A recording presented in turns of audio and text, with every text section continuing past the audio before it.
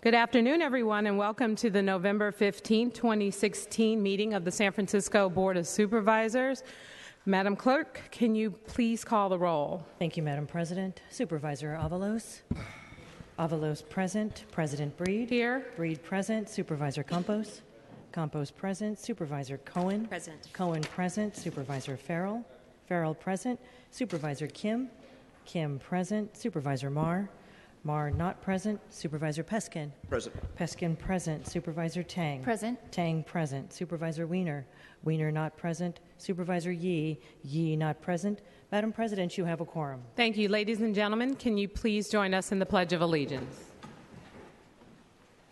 I pledge allegiance to the flag of the United States of America and to the republic For which it stands, one nation, nation, under God, indivisible, with liberty and justice for all. Thank you, Madam Clerk. Are there any communications? Yes, Madam President, we are in receipt of two communications. The first from Supervisor Wiener and Supervisor Yee, dated November 15th and November 14th consecutively, just indicating that both supervisors will be absent from today's meeting and request that the board excuse them from the meeting. Okay, colleagues, is there a motion to excuse Supervisor Yee and Supervisor Wiener? Moved by Supervisor Peskin, seconded by Supervisor Farrell. Colleagues, can we take that without objection? Without objection, Supervisor Yee and Supervisor Wiener are excused. All right, colleagues, are there any changes to the October 4, 2016 board meeting minutes? Seeing none, is there a motion to approve those minutes? Moved by Supervisor Marr, seconded by Supervisor Peskin. Colleagues, can we take that without objection? Without objection, those meeting minutes will pass after public comment. Madam Clerk, please call the first item. The special order at 2 p.m. is the mayor's appearance before the board. The Honorable Mayor Edwin Lee, there being no questions submitted from supervisors of the even districts, may address the board for up to 5 minutes. All right, Mr. Mayor, the floor is yours. Thank you, President, and good afternoon, supervisors. Good afternoon, members of the public. I just want to say thank you all for participating at the Unity Gathering yesterday. And now more than ever, the people of San Francisco want us to be united, working towards a better and a stronger city that paves the way for better policy and better outcomes. The federal election did really clarify for me that there is much that we agree on in San Francisco, and now more than ever, we need to stand as one for our citizens and our values. Since there are no questions this week, I want to spend a couple of minutes talking about two priorities that voters and residents have been very clear about: homelessness and transportation. And a week ago, San Franciscans went to the polls and sent a clear message that they want us to continue to work on these issues, but want us to do it within the current scope of our city and county budget. The loss of anticipated revenues from Proposition K has left the city's previously balanced budget impacted, and the set-asides for homelessness and transportation created by Proposition J, which passed by 66% of the vote, will not take effect. And as you know, I sent a letter to President Breed and Controller Rosenfield this past week eliminating those two set-asides. However, there still are services for the neediest San Franciscans that must continue, such as shelter and navigation centers, outreach and engagement services for people who are living on our streets, and increased housing opportunities for the homeless. We also need to look at street safety and make sure we're keeping the promises we made on Vision Zero, even despite the lack of Prop K. We need to make sure Muni service doesn't get rolled back and that we keep improving pedestrian and bicycle safety. I hope to work with all of you to bring the budget back into balance by identifying spending reductions or additional revenue to fund some of the more critical investments related to homelessness and transportation. I know many people are feeling shaken by the results of the federal election, and I understand those feelings completely. I'm worried about what might happen to our city and funding in the new year. However, this makes it even more important for us to come together to make policy decisions now and lead our city. These are issues that we cannot afford to ignore and issues voters made clear they do not want us to ignore. So, Supervisors, I'm asking for all your help in this effort. I'm asking for your ideas, your priorities, and your partnership to get this done and help strengthen our city at the same time. Right now, we cannot afford competing interests and unhelpful discourse. We cannot afford to be divided on issues that we know matter to San Franciscans when there's potential of much tougher battles ahead. San Franciscans need us to pull together and be united in our work to push this city forward. We have an opportunity to show the difference strong cities can make, but to do so, we must ourselves remain strong, and we must also remind ourselves of the echo that we heard in yesterday's rotunda, that when we work together, we can accomplish much more. Thank you very much. Thank you, Mr. Mayor. Madam Clerk, will you please read the consent agenda?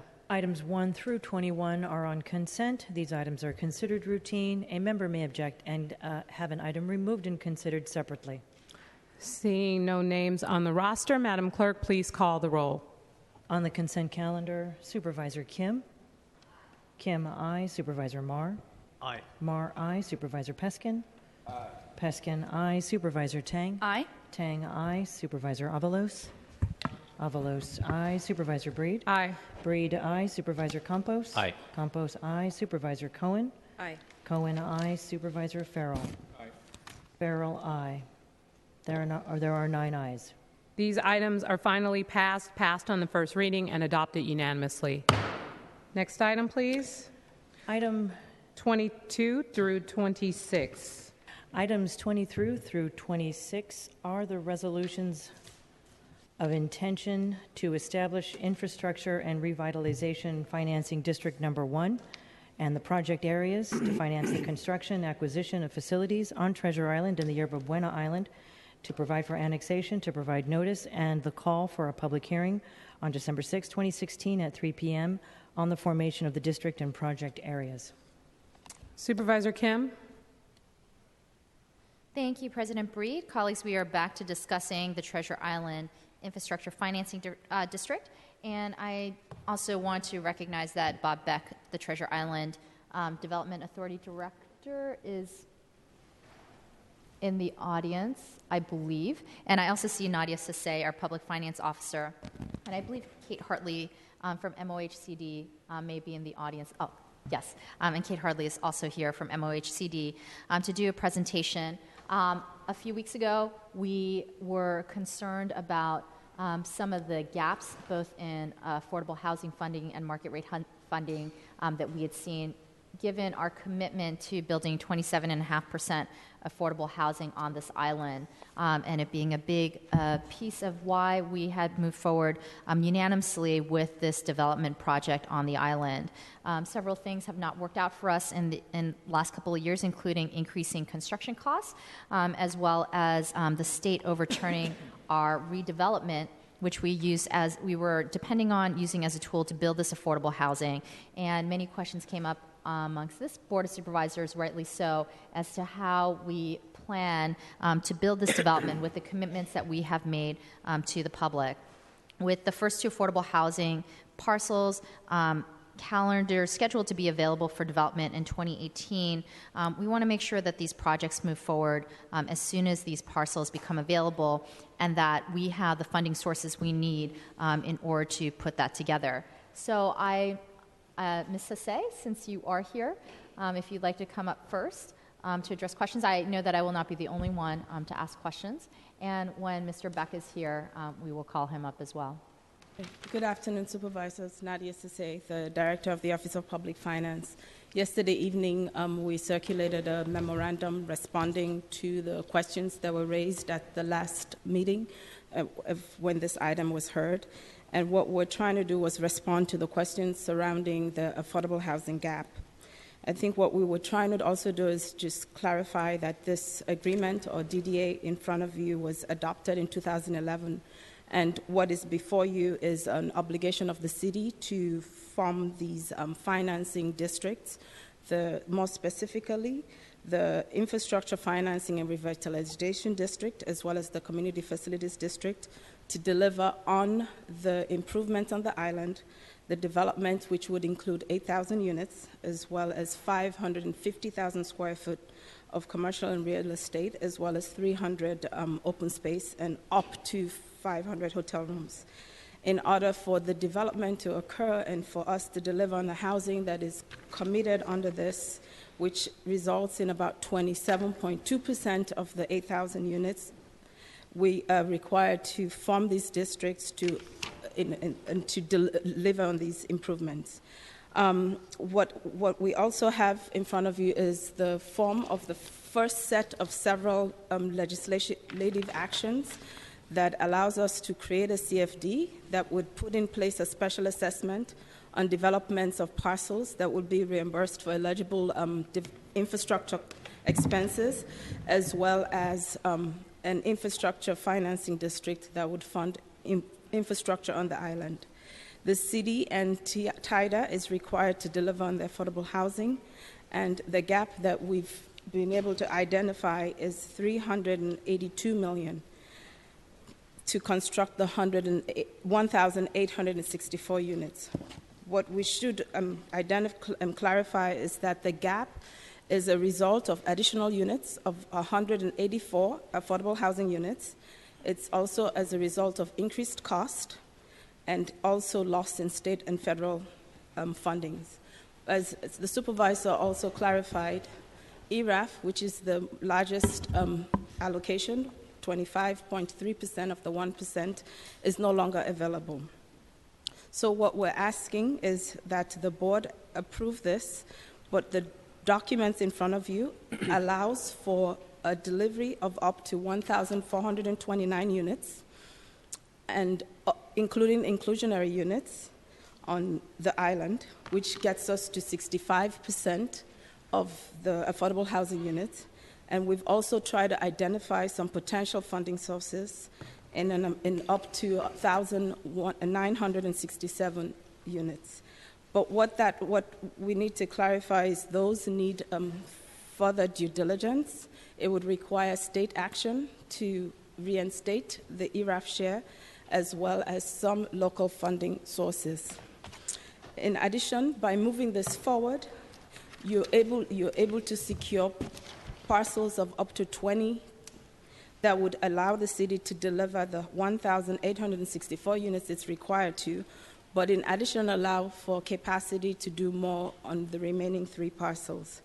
I do want to emphasize that the plan before you is a 15 to 20-year development, so the gap is identifying that. But what it does is, what we've been trying to do from a fiscal prudence standpoint is really try to see how we can close the gap within 15 to 20 years.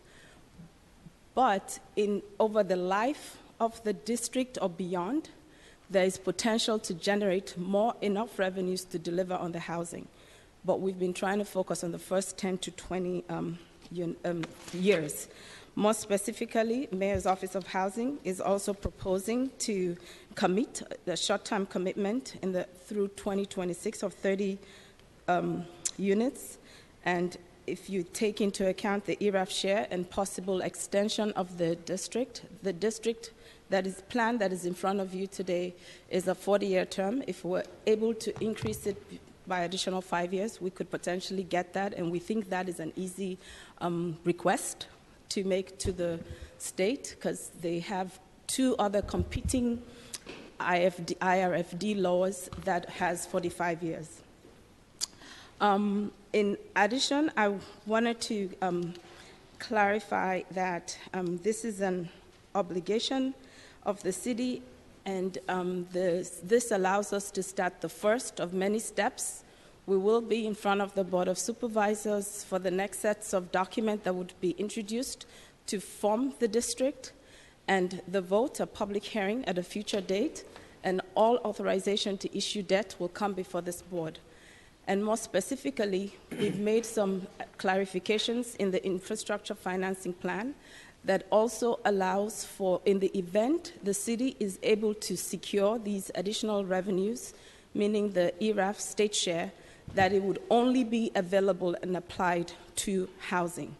And what that means is, by board action, it could be validated without going back for the election to the residents. We have tried everything we can to make this document as fiscally prudent as possible. We're hoping that today we can get the approval from the Board of Supervisors, and with a commitment to come back and brief you as we make progress on some of these financing solutions. I do want to note that the ERAF share would take time, so it would be something we would have to do over more than a year or so. So we would like for you to indulge the staff to continue to work on this and present on that as we make progress, and that some of the general fund share that you see on table 3 of the memo would require continued interaction with the board and the mayor in terms of revenues available for housing. I also want to note that there is also a fiscal analysis in the infrastructure financing plan that identifies all the revenues and expenditures on the island, and based on what we've been able to project, it is a revenue positive to the general fund. So once the development is done after the 20 years, most of those revenues will flow to the general fund, and the city could choose in those instances on how to apply those.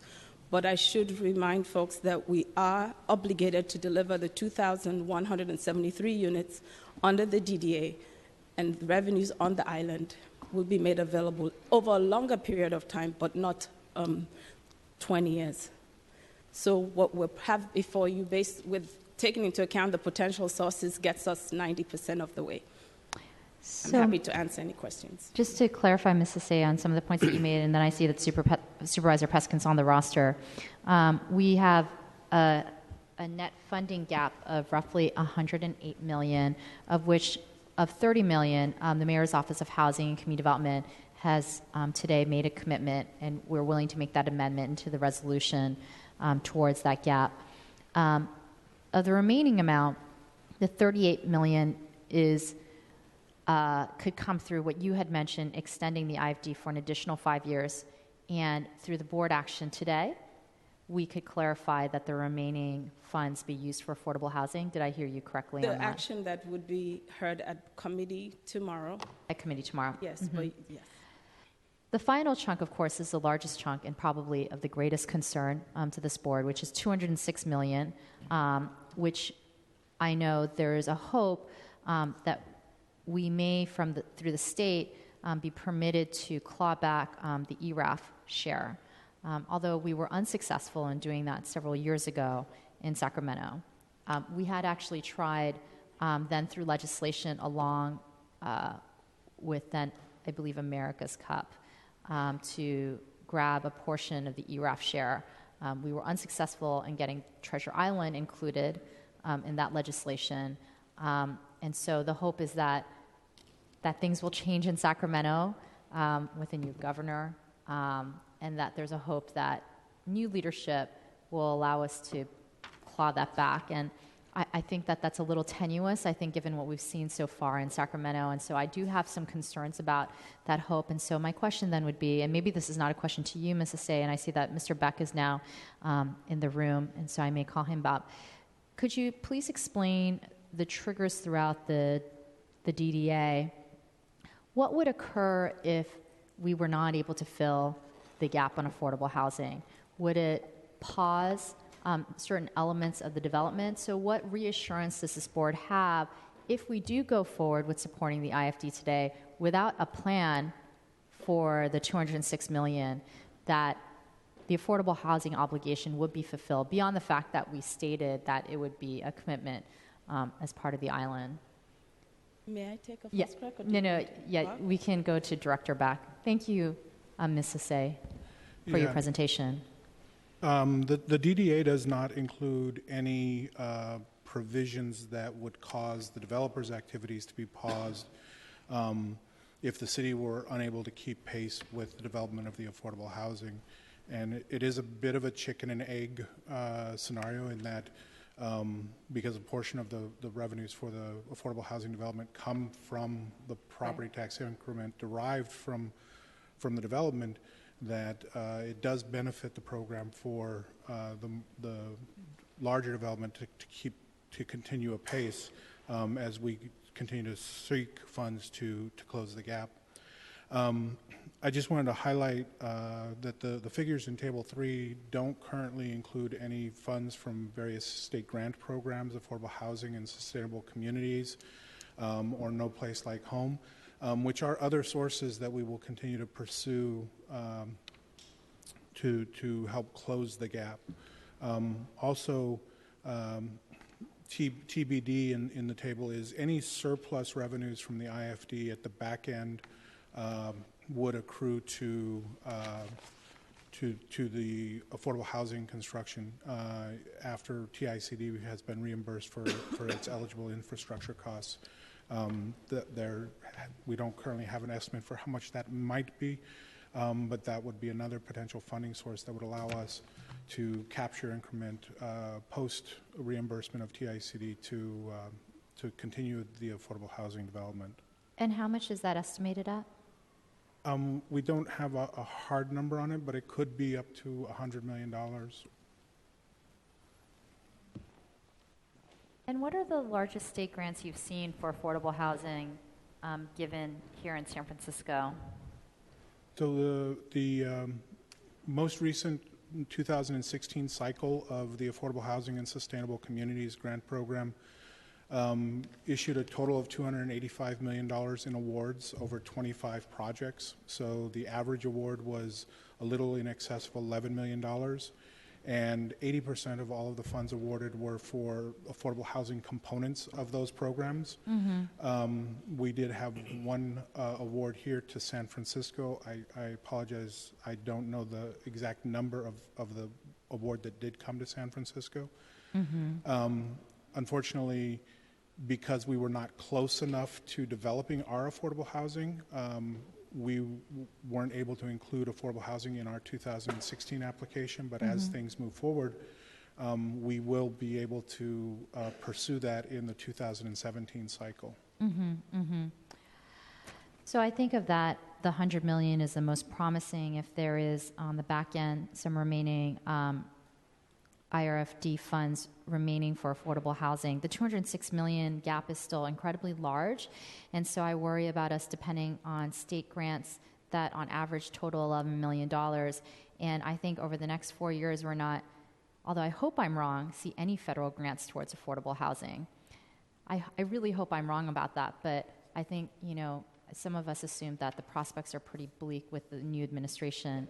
And so I guess my question then would be, since there aren't necessarily triggers within the development that would be paused if we didn't meet our affordable housing obligation, what guarantee does this board have if, in the worst case scenario, we're not able to backfill this $206 million gap, that we would be able to fulfill our affordable housing obligation to the city?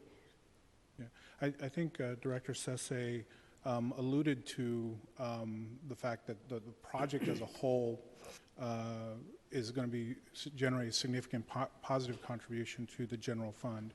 And through the IRFD, we're potentially obligating the first 40 years of that increment, but there will continue to be positive that flow. Well, I guess that's not my question, because that continues to answer my first question, which is how do you believe we will fund the affordable housing gap?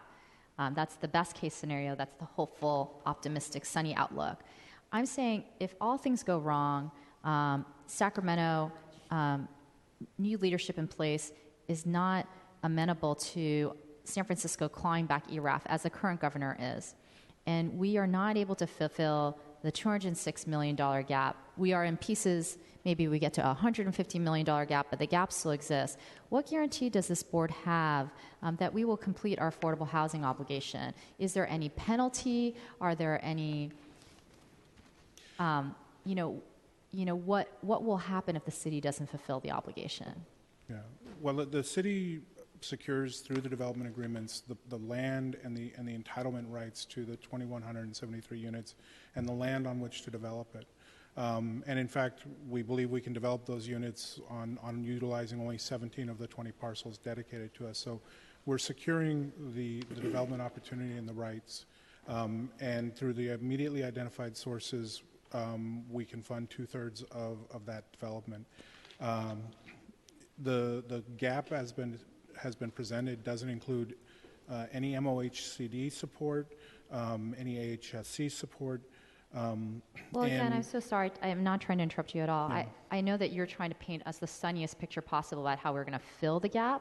I'm just saying, let's say we don't fill the gap, and all the market rate development, all the market rate units get built, and the affordable parcels that are deeded to us and are protected so we don't build market rate on it, great, but they lie vacant. We build some of it, but not all of it. But all the market rate development gets built. So we don't actually fulfill the affordable housing obligation that we promised to our community and city in passing this development unanimously in 2011. What then happens? Again, the city retains the opportunity and the rights to develop it. I don't think it's a question of whether those units will be developed, but when they will be developed. I guess I have questions about whether we'll develop it. I'm not going to be here in 20, 40 years, so I'm not sure what the next set of administrative leadership will decide is their priority. So I want a little bit more of a guarantee than the land is deeded to us that we're going to fulfill our affordable housing obligation. And so I'm just wondering, what else can we put in to guarantee this? Because I'm very hopeful, as you are, Director Beck, that we'll be able to get much of this funding sources that you've listed out today. But I just feel that it's our responsibility, and certainly as someone who has sponsored this development over and over again, in saying that we are committing to high levels of affordable housing, that I'm not just depending on a sunny, positive, optimistic outlook into the future, that I can guarantee that this is going to happen with the market rate development.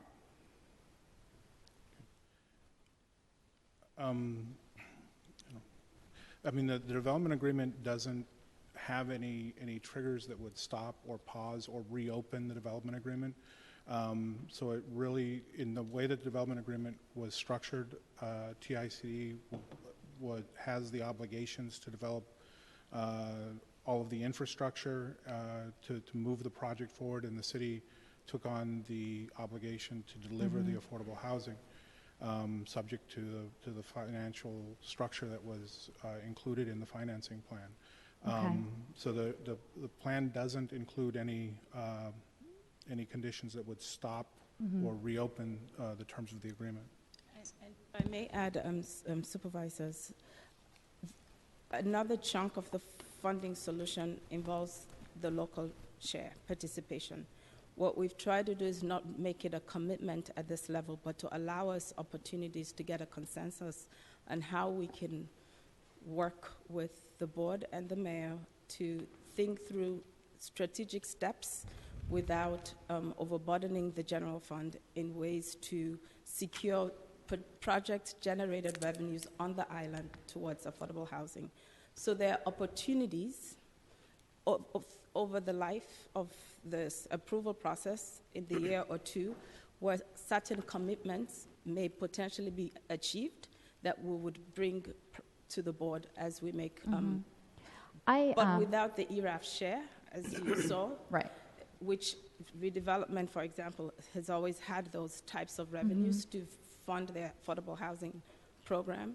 It makes it challenging. I think what Bob was also trying to say, the Director Beck, is that what we're showing is an outlook for up to 20 years based on the developer developing through 2020. We would have identified fixed cost, meaning in form of debt service, and any delta beyond that 100% can be made available to affordable housing. But my understanding is that that's only $38 million, right? The $38 million is the extension. Is the 5-year extension. And then there's some hope that there'll be some leftover funds on the back end that could total up to $100 million, but really very uncertain. And that still doesn't, that still leaves us with 100. So at the most optimistic, if, Sacramento doesn't allow us to claw back ERAF, at the most optimistic, we're talking about a $100 million gap, maybe $90 million. So I don't expect actually over the 2 weeks that our multiple agencies would actually be able to come to the board today and say, we have a commitment to this entire gap, that we are 100% certain that we'll be able to fund that. I was not expecting that today. But I guess I'm going to reframe this a little bit. I want some guarantees. And so I need something on the line in order to move forward with uncertainty about whether we are going to be able to fulfill our affordable housing obligation. And so that's not before us today. I'd like to think a little bit more about that, because I don't want development to move forward where all the market rate development gets built. Nothing is put on the line to ensure that we fill this gap for the 27.2% affordable housing that we fought for in 2011. I understand we're in a difficult position because we didn't expect redevelopment to dissolve back in during the 20-year planning process that Treasure Island underwent. It was a surprise as we were coming to our final approval, so we moved to the best case scenario possible, which is an IFD structure. And at the time, construction costs were much lower, and we were hoping that the state would provide an exception just for Treasure Island for us to claw back the ERAF. We were not granted that exception. America's Cup was. We were not. We were specifically actually left behind. They did not support Treasure Island moving forward with the ERAF clawback. And so I don't see us getting that in this administration, but maybe in the future administration. But again, a lot of uncertainty. I'm happy to move forward with this level of uncertainty because I see the commitment from the city to ensure we build affordable housing, but I would like to see something put on the line, some sort of guarantee to ensure that we're not just going to be building all the market rate without the affordable housing. So I see Supervisor Peskin. I don't think there's going to be, unless you have some thoughts on what those guarantees look like, I'm going to allow other members of this board to comment. Yeah, well, certainly we have heard your message, and we will continue to work on that as we move forward. Thank you. Mr. Beck, I just had a question for you in light of Supervisor Kim's comments. One of the things that we hear on a regular basis in this city is why we can't build housing has a lot to do with, not having access to land, not having a place to build it. There have been commitments made clearly for a significant amount of affordable housing on Treasure Island. Can you explain to me, in light of the fact that we do now have the land to build, I guess what's promised in terms of about 1,000 units of affordable housing, why aren't we figuring out a better way based on this particular agreement? Why isn't there more thought and more collaboration with the Mayor's Office of Housing or other resources that we have at our disposal to try and make sure that this housing is built in a more timely manner? Yeah. We have been working with the Mayor's Office of Housing, and Kate Hardley from the office is here today. Working with them and the other commitments currently before the mayor, the office, we've laid out a framework between 2018, when our first parcels become available, and 2026 to fund the first development of the first 7 parcels with support from MOHCD, including in their next year budget, including budgeting the pre-development funds by MOHCD for our first 2 parcels, which will become available to us in 2018 for development. That pre-development work will allow us to go forward and start the design process, design and permitting process for those 2 buildings. So we are working collaboratively with MOHCD and on how to close the gap. And the other thing that as we move forward, it opens the door for us to do, as I mentioned earlier, is to start, as we have sites available, to pursue funding sources that require a construction-ready site in order to be eligible for consideration. So we do intend to pursue in 2017 cycle funds from the Affordable Housing and Sustainable Communities Program, as well as securing VHHP support for the first project, which will be out the door, which is a Swords to Plowshares project, and that veterans housing support for that first project. But securing that commitment will require us to be moving forward and having sites ready for construction. Okay, this clearly is a lengthy discussion, and it is past 2:30. We have 2:30 commendations, and I'm going to ask my colleagues to hold their questions and comments so that we can recognize a number of individuals that we have here today to honor so that they don't have to sit through this lengthy conversation of bureaucratic drama. And with that, I will be one of the first to do a 3:30 commendation today. And so I am going to ask Erica Kadish to come forward to be honored by the San Francisco Board of Supervisors. Welcome. Come forward to the podium, please. Thank you for being here. Colleagues, I'm proud to recognize Erica for her contributions to the city through her work with the Coal Valley Fair.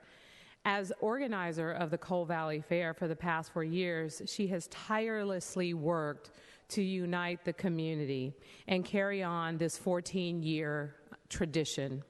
By bringing together local businesses, artists, schools, and families, the Coal Valley Fair is a beloved tradition, and I'm so happy to support this amazing fair year after year. Without the dedication of people like Erica, who have led this particular fair, it wouldn't be the same. In addition to organizing the Coal Valley Fair, she also contributes to the Coal Valley community as a small business owner who operates 2 training studios, which include Midline and Lavation, to promote living healthy and exercise. As a business owner, the organizer of the Coal Valley Fair, wife and mother of 2 children, and an active community member, Erica is a valuable member of the Coal Valley community and of San Francisco. We'd like to thank you for stepping up and making the Coal Valley community such an amazing place and continuing this tradition. I know that oftentimes people attend many fairs in San Francisco, and what makes us such a great city is our great community fairs, which brings together so many members of the community just to join together and to celebrate. But what they don't see oftentimes is the hard work behind the scenes. And we know that you are making the magic happen. And we want to thank you for your commitment to this and for carrying on this tradition. So on behalf of the San Francisco Board of Supervisors, we commend you today and thank you for your service.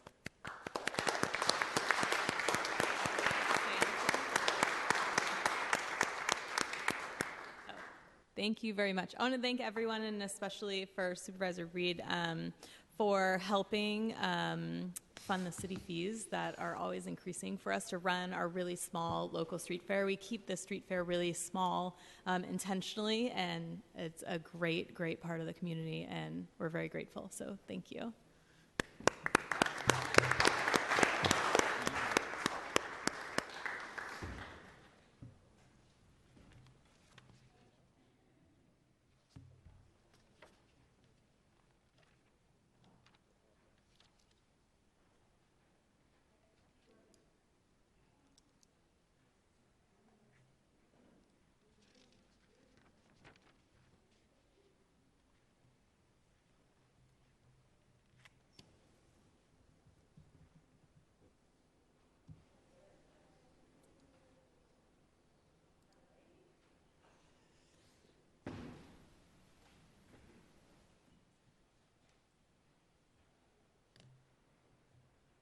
All right, next we have a commendation from Supervisor Avalos for Rebuilding Together San Francisco.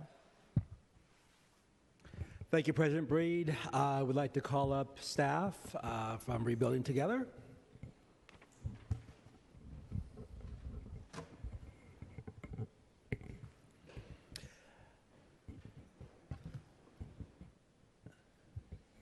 So I am very, very honored to have worked all the years I've had in office with Rebuilding Together.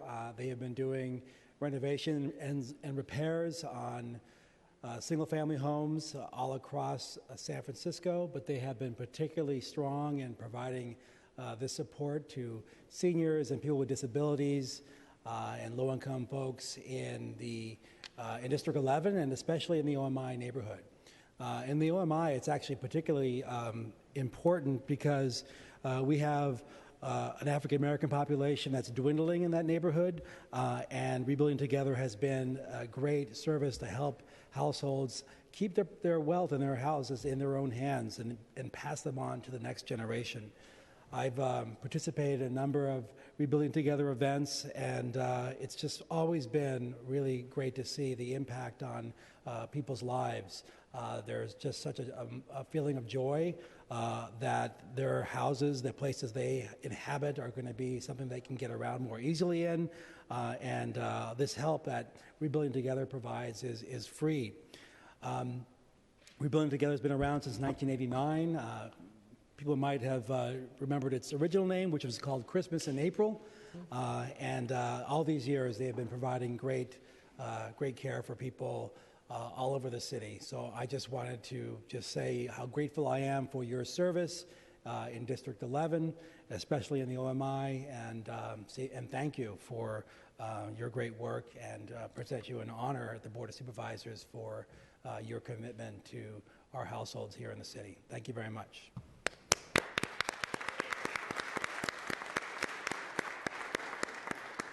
Thank you, Supervisor Avalos and everyone. John, you said it perfectly.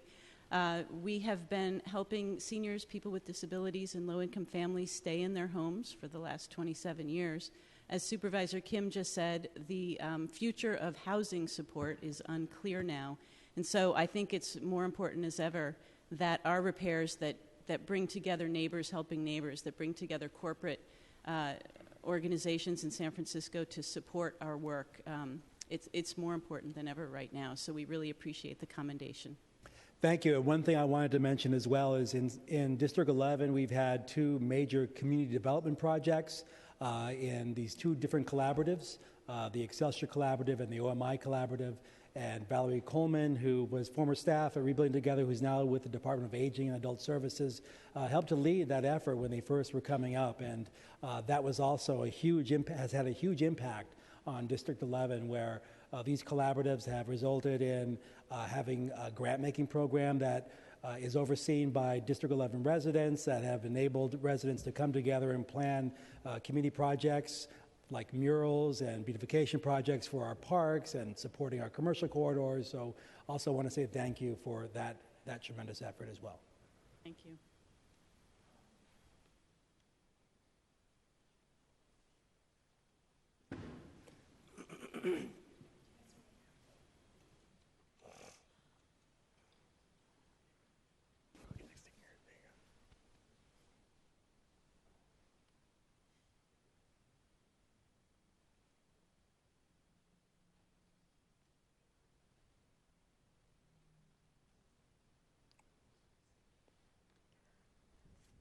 Thank you, Rebuilding Together, for all of your amazing work throughout the city and county of San Francisco.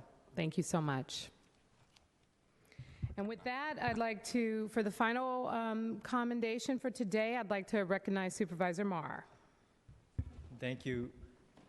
Colleagues, I'd like to ask you to join me in honoring Families for Safe Streets and Walk SF in their efforts as we promote Sunday, November 20th, as World Day of Remembrance for road traffic victims and families. So let me ask if Jenny Yu from Families for Safe Streets and Natalie Burdick from Walk SF could come forward.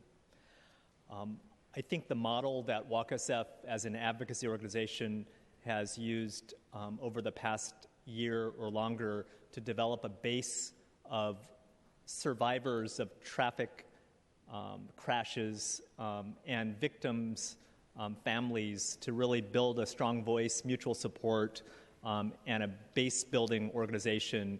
I think Transit Alternatives in New York City to others have used the model, but I think it's time for San Francisco and the whole region. I'm appreciative it's not just San Francisco, but it's a regional model as well. Every year, as many of us hear over and over again, 1.2 million people are killed in road crashes globally. But last year in San Francisco, 20 pedestrians were killed and 75 pedestrians were seriously injured due to these crashes. This is not acceptable, and I think one of the good graphics from Families for Safe Streets crosses out accident as a visual because they are preventable, and calling not traffic accidents but traffic crashes and killings, basically. I think these are not just statistics that we've heard globally or locally, but serious injuries and loss of loved ones due to crashes are devastating to whole communities. I'm really proud that this effort led by Walk SF, but really building this new entity and using Sunday's World Day of Remembrance for road traffic victims to help build that base is going on. It's a memorial walk this coming Sunday. We ask you to join us at 16th Street BART Station at 4:45, walking to City Hall, where the building will be lit yellow in commemoration of those who have passed, and then the family standing up to make our streets safer. I also wanted to acknowledge, too, that our Vision Zero project we wouldn't have Vision Zero without Walk SF and the families that have been advocating for safer streets, and I really thank them for making sure that San Francisco is at the forefront of the nation on Vision Zero and advancing our work. I also wanted to say that Walk SF is building a regional San Francisco Bay Area Families for Safe Streets group that will publicly launch at this event on Sunday afternoon. And these families have lost loved ones and have been severely injured themselves in traffic crashes, and they want to advocate to achieve Vision Zero. And the group that will be leading the memorial walk will also be holding a vigil and press conference at City Hall. So it's Sunday from 3:30 to 5:30, I see, 16th Street BART Station to City Hall. Wear yellow clothing, hats, scarves, flowers, and if you want more information, walksf.org has the information. World Remembrance Day this coming Sunday is a moment for all of us to unite and say enough is enough, standing together with victims and survivors and family members who know firsthand the physical, emotional, community, mental toll that's extracted by this traffic violence. I wanted to thank Supervisor Norman Yee, who couldn't be with us today. And I know last year as we joined the World Day of Remembrance, Jane Kim, Supervisor Kim, and others joined us as well. But thank you to Walk SF, the Vision Zero Coalition, and all the family members that are building the World Day of Remembrance for traffic victims in San Francisco.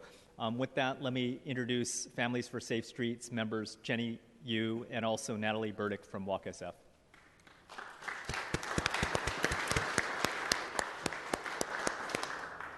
Hello, everyone. My name is Jenny Yu, and I'm here today representing not only my mom, who was severely injured by a driver who was speeding, but I'm also here representing my family members, friends, and the people around us who have been impacted by irresponsible action by a driver on one of the city's most dangerous streets. This action has not only taken away my mom's ability to live a normal life, but it also devastated those around her. She suffered severe brain injuries, along with many other physical injuries since that day on February 22nd, 2011. So I'm here today to thank Supervisor Marr for allowing us to share this and really let you guys know the impact that we need to make streets safer and really bring together a group of support to really support families that have been impacted and really make some changes to make our streets safer out there. Thank you.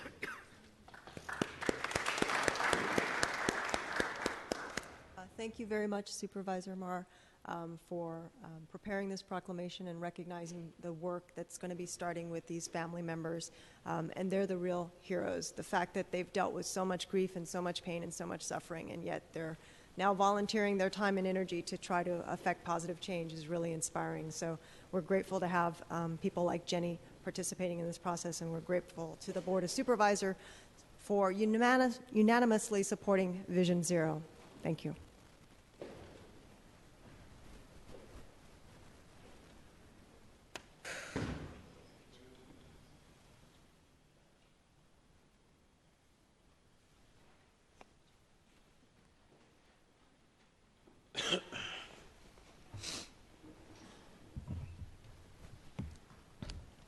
Thank you for your service, and again, congratulations.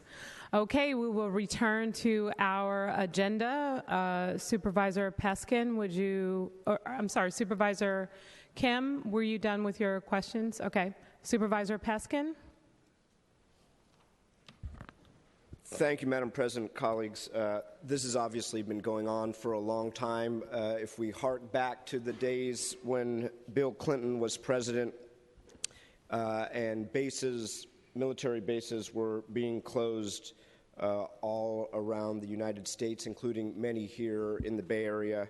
In 1996 was the beginning of the planning for the eventual turnover of Naval Station Treasure Island to the city and county of San Francisco. At that same time, work began on the Hunters Point shipyard, which, as we know, many parcels have already been turned over to the city. I became a member of the Board of Supervisors in 2001, and we undertook many actions in the 8 years that I was on the board, including almost exactly 10 years ago this month when we adopted the term sheet for the development of Treasure Island. At that time, it was envisioned to be 30% affordable housing. Yes, we did not anticipate the end of redevelopment, but when the board in 2011 actually adopted a project that was 2,000 units larger at that time, it was reduced from 30% to 25%, and I salute Supervisor Kim, who managed to get that number theoretically back up to 27.2%. The goalposts have yet to get back to 30%. If you compare this to the Hunters Point shipyard, we have actually achieved that, and there is no funding gap because the way that project is done is very, very different. I am concerned. I don't want to do development for development's sake. I don't want to do development to make developers rich. The whole underlying premise of this were a number of public benefits, 300 acres of open space and some 2,000 units of affordable housing. I am absolutely prepared to vote for it, but I don't want to vote for an empty promise. I want to vote for something that has guarantees, that has triggers, and if as we, I think, are all relatively certain that some of the ideas, and I want to thank staff for putting them in writing rather than them being vague verbal ideas, and those ideas that are now before us in this 6-page memo prepared by Directors Sasse and Beck, or 5-page memo, tells us what we know. This is a highly unlikely political environment where the governor of the great state of California is going to take steps away from his signature initiative to end redevelopment in the state of California. So I don't foresee that 25.3% ERAF. And relative to extending the life of the IFD or IRFD from 40 to 45 years, we have yet to actually take any action, including but not limited to contacting our lobbyists in Sacramento, who my staff contacted yesterday. I think there are other ideas that we should discuss and commit ourselves to before or concurrent with our committing ourselves to the instruments that are before us today and the infrastructure financing plan that will be before us presumably at our next board meeting. And that includes looking at general obligation bonding authority. And one idea that I had that I shared with the developers and some of the members of this board earlier today is that if this board and the developers and the mayor were to commit ourselves to moving forward with a Treasure Island general obligation bond to meet that unmet gap come our next general election, be it in June of 2018 or November of 2018 or earlier should for there any reason be a special election, that would actually be much more of a guarantee than elongation of the IFD periods or than having the state legislature and the governor of California do something quite unlikely, or at least quite unlikely for a number of years, which is to provide that redevelopment increment back to this project. So I wanted to throw that out there. I would hope that we could have a very quick and sincere discussion about committing ourselves to a general obligation bond to meet the unmet need in this project, so that rather than saying, hey, we just approved a project that's 27.2% affordable, where in reality we can only speak to 65% of that 27.2%, which doing the math is what, about 18%. Today, this is an 18% affordable housing project. We're doing better than that on private land, on terra firma here on the mainland with inclusionary housing law. We're doing better than that. So in many cases, as Supervisor Kim has shown us again and again in projects in the south of Market, as we've seen in the Pier 70 development, as we've seen in the Seawall Lot 337 development, so I'm just having trouble saying yes to a project that on its face is an 18% affordable housing project on land that we own. Thank you, Supervisor Peskin. Supervisor Avalos. Thank you. I do have concerns about the funding gap, although I think I'm prepared to vote today. It would be good to have more time, perhaps, too. My biggest concern about the funding gap and where we're going to get funding if we're not able to claw back is that our resources that in MOH that go to other neighborhoods could accumulate here on Treasure Island and would deny other neighborhoods that have huge needs around development to developing affordable housing to have the resources to do so. And I wasn't going to speak again, but Supervisor Peskin mentioning a GEO bond made me think that we can't just have a GEO bond for Treasure Island. I mean, it could be a GEO bond that could include Treasure Island, but we have huge needs around how we're going to build affordable housing at the Balboa Reservoir, and we can actually maximize the work there. So if we're looking at one neighborhood, we have to actually, or looking at a GEO bond that's going to be looking at specifically at neighborhoods, we have to have it spread all over the city for that support. And I think that if we are going to be focusing GEO bond dollars on affordable housing, it really should be geared to looking at places that we have to develop not just the housing itself, but the infrastructure for neighborhoods to be able to thrive. That's something we'll be doing for Treasure Island, and I think that's something that's desperately needed to, I imagine, fill the gap that is at the Balboa Reservoir site, and there's probably other sites as well, thinking of Schlage Lock and other places that have huge needs as well that we've laid the groundwork for big development. Thank you, Supervisor Avalos. Supervisor Cohen. Thank you. I think this conversation actually is a very interesting land use conversation, and I'm actually was going to touch on some of the points that Supervisor Avalos already spoke to about a GEO bond not being so narrowly tailored just for Treasure Island, but perhaps there is some opportunities there that's larger that we can wrap the entire city in. Like Avalos mentioned, Visitation Valley would be, I think, ripe with some affordable housing. We have some other funding gaps as well when I think about Hope 6 projects. Supervisor Kim, forgive me, you might have said this in your presentation, but what exactly how much is the unmet need? What's the gap that we're talking about? 382 million. 22 to 23 million? 382.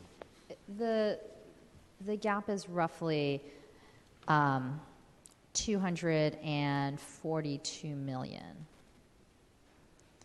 Assuming MOHCD's 30 million commitment today that we are going to put into the resolution. All right. I have no further questions. Thank you very much. Supervisor Marr. Yeah, thank you to Supervisor Kim for doing everything she can to make up this very large gap that Supervisor Peskin just outlined. I wanted to thank Kate Hardley from Mayor's Office of Housing as well for making up that 30 million amount. And thank you to our controller, Ben Rosenfield, and Nadia Sase and Bob Beck for the documents they provided. I did want to say that I, like my colleagues, am concerned about this huge gap and the likelihood on the state level efforts for ERAF and to extend the IFD an extra 5 years. Other colleagues mentioned potential local bonds, and I also think there's been a commitment made to Treasure Island, and I think it's critical that we follow through with that, but also the needs of other districts, as my colleagues mentioned, is important as well. But I think there's been a commitment made to Treasure Island in this development to have strong affordability. The letter that we all received from Sherry Williams, the director of Tie-Dye, I think is important in emphasizing not only the Swords to Plowshares homeless and low-income veterans project, but also the Catholic Charities Mercy Housing project as well, critical for Treasure Island and the many families and people that currently live on Treasure Island as well. So I'll be supporting this, but also supporting efforts in the last few days of a few of us on this board to ensure that we're living up to the commitments made on affordability as Treasure Island moves forward. But I think it will be up to the next board to ensure that if there are bonds that are moved forward, that they're equitable, looking at the needs of the Treasure Island development, but also other neighborhoods as well. Thank you to Supervisor Peskin for raising the key concerns about this, and I share those concerns and will work with him and others to get more clarity on what strategies we have to make up this $282 million gap that we brought up today. Thank you. Thank you, Supervisor Marr. Supervisor Campos. Thank you, Madam President. You know, I came into the meeting ready to support the items, but I'm not so sure about that right now. So I don't know if it's the kind of thing that maybe. I mean, I'll sort of like defer to Supervisor Kim as the district supervisor in terms of how she wants to proceed. So with that, you know, through the chair, I'll ask the district supervisor for her guidance on this. Thank you. Supervisor Kim. Thank you, colleagues. First of all, in my questioning, I didn't take the time to just appreciate the work that TIDA, Mayor's Office of Housing and Community Development, and the Controller's Office was able to do over the last 2 weeks in projecting the potential funds that will help us close this initially $274 million gap, now $240 million gap. And I am hopeful that at the sunniest prospects that we will be able to build this project out to completion. I guess, what I am looking for is some types of guarantees that will help link the affordable housing production later to our market rate housing production, in many ways similar to what we do when we allow developers to offsite their inclusionary housing. And so what I'm going to ask is that we take a little bit more time. We have 2 hearings that are coming before the board, so I'm just going to ask that we move this to later in the board agenda. Okay. And see if we can come up with some solutions in that time period. But I do want to acknowledge the work that happened. I'm appreciative.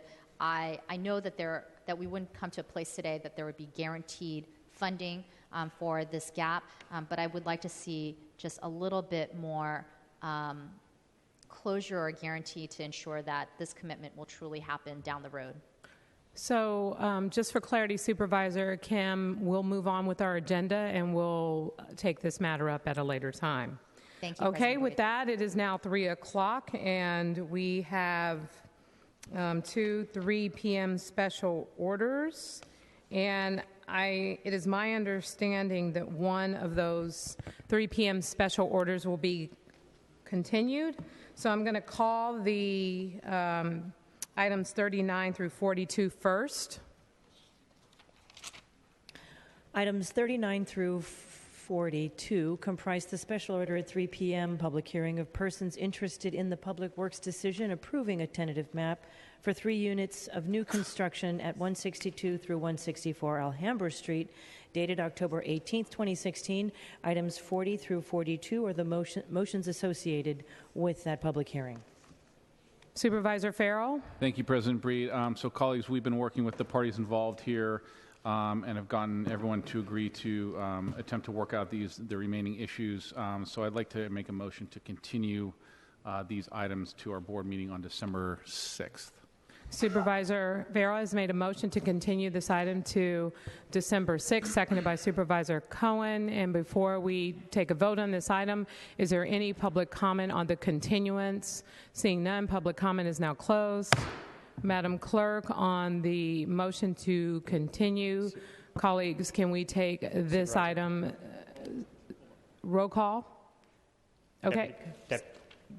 Mr. Gibner. Deputy City Attorney John Gibner, just for the record, to clarify that the board is continuing the item, holding it open so that there will be further public comment when the item is heard at the board. And just to be clear, the public comment was only for the specific continuance. Right. When there's a tentative map appeal like this, we're required to open public comment as you did, and then just hold it open so that there can be additional public comment at the future meeting. Okay, but I just want to make sure that I'm clear because I had only asked for public comment on the continuance and not public comment on the item per se. Is that appropriate? I would suggest welcoming public comment because this is a map appeal on the item. I don't know if anyone was here to speak on the item itself, but... Okay, thank you for that clarity. Is there any member of the public who's here to specifically speak on the item? Please come forward now, and we will hold public comment open for the continuance as well. Seeing none, public comment is now closed. Madam Clerk, on the continuance, leaving public comment held open for this particular hearing, can we take this item, same house, same call? Without objection, this item will be continued to the meeting of December 6, 2016. Madam Clerk, please call items 35 through 38. Items 35 through 38 comprise the special order at 3 p.m. for a public hearing continued from October 25, 2016 for interested persons objecting to a determination of exemption from environmental review under the California Environmental Quality Act issued as a community plan exemption by the Planning Department on July 12, 2016 and approved by the Planning Commission on August 11, 2016. The proposed project located at 1515 South Van Ness Avenue to allow demolition of an existing building and new construction of a 55 to 65 foot tall 5 to 6 story development that includes approximately 139,000 square feet of residential uses. Item 36 is the motion to affirm the Planning Department's determination. Item 37 is a motion to reverse that determination, and item 38 is a motion to direct the preparation of findings related to a board disapproval of the community plan exemption determination. Okay, colleagues, we have before us an appeal for a project at 1515 South Van Ness Avenue. For this hearing, item number 35, we will be considering whether to approve the Planning Commission's determination that the project at 1515 South Van Ness Avenue is exempt from further environmental review under a community plan exemption. Without objection, we will proceed as follows. Up to 10 minutes for presentation by the appellant or the appellant's representative. Up to 2 minutes per speaker in support of the appeal. Up to 10 minutes for presentation from city departments. Up to 10 minutes for the project sponsor or the representative. Up to 2 minutes per speaker in opposition of the appeal. And finally, up to 3 minutes for rebuttal by the appellant or the appellant's representative. Please note that if you are here to speak on items on the 1515 South Van Ness appeal, now would be the time to do so. And with that, I'd like to recognize Supervisor David Campos. Thank you very much, Madam President. Without belaboring the appeal, I just want to take the opportunity to thank the appellants as well as the project sponsors. We encourage folks on both sides of this project to sit down and have a conversation about a possible settlement.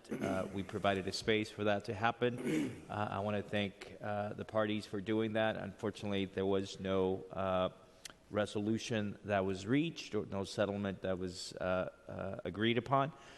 So with that, I would simply say thank you, and if we can proceed to a hearing on the appeal. Thank you. Okay, and at this time, I'd like to recognize the appellant and ask them to please come forward for their presentation.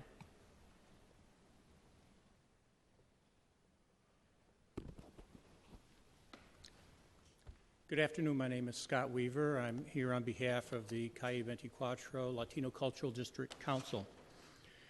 We can't look at this project as if it's in a bubble or if it's in isolation from everything else that is happening in the mission. 120 of the households from this project and 2,000 households in proposed projects in the mission will move to the mission. And with them, they will bring their high incomes, earning 3 to 4 times what current residents earn. And their disposable income, after taxes and after rent, will exceed the income of residents before taxes and before rent. So let's look at what's happened to Valencia Street, where there's been some new development and some in the pipeline, or Mission Street between 21st and 22nd Street, where the Vita project is. That particular block has been almost completely gentrified. On Valencia Street, you can get your $6 croissant, or you can have a meal for $50 to $100 per person. You can buy fancy clothes. You can spend $350 for a handbag. These are not the types of businesses that belong in the Latino cultural district. The gentrification we've seen on Valencia and on Mission Street is the beginning. What is to come is an overwhelming economic force that will change the face of the Mission and of the Calle 24 Latino Cultural District. And CEQA requires that we study the cumulative impacts of projects that have been approved, that have been built, and at least projects that are in the pipeline. And so at a minimum, we have to look and see that there is clearly a threat in the more than 2,000 units that are currently in the pipeline. I have a graphic here, if I could have the overhead. Here we go. These red dots here represent proposed projects. Right now there are, thank you, right now there are approximately 65. We don't have all of them down here because we haven't gotten all the information from the planning department. But you can see that they're concentrated in two vibrant centers of Latino commerce, culture, and activity. The Mission is in trouble. We're witnessing development that is far beyond that which was envisioned in the Eastern Neighborhoods Plan, in the EIR.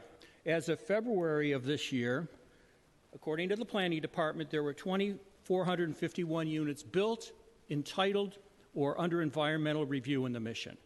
The preferred project being 1,696. That means that we've gone 50% over the preferred project, and the total number, the largest number studied in the EIR was 2,054 units. We're above that too, as well. And we're only halfway through the Eastern Neighborhoods program. That program was supposed to last from 2008 to 2025. We're halfway through. And what that means is that development is happening twice as fast as we anticipated. And the diversity of housing in the Eastern Neighborhoods in terms of affordability, versus luxury housing is out of kilter, partly because of this rapid pace of development. So this should give us cause to revisit at least some of the elements of the Plan EIR, especially with respect to displacement and community benefits. We have goals of maintaining the vibrancy of our businesses. We need to buckle up on that because things are happening much faster than was anticipated. And in the small 5 by 4 block area that constitutes the Calle 24 Cultural District, 650 luxury units are at or nearing entitlement. And there's more on the way. There's a 182 unit project that we're not even counting yet that's on 15th and South Van Ness. Another project on 24th and Shotwell, and 3 on the corner of 22nd and Mission. This Board of Supervisors established the Latino Cultural District in 2014, and it was established as a distinct geographic area, and in its resolution, the board noted in the whereas sections a long history in the Latino Cultural District. And it memorialized it as a place whose richness of culture, history, and entrepreneurship is unrivaled. And the district was established, quote, to stabilize the displacement of Latino businesses, residents, and to preserve Calle 24 as a center for Latino culture, commerce, and enhance its unique nature.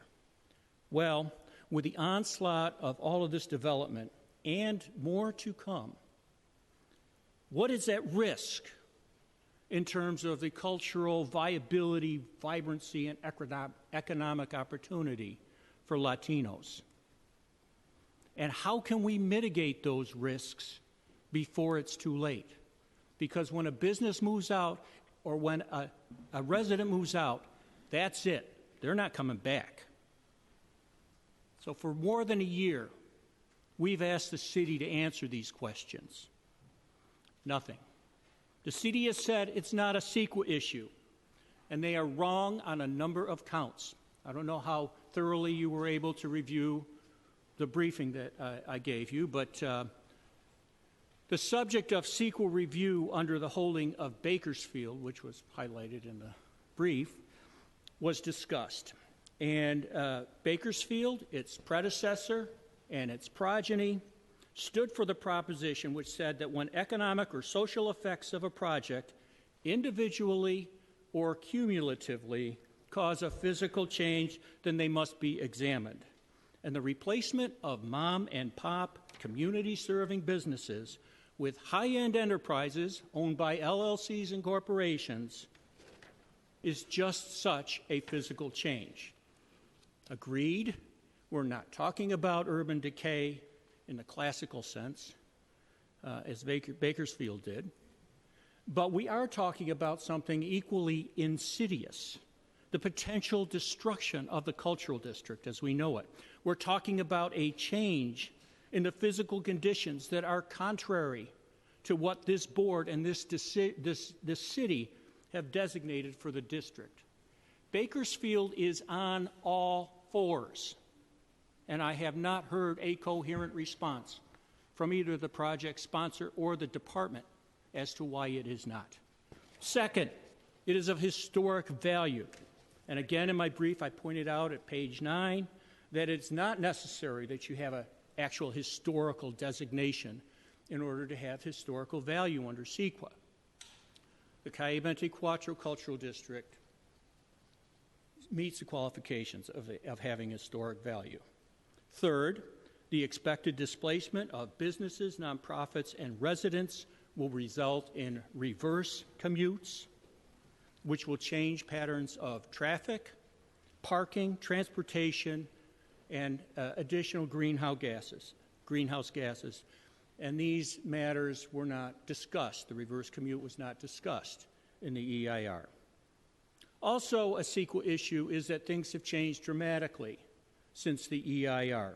Prices have gone up steeply, and that, at least in part, accounts for the steep rise or the rapid rise in the number of developments at a pace twice that was anticipated. And community benefits have not kept pace with that. Something that was pointed out by the Eastern Neighborhoods Community Advisory Council. The lack of affordable housing is also recognized. Finally, there is the inconsistency with the stated goals of the Eastern Neighborhood Plan and the General Plan, which includes priorities for preserving economic and cultural diversity for our neighborhoods and for the provision of affordable housing. So the cumulative impacts of this project and the others mentioned threaten these goals.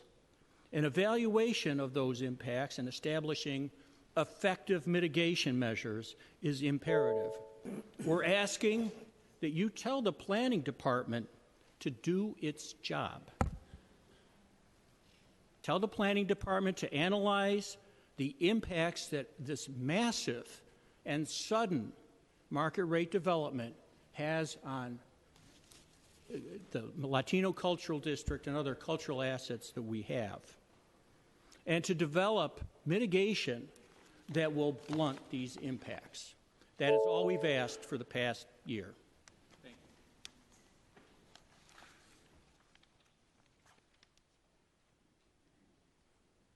you. Thank you. Thank you very much. Supervisor Campos? Thank you, Madam President. If I may ask Mr. Weaver to come back, I wanted to ask you a question, Mr. Weaver, because something that I'd like to ask you to expand upon, if I may, is the question of how the existence of a Latino cultural district sort of expands on the analysis and the discussion that was had in a prior hearing here that we had on the Bryan project. So can you expand a little bit more on that and sort of how the existence of this cultural district impacts the CEQA analysis here? Because that's a point you made, and I just want to make sure that we have a full understanding of what your argument is on that. Okay. Well, borrowing from Bakersfield, this is a geographic area that's been designated by this city as being something special. Mm-hmm. And it is, and therefore the impacts on this area are different, have to be looked at differently than they would in the eastern neighborhoods as a whole. It's a very small area geographically, but it's very dense in terms of the cultural vitality and in terms of the residences and businesses there that this city has sought to protect. With the Bryant Street project, it was actually not in the district itself, although we do believe it will have an impact on the district. This project is in the district itself and will definitely have a direct impact because it is right there and because it is bringing people into the area that have higher incomes. We don't necessarily belittle people for earning a lot of money, but what happens is that it does result in a change in the community, a change in the physical structure of the community. The storefronts are going to be different or could be different. We're going to see, instead of what we see as you go down 24th Street, more of what we see as we go down Valencia Street. And I did point out in my brief that one of the big concerns that the Latino Cultural District Council expressed during the community engagement that went on is the, quote, Valenciization of the cultural district. And they're seeing it happening, and we're not saying that gentrification doesn't happen on its own accord, but that the impact of continued market rate development there on the scale that it is currently at is going to have an accelerating effect and put gentrification into hyper-gentrification. And that's a kind of a physical effect on the environment that we believe that the Bakersfield case talked about. Okay, thank you very much. Mm-hmm. Thank you. And now I'd like to open this item up to those who are interested in supporting the appeal. If you are here to speak during public comment specifically for support of this appeal, please come forward now. You will have up to 2 minutes each. First speaker, please. Ma'am, you can come forward. Hello, everybody. I'm Sharon Stoyer. I'm an artist in the Mission. And I usually speak just from my heart, but today I felt like I had to read something. We are at this crisis in our nation, right? This election has been devastating, I assume, for most of the people in this room. And it's also proof that corporations are actually succeeding in transforming our citizens into consumers who are quite easily duped. They've been wiping out villages and main streets for strip malls and box stores across the country so that now too many Americans are isolated and disaffected. With their communities destroyed, they've mistaken a billionaire for their savior. But it's not just media and corporations that allowed a racist sexual predator to ascend to our nation's highest office. It's our elected officials who are turning a blind eye to what they're doing. And that concentration of power and wealth is being replicated here in our city. It's destroying San Francisco's community. San Francisco is a small city, but until now, it's always been a beacon of progressive energy and action, an outspoken community of tolerance, and speaking truth to power. So where were we before this election? We're putting our energy here. We've been struggling with you, our supervisors. We've been struggling to keep our homes and businesses here. when you've been approving these corporate proposals and refusing to demand an environmental impact statement, we're working against becoming another monoculture city filled with closed offices, luxury developments. And Thank you very much, ma'am. Thank you. Thank you. We have other speakers, too. We have to give everyone the same amount of time. Thank you. Thank you. We hear you. Thank you. Next speaker, please. Good afternoon. Mary Eliza here, speaking as a concerned citizen. We support the appeal of the EIR exemption for the project because we believe the EIR was inadequate and seriously flawed because it is based on outdated Eastern Neighborhoods Plan comprised of old data that does not take into account the current conditions. A few cases have gone forward in higher courts recently that have really kind of upheld some of these issues that we're looking at today. The pace of development of high-end housing has outpaced the plan and left San Francisco with a serious affordable housing deficit, leading to displacement of many working-class families. This project purportedly seeks to replace 35,000 square foot PDR business with around 4,000 square feet of trade shop, and that does not appear to meet the new replacement requirements the voters hopefully have just approved. Removal of PDR businesses has resulted in a huge uptick in incoming traffic as the construction workers, contractors, and other service industries are forced to drive back into the city to work in the neighborhoods they formerly resided in.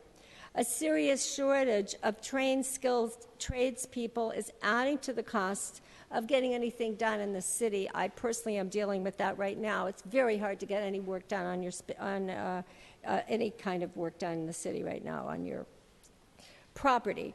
Have you had a chance to send back? Here you have a chance to send back a deficient project to the developers and demand improvements that will meet the new standards. Please send a message that voters can expect more from city officials than a rubber stamp on every project, regardless of the merits. Thank you for your time and attention to this important issue, and I'm going to leave you with copies. Thank you. Thank you very much. Next speaker, please. We'll have someone come and take them. Thank you. Hello, good afternoon. I'd like to echo the sentiments of the first speaker. This is such a critical time in our country. And San Francisco is even being threatened now with the funding for sanctuary cities to be taken away. It is going to take a tremendous amount of courage on the behalf of all of us to keep San Francisco's soul and spirit alive. I would like to say that I don't think any of you in good conscience can consider the Eastern Neighborhoods EIR adequate. In fact, it is obsolete and clearly so. All we are asking for is an EIR for this project that will show the effects it is having on our community and also the Calle Latino district. President Breed, you were recently quoted. President Breed? You were recently quoted as saying, yes, we need to abide by the laws, but we need to be creative in interpreting them so the original intention is served. No one in this room could say that the EIR is fulfilling the original intentions of the CEQA law. It is meant to protect the quality of life in our city and our community, and it's both lazy and unconscionable that you would go ahead and allow the Eastern Neighborhoods EIR to stand as sufficient.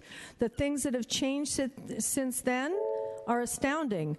I beg of you to please look at a way to creatively, for once, interpret our laws in favor of the people and the heart and the soul of the city. I've seen many times the interpretation done for the developers. This cannot continue. Thank you. Thank you very much. Next speaker, please. Madam President, before the next speaker begins, I'll just give a gentle reminder to the public that you will please direct your remarks to the board as a whole, not to individual supervisors. and that neither applause or any audible sounds are welcome in the chamber. But you're welcome to use your supportive fingers, please. Thank you. Thank you, Madam Clerk. Next speaker, please. Hi, my name is Susan Sutat. I'm a parent of a child who attends school in the Mission and a small businesswoman. And I struggled with what to say today because I know nothing is going to change your minds and this project is going to be approved. And I just want to emphasize that the Eastern Neighborhoods Plan is outdated. We've already exceeded the housing. We've exceeded the PDR loss. And it is really disheartening as a member of the Mission community and a citizen of San Francisco to continually come before the board and the Planning Commission and to have you all act like our hands are tied. We can't do anything. CEQA doesn't allow us to do anything. The Eastern Neighborhoods Plan doesn't allow us to do anything. You need to get creative and figure out how to protect the Mission. It is a cultural gem, not only in this city, but in the United States, and it is being destroyed. Bit by bit, it is being destroyed. I went to a wonderful event over the weekend at the Brava Theater. It was so beautiful. And in a few years, we're not going to have that kind of thing anymore. And San Francisco has to be a city that has a neighborhood where low-income, brown, Latino people of color can live. And you guys are just putting another nail in the coffin. And I'm so tired of hearing you say there's nothing else you can do. Thank you very much. Next speaker, please. Hello, my name is Lou Demates, and I want to address you, the board, as a 40-year homeowner and in the Mission, and someone whose family goes back to the 1920s in the Mission. I am an artist. I'm a filmmaker and photographer, and I'm also a teacher at the City College campus in the Mission District. And as a teacher and as an artist, I have had a lot of contact with many of the young artists in the neighborhood that I've met over the years, as well as the older artists that have been here. So many of I'm really fortunate because I was able to buy a house many years ago, so I was able to afford it. I could never afford anything now. But many of my friends and colleagues and artists have been forced out in the last few years. And I want to also say something. The Mission is an incredibly multicultural, multi-ethnic neighborhood. I mean, it's wonderful as a Latino neighborhood, and I want to support, preserving that. But I mean, it really includes people of all ethnicities and all different types of people. And when I first moved in, the rent was low, and so artists could afford it. But as I've seen people leave, the first bunch of people that I saw leave about 2008, 2009, 2010 were the young artists. So we're losing our young artists. We have a cultural district. You cannot have a cultural district without cultural workers and without artists. And again, these youth, some of whom I taught at City College, were the first ones I saw leaving. So I just want to say I would like to support housing projects in the Mission. In this particular one, I think it is apt to have an environmental review, because I think the environment includes the whole neighborhood and what it's made up of. And to have artists in the Mission, we need affordable housing. I'd like to see more affordable housing as part of this project. Thank you very much. Thank you. Next speaker, please. Good afternoon. My name is Jordan Gwendolyn Davis, and I'm speaking today against the proposed development at 1515 South Van Ness, also known as the Titanic Mess on South Van Ness, and urging a real environmental review of this project. I believe that there are a lot of unmitigated environmental impacts relating to gentrification. When people are displaced from San Francisco due to colorblind, racist developers, that means former residents have to commute longer, thus exacerbating global warming and air pollution. Make no mistake, this project will displace more than its affordable housing set aside, however meager that is.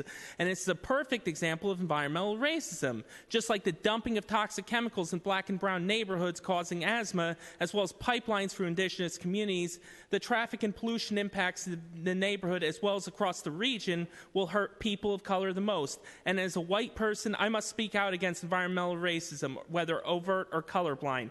Please stop this project until we know better of the irreparable harm caused by bad local housing policies, pro-development stuff, and the invasive species known as rich white people. Thank you. Thank you very much. Next speaker, please. Iris Biblowitz lived in the Mission as a renter for 40 years. I'm asking you to accept our appeal for a thorough and deep environmental review of Lennar's proposal for 1515 South Van Ness, how it will affect the Mission District and the city as a whole. This development, mostly market rate, will ramp up the devastation we are already experiencing by displacement due to evictions and crippling rent increases for longtime residents, mostly Latino families, African Americans, seniors, and people with disabilities. We're desperate, as you know, for real affordable housing, not token amounts. In addition to the destructive effects of luxury housing on neighborhoods is the issue of Lennar's history of lack of transparency and unsafe practices. How can you accept Lennar's proposal for this development in the Mission when the federal government has stopped any further transfers of land in Bayview Hunters Point after the revelation that Lennar's contractor, Tetra Tech, was shown to have provided false samples of radioactive soil at the shipyards? I'm sure you've heard and know about this from NBC October 2014 report. People in Bayview Hunters Point have been dealing with serious health issues for many years, including soaring rates of asthma and breast cancer. For Lennar to callously submit fraudulent soil samples, knowing the health risks, is unconscionable. Yet they continue to lobby for more contracts and get those contracts. Lennar has been instrumental in the displacement of communities in Bayview Hunters Point, LA, Vallejo, is planning to build in Concord, Treasure Island, again the issue of radioactive soil, and now the Mission. Green Action and other groups have extensive experience with and knowledge of Lennar's history. Please listen to them. I'm also requesting environmental studies of 1515 South Van Ness's historic industrial use, including a tannery with possible contamination of asbestos, lead, cadmium, hydrocarbons, and residual petroleum.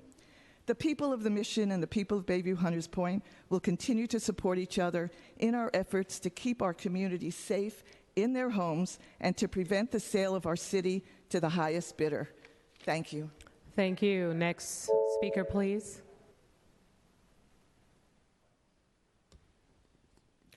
Good afternoon, Supervisors. Marie Harrison. Actually, I'm here representing Green Action, but even more, I'm here to remind you of the great catastrophe that happened in Bayview. You allowed their projects to go through. Many of our folks died. In 1 year, we had over 8 who died in one particular area. On my block alone, there were 8 men who died from cancer. But put that aside and understand that Bayview used to be a community of families.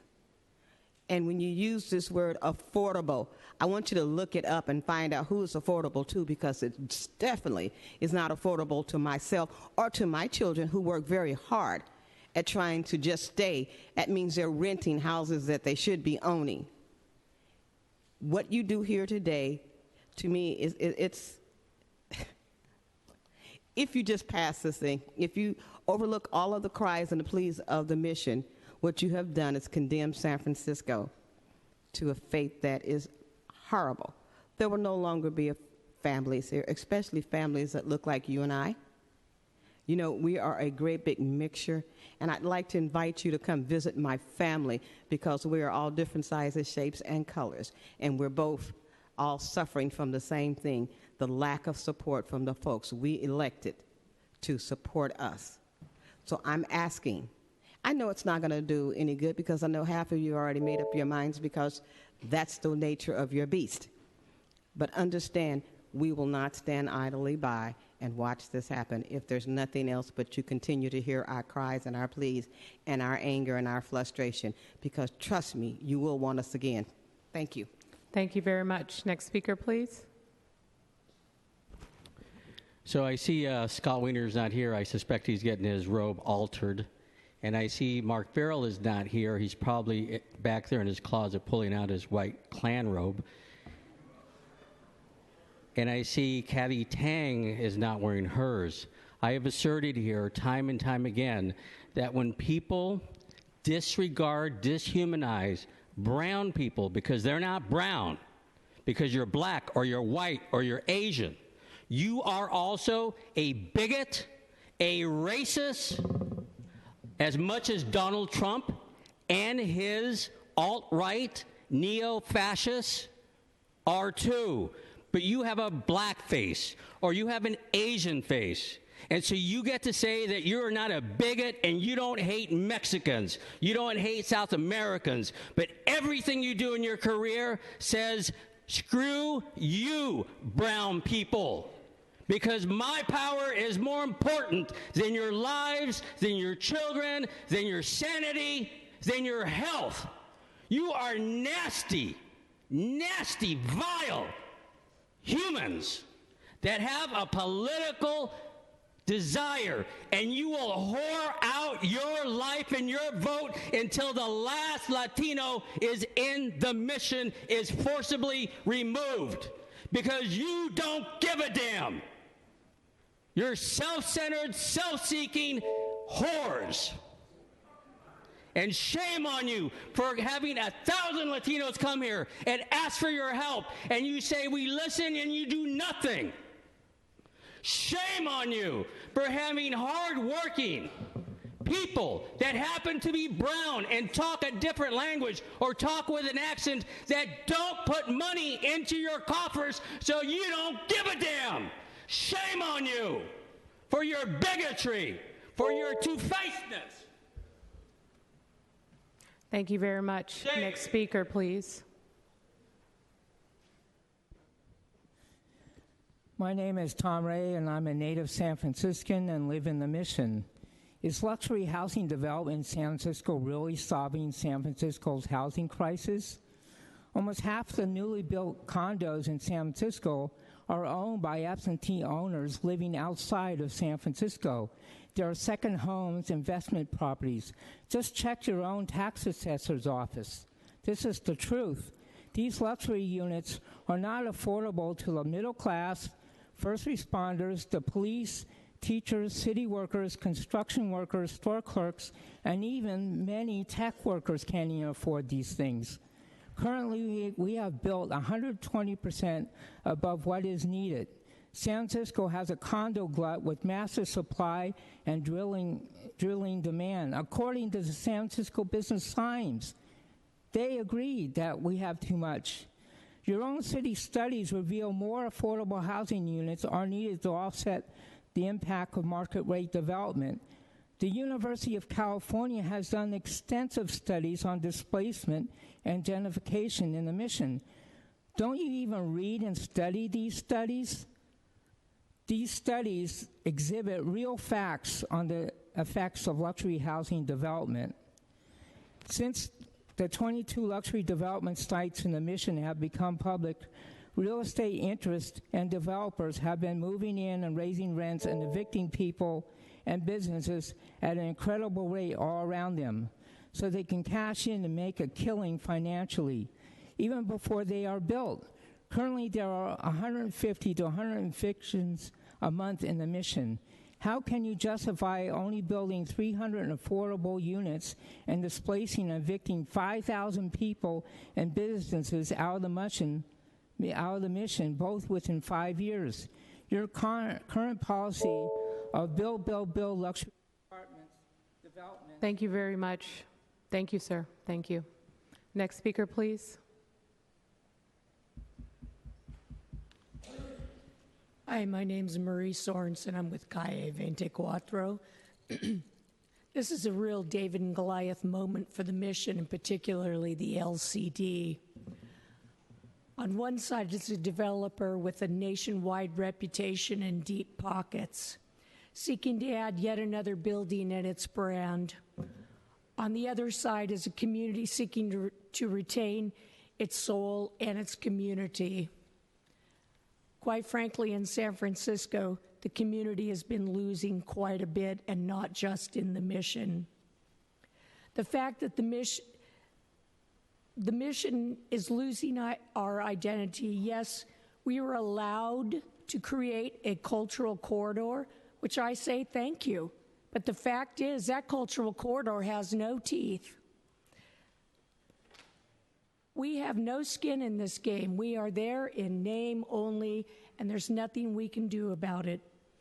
Building is continuing at a horrifying pace thanks to backroom deals and payoffs. If you think it's a harsh thing to say, I have 2 words for you: Millennium Tower. This is a town where you have to pay to play. The community will always lose, and the developers will make hefty contributions to causes and candidates to get what they want, and the developers always win. So I ask you, please, the EIR is important. Send this back. We don't need this building in our neighborhood, as it's been proven over and over again. We need affordable housing. We don't need more high-end luxury rentals. Thank you. Thank you. Next speaker, please. Good afternoon, Supervisors. Eric Brooks, representing San Francisco Green Party and the local grassroots organization Our City. I just want to also oppose the approval of this and suggest to you and ask you to drill deep enough on this to realize that the past actions of this corporation that would be approved to go forward under this EIR approval would need to be considered in regards to the environmental impacts. We have a corporation that is a global corporation, nationwide, has been involved in heavily in the subprime loan market scandals, and here in San Francisco and in other parts of California has repeatedly made affordable housing promises and gone back on those promises after making them, has repeatedly gotten you all to approve things like this and then spent millions of dollars going to the ballot to change the conditions of what you've approved. So when you have a corporation that has a history of going to the ballot to change the conditions of what you've approved, that means that you need to consider that in the environmental impacts that you're considering. Because we're talking about a corporation that's doing that on the ballot to gentrify, and that totally changes the game with regards to what you're looking at. We've also got the history we all know of repeated health violations in constructions, with nuclear and radioactive waste, toxic waste, where it's building, how it's building, whether or not it's properly monitoring asbestos, you name it. This is a corporation that is a bad actor, and that applies to your environmental impact approval, and you need to consider all those things. Just recently, a contractor overseeing these lands for this same company, for the Navy, probably with leverage from this company, covered up the extent of nuclear waste on its properties. What is it going to do in the mission if you approve this? Please reject this. Thank you very much. Next speaker, please. Hi, I'm also here to oppose this development. I've been in the mission for almost 30 years. I'm an artist and a curator, and also have worked on and off at different times in Bayview Hunters Point in remedial education, in arts education, and in the mission as well. So I know Lennar. My studio space is in Bayview, and I've watched what Lennar has done in Bayview, and it's horrendous. I mean, I think we know this. And when I saw that this Lennar development is pending right off of 24th Street, it's like a double insult. And I felt I had to come down here, though I'm sure there's a lot of money on the other side of this. I felt I had to come down here and be part of the conscience of this city and speak on as one member of the arts community, which is mostly living in Oakland now or leaving. I mean, we're all leaving. Our musicians, our artists, people come in, they play shows, they have a show, but they're not living here anymore. If this development is allowed to go through, managed by this criminal corporation, it's really like a tipping point for the mission. People can't bear it. We can't bear more luxury apartments, condos being built right poised on Calle 24. It cannot be allowed to go forward, and it's unacceptable. There have to be ways that this board has to oppose this development. Thank you. Thank you. Next speaker, please. Hi, Supervisor Breed. My name is Susie Kendall Osborne. My husband Matt and I own Glass Key Photo in the Lower Haight. And I'm here because I think this development, I oppose this development, and I believe it's a gentrifier. And just like the Lower Haight is being gentrified at a speedy rate, the Mission is also being gentrified, and I think it's a travesty. We have a mom and pop business, and mom and pop businesses are at risk, and you're losing your middle class. I'm part of that middle class, working class, and gentrification is a health issue. It's a huge problem in our city. It's even written in San Francisco's health board rules that gentrification is a problem. Diversity is important for any city and for any healthy community. And if you keep allowing developers to have a green light to take over San Francisco, it's not only bad for those displaced, but for those left behind. It's really stressful to think that you're going to be next and that you're going to lose your business and your house and your apartment. So please do not let this development go through. Thank you. Thank you. Next speaker, please. Hello, my name is Annabelle Bolanos, and I live on the 1400 block of South Van Ness. I am half a block away from this development. As I speak, there are many, I would say the majority of the people on my block that do not know what is going on with this development. Every time we've had demonstrations on the corner on my way home, they always ask me, ¿Qué está pasando? What's going on? Because Lennar did a very, very, very poor outreach to the neighbors around.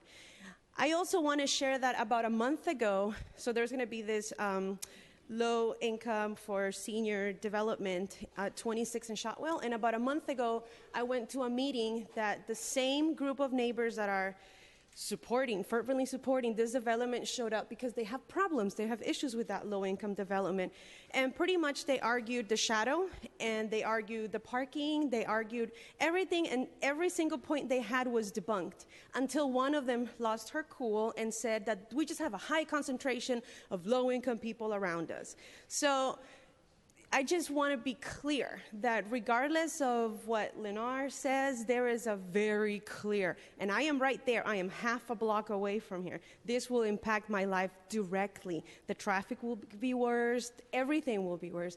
But I just want to make it clear that there is a discriminatory and racist undertone to the whole development itself. So, again, I live in the 1400 block of South Van Ness, half a block from this development. My life will be directly impacted by this, and a lot of neighbors are still not aware of what's going on. Thank you. Next speaker, please. Good afternoon.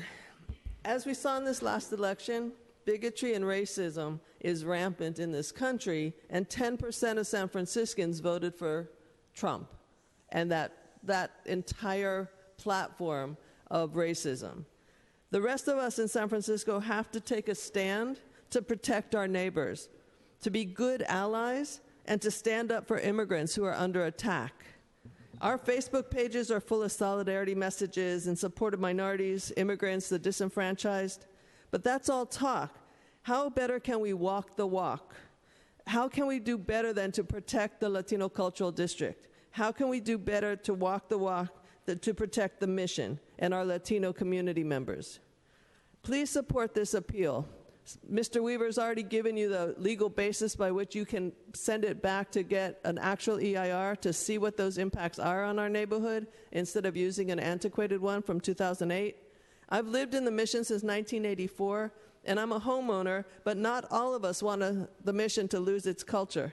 I moved to the Mission decades ago, especially to be in a community where kids make art murals and there's a diversity of cultures.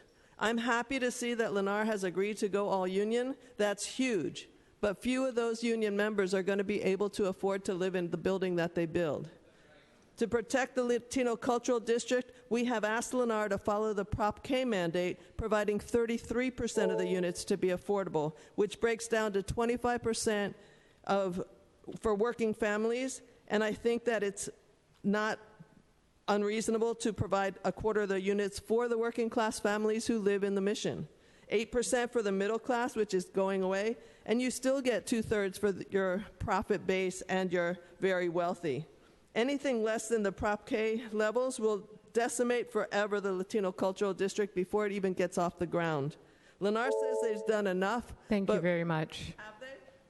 Thank you. Next speaker, please. Hi, my name is Alicia Sandoval. I'm a counselor and organizer with Housing Rights Committee. I was born and raised in the Mission District. The Mission District is in a crisis right now, as we know. There's been gentrification, displacements, eviction. Enough is enough. You are bringing a stranger to our community. Lennar is our stranger. They're coming here to build luxury developments. And we're saying that's okay, right? No, it's not okay. What do we want? We want 100% affordable housing. You want to support a project that gentrifies the Latino Cultural District? You are basing your decision in EIR that was created in 2008, 8 years from today. There's so many things that's happened in 8 years, right? Term limits are in 8 years, right? The Mission has grown so much in 8 years. The rents have skyrocketed in 8 years. There's so many things that's happened in 8 years, and you want to take into account an EIR? What is that going to happen? We're not living in the past, right? We're living in the present. So many people have been displaced and forced to move out of the city. How can you invite a multi-corporation like Lennar to take over the Mission, to take over Bayview? How can you think that's okay? It's not okay. Enough is enough. Ya basta. Thank you very much. Next speaker, please. Hello, ladies and gentlemen. My name is John Mendoza, and I'm, along with Eric Arguello, I'm one of the co-founders of the Latino Culture District. Did I think that I would be the founder? No. And did I think when that came through that I'd be homeless? No. But the fact is, Annabelle Bolanos is my neighbor. She was my neighbor for 14 years. I lived next door to her, and the cottage that I lived in the alley that I took care of and did everything right, I no longer am there because as soon as Lennar came in, greedy landlords started to want more rent.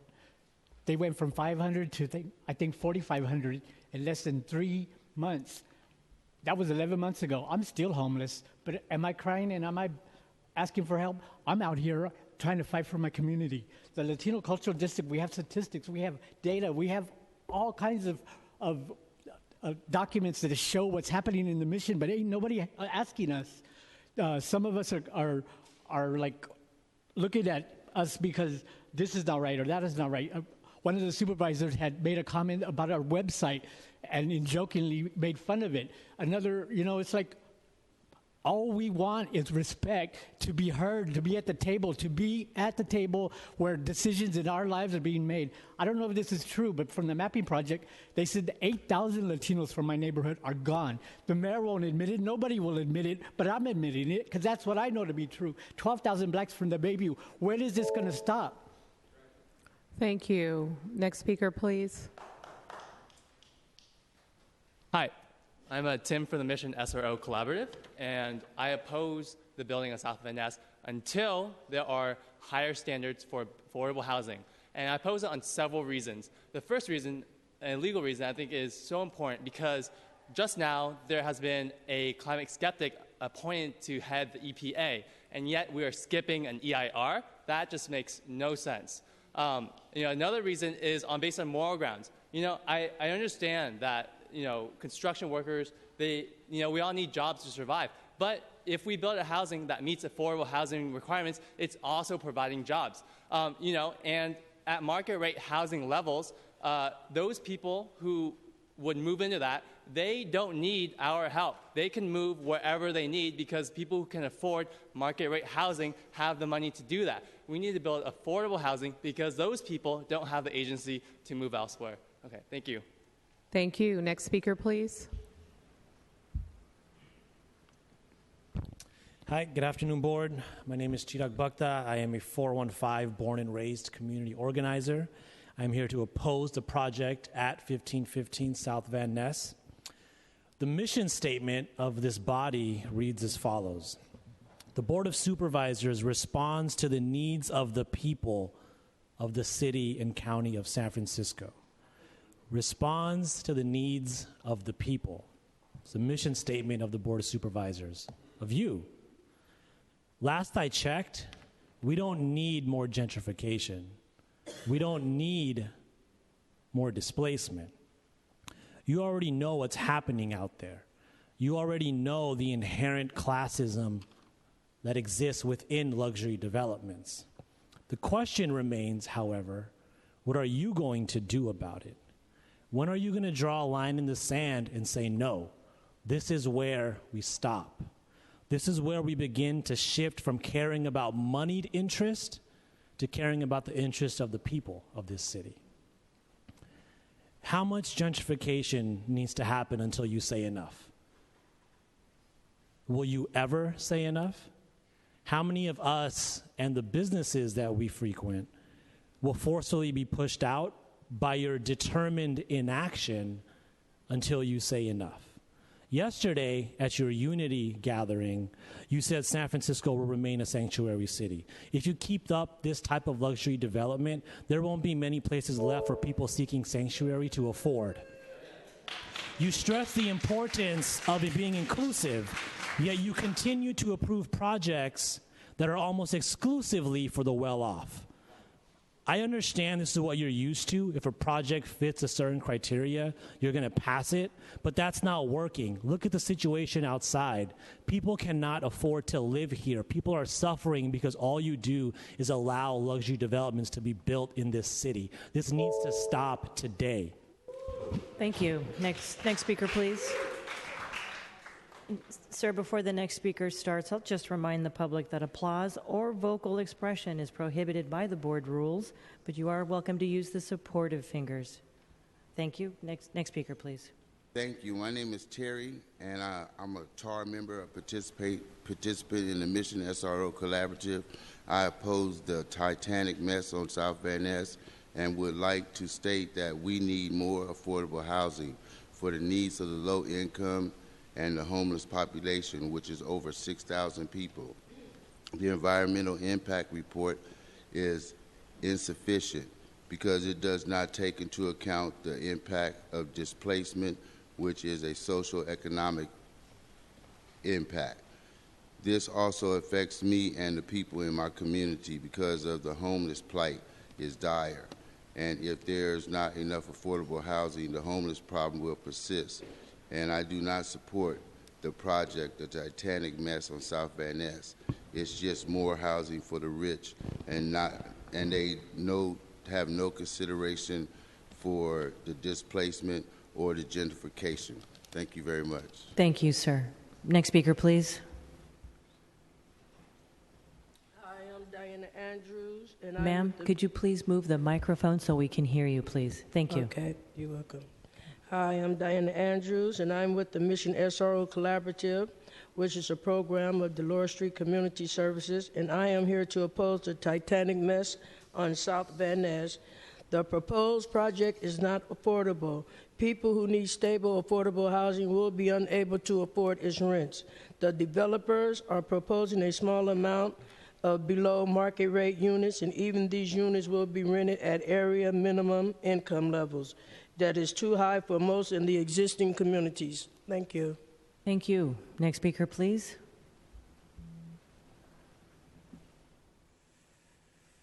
Buenas tardes, mi nombre es Laura Murillo, yo vivo en La Misión y yo por favor les quiero pedir que en vez de hacer gigantes y tantas cosas lujosas, hagan vivienda asequible para nosotros. Yo vivo en un hotel. Carolina, you're welcome to use the other microphone. My name is Laura, and I live in the Mission. And I want to say that instead of building luxury condominium, I would like you to invest in building affordable housing. Porque estamos viviendo peor que antes. Hay mucho peligro ahí. Hace un mes me golpearon ahí al entrar a mi casa. We are living in worse conditions now. A month ago, I was physically assaulted when I was going into my home. Necesitamos que hagan vivienda asequible para toda esa gente que está en la calle, tenga un lugar donde vivir. We need you to build affordable housing for everybody who's living on the streets to be able to have a place to live. El señor Campos sabe cómo vivo yo porque él fue a donde yo vivo. Y mi cuarto es sala, comedor, cocina, tengo todo en un cuarto y está bien. Mr. Campo knows where I live. He came to visit me. He knows that I live in a home where my room is also my bedroom, my living room, my kitchen.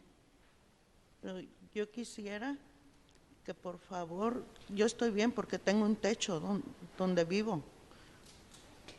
I know that I am okay now because I have a roof over my head where I live. Pero en vez de hacer esos departamentos lujosos, habían de preocuparse por la gente que de verdad necesita.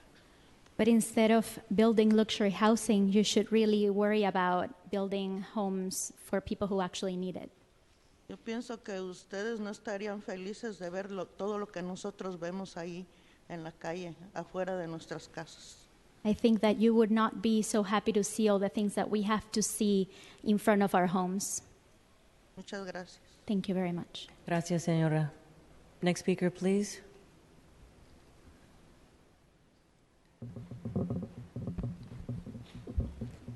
Hello, good afternoon. My name is Diana Martinez with the Mission SRO Collaborative, a program of Dolores Street Community Services. I am here to speak out against the 1515 South Van Ness development.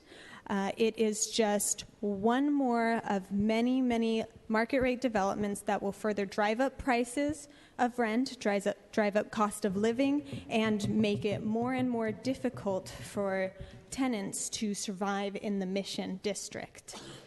We work with a lot of SRO tenants in the Mission area, and in doing outreach for the past few years there, I've seen a very high rate of diminishment in SRO units.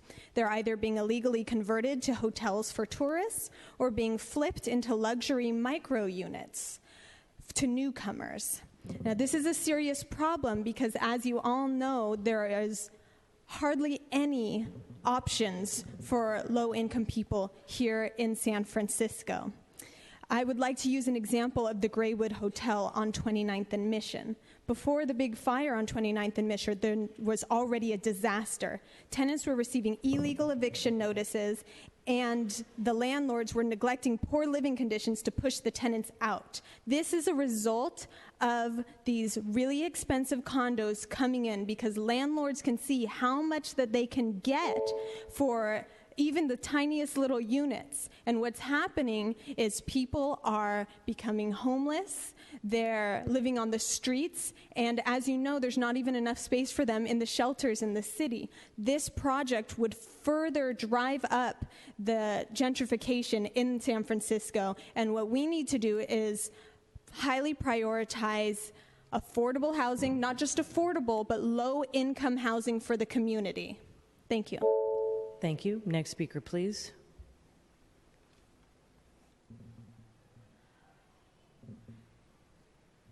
Go overhead, please. SFG TV, please. Yes, Tom Gilberti. How about healthy, sustainable equilibrium for our neighborhoods versus real estate developers' profits? Environmental impact reports need to be concerned with the people that live in the neighborhood. So here we're going to start. How about if we start at the bottom and we'll go up? The bottom 20% of this housing unit, specific needs, low income, affordable homes, veterans, graduated foster kids, seniors who have outlived their resources, disabled, Section 8, some veterans, less fortunate than we, 20%. How about the next 20%? Are you a teacher, police, fire, muni employee, city road, sewer, muni driver? How about dedicated for that 20%? Okay, let's go 5%. 30-year San Francisco resident, 65 or older. You can move from your home into 5% of these units. Let's go a little bit above that.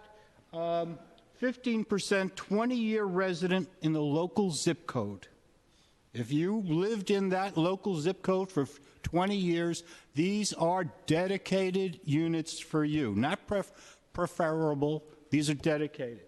Let's go up against the next 10%, 30-year residential local zip codes, 65 or older. We're moving our seniors into some homes and from the local environment, from the local zip codes. And then the top 30%, what do we get? We'll open market rate, let everybody who can move on in. And we'll take that, okay? What does that do? It creates a motion in the neighborhood. Thank you. Thank you. Next speaker, please. Hi, my name's Julian Ball, and I'm an organizer with the community group ACE. And just in the last 6 months, we've had at least 3 or 4 members who've been evicted from their homes from the Mission Bernal area who are active in the group and can no longer go to hearings like this. These are people who would regularly attend hearings like these and are not going to be able to testify about the impact this project is going to have on their neighborhood. So I think that's something we all want to keep in mind. Those are all people who still have business to do in the city, right? And when we're talking about the environmental impact of these projects, we also have to think about the reverse commute, right? There's a theory that says, well, if you just build dense, then that's better for the environment because it means more people on public transportation. But if people have to commute from Concord and Richmond to their jobs in the city, it doesn't work out that way. The second point I wanted to make is about Lennar itself. Now, many supervisors backed Proposition O to allow Lennar to exceed the limit on office space built in the city with no promise of jobs or affordable housing to the community. And before they've even honored their contract to build affordable housing in the Hunters Point community. So my question to you, to this board, is if that wasn't the right time to hold Lennar accountable, what is? You have a chance to do that here, to weigh the real impacts on the human and environmental toll that this project would have. So I urge you to do that. Thank you. Thank you. Next speaker, please. My name is Rick Hall. The mayor has reaffirmed that San Francisco is a sanctuary city, and for once, I agree with him. Not only are we a sanctuary, we actively work to attract them. Who am I talking about? The rich that displace the poor in the middle, the developers that we invite to cater to the rich to displace the poor in the middle. I'm sure you've looked at the most recent RENA numbers. We are overbuilt, like we're overcommitted like 150% at high income, and we're barely 50% of our affordable target. How can we have policies and targets that we choose to ignore while we're undermining this city by doing what we're doing? We undermine the good policy of Proposition M by allowing San Francisco to be the bedroom community for Silicon Valley. that displaces the rich in the middle. We are, and then we give even more in this last election to Lennar. We will be a sanctuary city, but only for the undocumented rich. We are creating an unaffordable city, and it's the mayor and you guys that are creating the policies that are letting this happen. Regarding this EIR, we know the Ian Plan EIR is faulty. We know the EIR is obsolete. For example, the EIR assumes 300 square feet per office worker when it's projecting population. Well, now it's more like 150 square feet per office worker is more accurate. The world has changed. Thank you. A lot. Next speaker, please. Hey, my name is Martha Sanchez. I'm a third-generation San Franciscan and a business owner and a member of Gaia 24, and we desperately need housing. There are 200 people that will apply for one unit. That's how bad we need it. There are 2,000 homeless children, and that's not an exaggeration. But the people, there's a lot of talk about the artists, that they're getting displaced and gentrification, but everybody is getting displaced. My husband's a union worker, and the people that he works with have to commute as far as Vacaville and Sacramento just to come here every day. That's just not right. The union workers that are here should be able to afford to live in the buildings that they build. The supervisors here should be able to afford to live in the buildings that they build for you. And for Lennar to insinuate that if they make it affordable, that they're going to lose money and they can't use unions is a complete lie. They have millions and millions and millions of dollars and hundreds of buildings, and they're just getting bigger and bigger and bigger. So we need affordable housing. Thank you. Next speaker, please. Good afternoon, Supervisor. My name is Eric Arguello, President of Gaia 24 Latino Cultural District. The Latino Cultural District is 12 blocks by 4 blocks in the heart of the historic Mission District. And currently we have near 600 luxury units coming to the LDC, which are in the pipeline. The LDC was formed to address the issues of displacement and evictions in the area and help preserve our cultural assets that are at risk and that make this neighborhood and city great. And by the way, the EIR in 2008 did not study the impacts to our cultural assets. The current Eastern Neighborhoods Plan created in 2008 is an expired, outdated document that has not addressed the current issues of today in the neighborhood. We have surpassed all projected expectations set in 2008. The additional influx of development without a true assessment will exacerbate traffic conditions, air quality, and create more economic pressures that are not sustainable and decrease the quality of life in the neighborhood. Many of our merchants are experiencing a lack of workers. Many have left and others are driving long distance to work from outside the city, increasing more traffic in the area. Studies show that high-income workers drive more, and with the traffic rerouted from Mission Street onto South Van Ness and 26, where the Lennar project is, in a residential area, will impact safety, congestion, noise, and air quality. The current economic pressures and demand for high-end goods and services by incoming high-wage earners have created a domino effect on our small mom-and-pop businesses. Unable to compete with investor-type businesses because of the higher rents, we have seen a decline in neighborhoods serving small mom-and-pop services. Recently, we are dealing with 4 members who are being evicted. Latino businesses have dropped from the high of 79 to 62 in the last 5 years, and we continue to see that drop along with others. So with the current mix, 75% luxury, 10% middle income, and 15% working class, this will further create negative impacts on traffic, air quality, noise, and continued displacement. Please uphold the appeal so we can really create a safe, healthy, and economically sound community with current stats. Thank you. Thank you. Next speaker, please. Good afternoon. My name is Carlos Olórzano. I'm the CEO of the Hispanic Chambers of Commerce in San Francisco. We have representing over 450 businesses. 60% of those are not in the city anymore. And we keep losing, and small businesses keep disappearing anyway. I want to thank the 5 supervisors. I think now it's 5 supervisors, even though 2 of you guys are going out. Maybe this could be a good change for a legacy to live over here to understand that we need to have updating the stories that they have.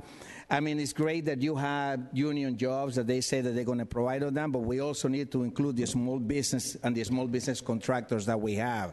We have every month we're losing 2-3 small businesses in our city, in our area, in Mission District. We need to have nonprofits being over here with a space that costs over $900 for a desk to have an office in the city. Trying to have local business entrepreneurs, local business enterprise business over here does not work because they cannot afford it. So with this, we are supporting the rest of our colleagues over here. You know, we're opposing it. You need to make better studies of what it is. You need to show support to small businesses, and you need to show support to the community. Thank you. Thank you, sir. Next speaker, please. Good evening. My name is Carlos Bocanegra, a lawyer and organizer for La Raza Centro Legal. In 2015 to 2016, there were over 2,000 evictions which took place here in San Francisco. While we're not strong enough to stop the march of progress, we are strong enough, and you are strong enough, to say that 25% affordable housing is insufficient, not only for this building, but also to stop the indirect displacement which occurs from projects such as these. The San Francisco Rent Board has done a lot, you have done a lot to create protections for tenants over the years, but there are holes in these protections. And the hole here is that the lower market rate rent only follows the tenant. Once evicted, the landlord has the ability to go ahead and raise that apartment to the market rate level. Places such as these only incentivize the landlord to make use of these holes, to go and create the whatever smallest cause to use to go ahead and evict tenants and bring forth droves of tenants, not only to my organizations, but to organizations all over San Francisco. While 100% affordable housing is impossible for a building such as this, 25% is insufficient. I ask you to reconsider. Thank you. Thank you. Next speaker, please. Good afternoon, supervisors. My name is Andy Blue. I live in the Mission District.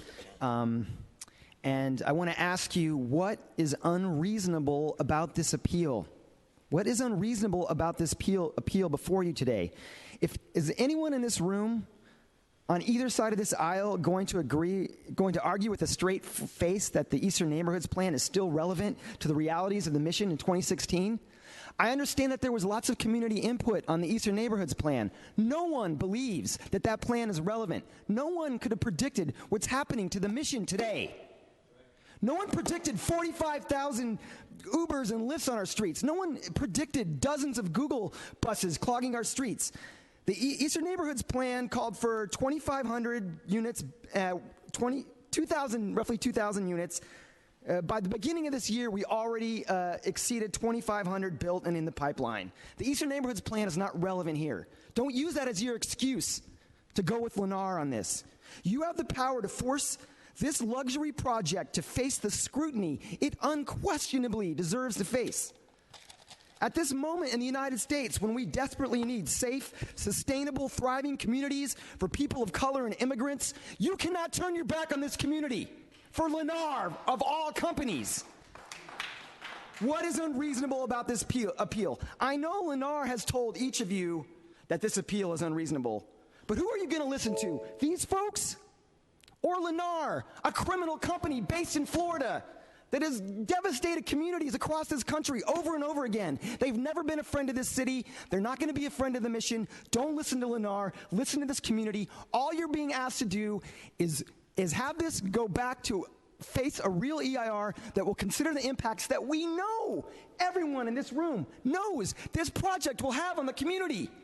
It's a reasonable thing to do. More importantly, it's the right thing to do. Thank you. And before the next speaker speaks, I will just gently remind the audience that applause or vocal expression is prohibited in the chamber, but you're welcome to use supportive fingers. Thank you.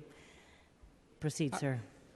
Hi, my name is Bill Nieto, San Francisco native, and I heard the gentleman talking earlier about that 40-year. He bought his home 40 years ago. Well, I did too. I had a union job. I was making $18,000 a year, and I was able to raise 2 kids and buy a house.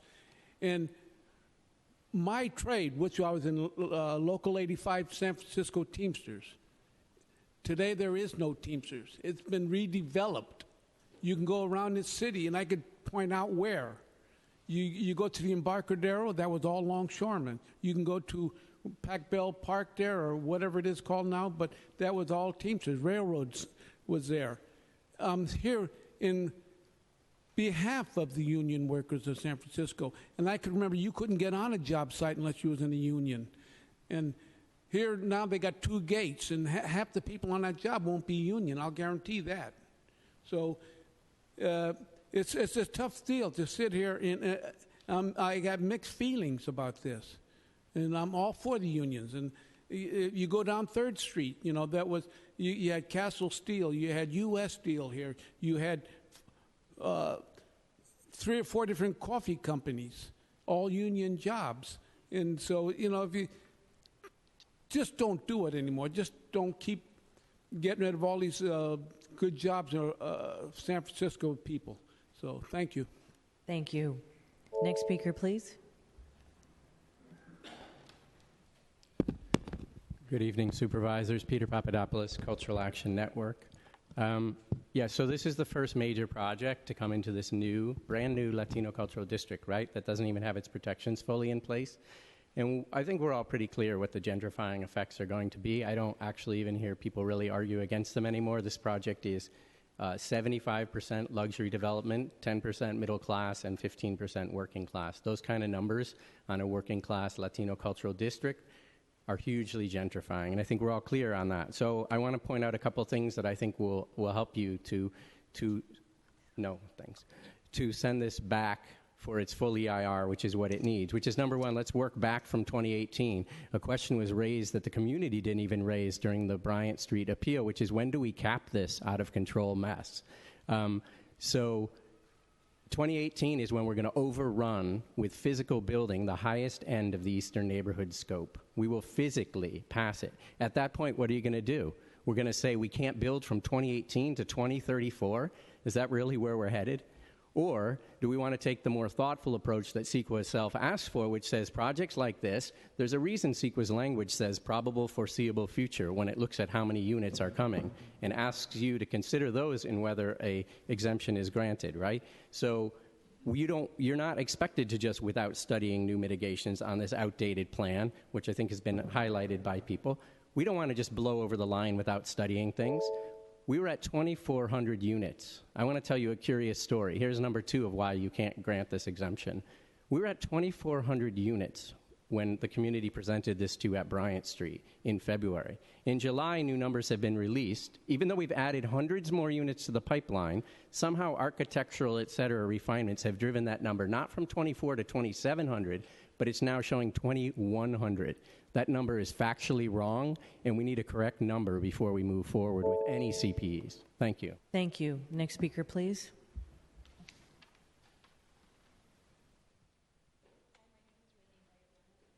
Is it this one? Hi, my name is Raylene Valle-Brenes, and I'm here to oppose the Titanic mess. I think that, the board has said it wants to preserve and enhance the cultural district, but I'm not quite sure what that means if it looks anything like the Western Addition and the Fillmore Urban Renewal. I think, we continuously keep on coming and bringing arguments to the board about what's happening in gentrification and how we can maybe have some kind of some community protections. But I think that after we saw the long list of props, it was clear that the Board of Supervisors couldn't agree to anything, and that the voters had to make, their choices. I don't understand how this is going to move forward. Tomorrow I have to go support one of my friends that is being illegally evicted out of the Bayview. I don't know what's going to happen, and I don't understand why there isn't any kind of community protections around forensic investigation of how this land is acquired. It doesn't make sense that the Eastern Neighborhood plans, it is completely outdated. The city is completely different than when I first moved here. Completely. You have completely different demographics. You have completely different means. What we're thinking about pushing forward is that we need 33% AMI, 25% for working class, 8% for middle class. I think one of the things that is not understood is that Lennar backed a lot of this Prop O stuff, which, to a lot of people like myself, but now to the entire country, we're starting to understand that this government doesn't support the people. It protects wealth and it protects property. It doesn't protect us. It has no human factor in any of this. We necessarily don't even know that we have the infrastructure for this stuff. Thank you. Next speaker, please.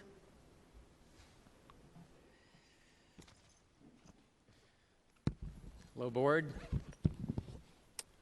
I brought a proxy to speak on my behalf. Hello, my name is Bernie Sanders. Hello, everybody.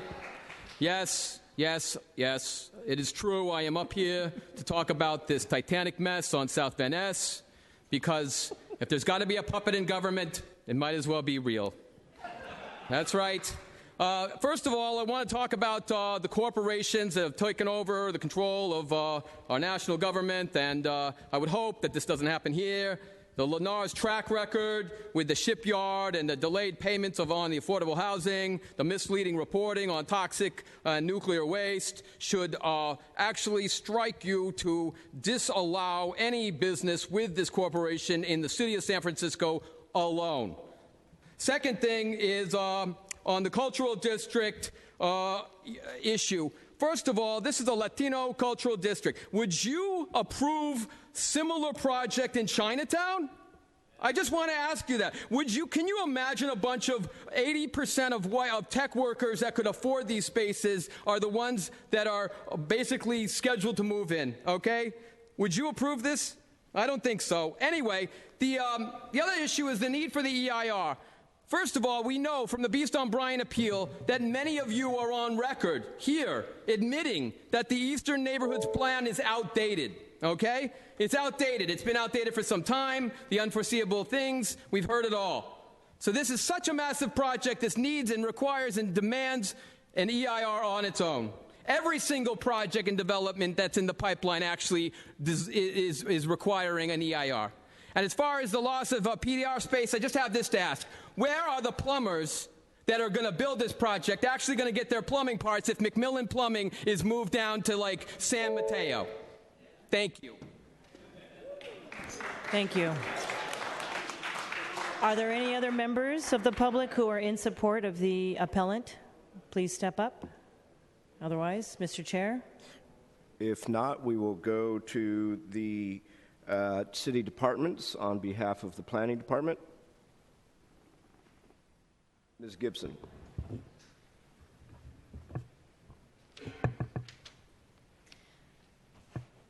Good afternoon, Supervisor Peskin, President Breed, and members of the board.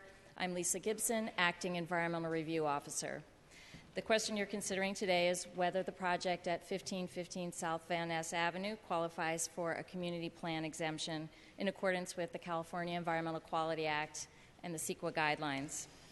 I'll be making a few opening remarks before I turn things over to my colleague, Melinda Hugh, who prepared the CPE that's the subject of today's appeal. In my remarks, I'll briefly describe the project and highlight two issues raised in the appeal that have been raised before on recent CEQA appeals before this board.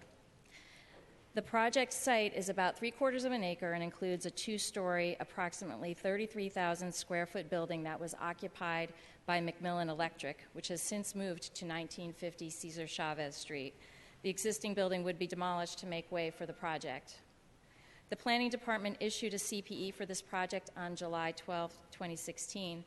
The CPE documented our review of the environmental effects of this demolition and the construction of a 5 to 6-story mixed-use building up to 65 feet tall.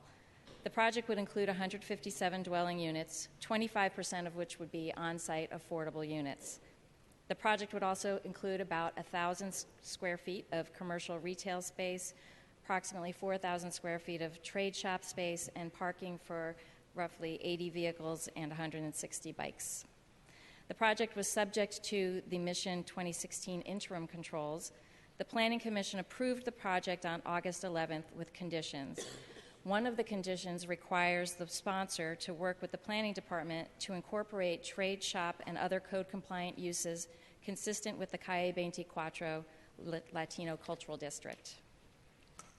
One of the appellant's key arguments relates to the growth projections and the analysis contained in the Eastern Neighborhoods EIR. We heard much testimony on this today. Does the Eastern Neighborhoods EIR remain valid for the evaluation of subsequent projects, even if the amount of development in Eastern Neighborhoods doesn't match the projections used in the Eastern Neighborhoods EIR? This question is familiar to this board, as it was also raised on the appeal of the 901 16th Street EIR, and also, which was heard on July 26th, and also the 2070 Bryant Street CP appeal, which was heard on September 13th. The board denied both of those appeals, affirming the Planning Department's reliance upon the Eastern Neighborhoods EIR for subsequent projects. As a refresher, the Planning Department's position on the Eastern Neighborhoods EIR validity and the growth projections boils down to three main points. One, no further environmental review is required for the Eastern Neighborhoods rezoning and area plans. Two, the department is properly using the Eastern Neighborhoods EIR as the starting point in our environmental review for subsequent development. And three, in analyzing the impacts of subsequent projects, we consider updated growth forecasts as part of our cumulative impact analysis. CEQA and the CEQA guidelines very clearly establish that once a project is approved, no further environmental review is needed for that project unless further discretionary approval for the project is required. So we're not permitted to reopen the Eastern Neighborhoods EIR in the absence of a change to the Eastern Neighborhood area plans. CEQA also mandates that projects consistent with the development density established under a plan shall not be subject to additional environmental review except to examine whether there are significant impacts that are peculiar to the project or to the site that were not identified in the EIR. Accordingly, the Planning Department completed a project-level environmental review for the 1515 South Van Ness project. We determined that the project would not result in peculiar project or site-specific impacts. The project-level analysis did identify significant impacts pertaining to noise, hazardous materials, and archaeological resources, and noted mitigation measures from the Eastern Neighborhoods EIR that would apply to the project. A second argument raised in this appeal is that gentrification and displacement constitute changed circumstances that were not anticipated in the Eastern Neighborhoods EIR. This issue is also familiar with this board, or to this board, as it was raised on the Bryant Street CPE appeal.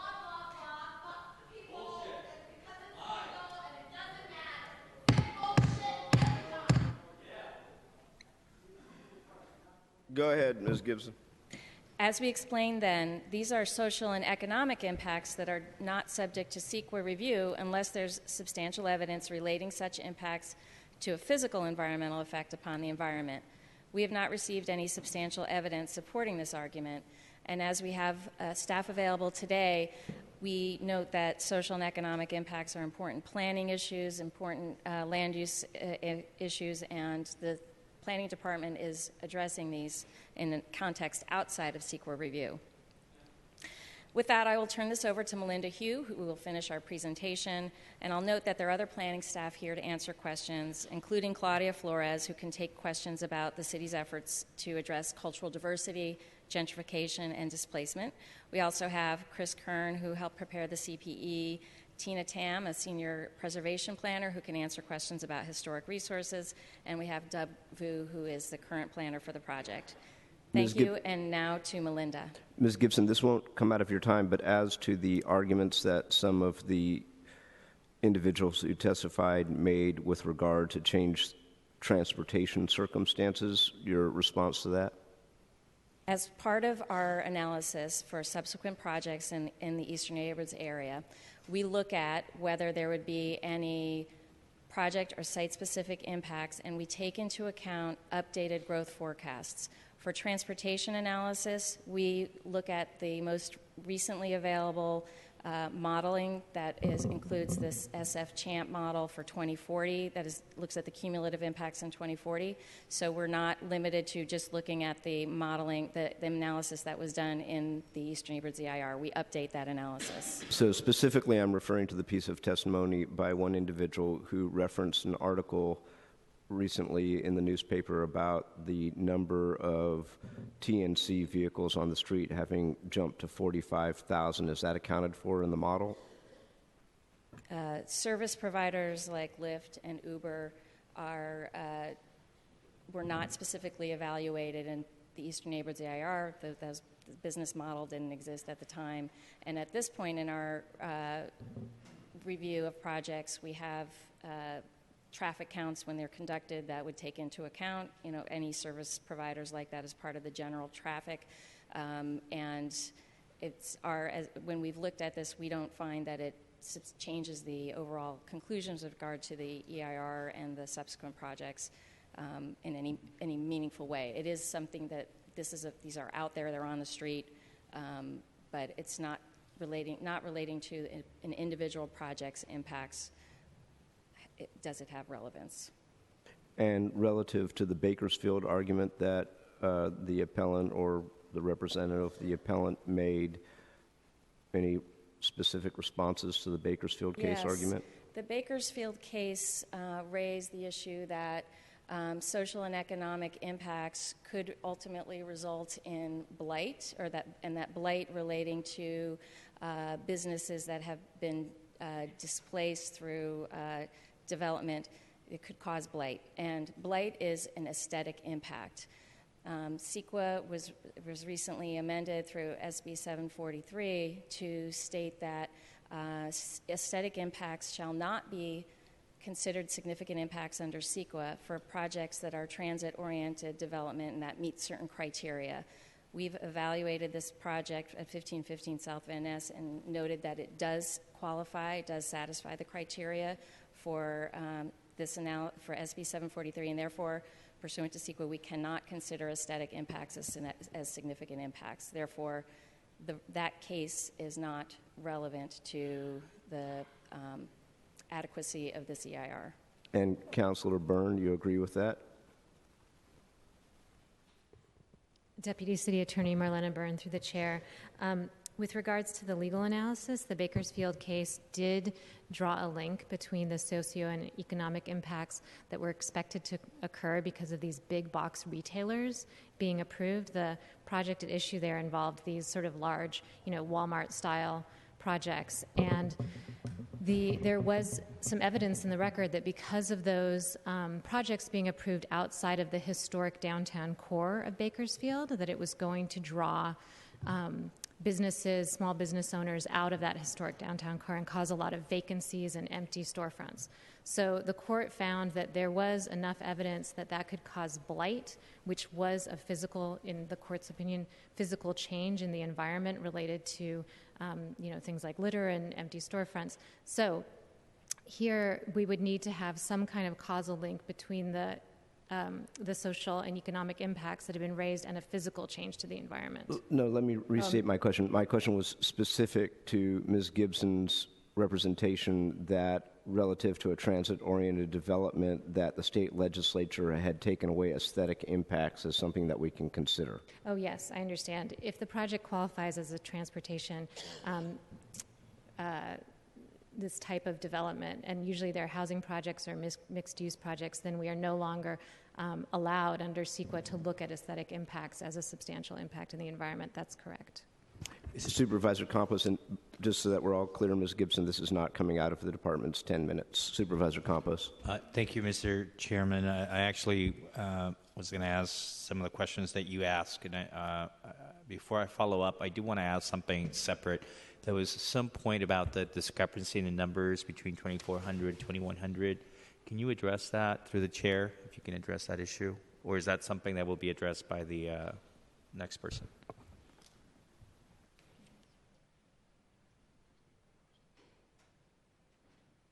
Lisa Gibson, Acting Environmental Review Officer. We're not exactly clear on what the question was. We have addressed in our appeal response the relevance of the projections to the analysis and the question of the validity of our reliance on the Eastern Neighborhoods EIR. We report, and I can look for the numbers now, we report on what the latest estimates are of the amount of development. So I think we can provide those numbers to you, but I'm not recalling exactly what the question was. So if you can focus the question for me, perhaps we can. give you I a more just specific. talked about sort of some of the differences in the projections, and I just want to make sure what your response is to that and what impact that has on the EIR analysis. Why don't I look for that information, and I can provide that answer to you after our presentation is complete. Okay, and then going back to the issue of how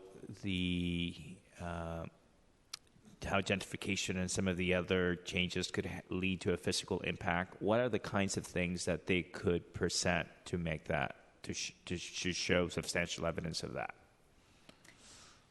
The evidence that would support that linkage is this is something that our city attorney just referenced with regard to that Bakersfield case. So there has to be a linkage shown between the social and economic effects that relates to a physical environmental effect, and that could be that it is a direct or indirect link. It could be that it would exacerbate a physical environmental effect. So with regard to the points that are being raised today regarding displacement, the nature of the displacement, the concerns that are raised are ones of the affordability, the economic, the income of the individuals that are being displaced, and the fact that they're being required to relocate outside of the city, and that is, some concerns raised were relating to traffic impacts. There's additional commuting that individuals would need to do at further distances. So if there was evidence of that would need to take into consideration and fully assess. On the other side, what about the folks that are moving in, and what are they in fact moving in from areas where they were living further away, and their commutes are now being shortened depending on where their workplaces are. That's the physical environmental effect that we would need to look at in terms of commuting and how that relates to vehicle trips and air quality, et cetera. So at this point, that's all very complex, and there has not been any study that we're aware of that can give us substantial evidence to support an analysis that provides that linkage. And in this case, it is that we are responding to the information provided to us. We don't have we're not generating that study ourselves. And from your perspective, they needed to provide that information? Yes, but I will say that at the time of the Eastern Neighborhoods EIR, when it was being prepared, we did look into this issue. We recognize that there is a relationship between where people live and the amount that they drive. The Eastern Neighborhoods rezoning would result in changes to where people live. We acknowledge that there could be issues that relate to gentrification, and we acknowledge that, and we noted that we did not have any evidence or any way of analyzing at the level that's needed to support the CEQA analysis what the physical changes could be related to that. So we can't really speculate at the level of CEQA. We're looking at it again as a policy issue. That's clear that these changes are occurring, and our long-range planning is looking to address those concerns without the need of the sort of technical rigor that we are required to do under CEQA. It can be addressed in a policy way much more easily. And from your perspective, was any of that evidence presented to you around what you discussed? No, it has not been. Yes. Okay, I know that there'll be more questions, but I want to make sure that you follow up, that you could finish your presentation. Thank you. Okay, Melinda Hugh now. Thank you, Lisa. Good afternoon, President Breed and board members. Melinda Hugh, Planning Department staff. The remaining issues fall under 3 categories. 1, that conditions in the Eastern Neighborhoods and Mission Plan areas have changed such that new impacts not considered by the Eastern Neighborhoods EIR are occurring, in particular in regards to the Calle 24 Latino Cultural District. 2, that the CPE cannot rely upon the Eastern Neighborhoods EIR because the plan's public benefits have not been adequately provided. And 3, that the project is not consistent with the policies of the General and Eastern Neighborhoods plans. In regards to impacts on historic architectural resources, Project-specific analysis determined the existing building is not a CEQA historical resource, and the project site is not located within a CEQA historical district. The Calle 24 Latino Cultural District is not a CEQA historical district. The area was previously surveyed, and while the survey identified several smaller CEQA historical districts, it did not identify the Latino Cultural District as a historical district under CEQA. The appellant has not provided any basis to support the allegation that the project site is within a CEQA historical district and the property is a contributor to a CEQA historical district, or that the project would have significant impact on a historical resource. Tina Tam, the department's senior preservation planner, is available to discuss historic resources should you have any questions.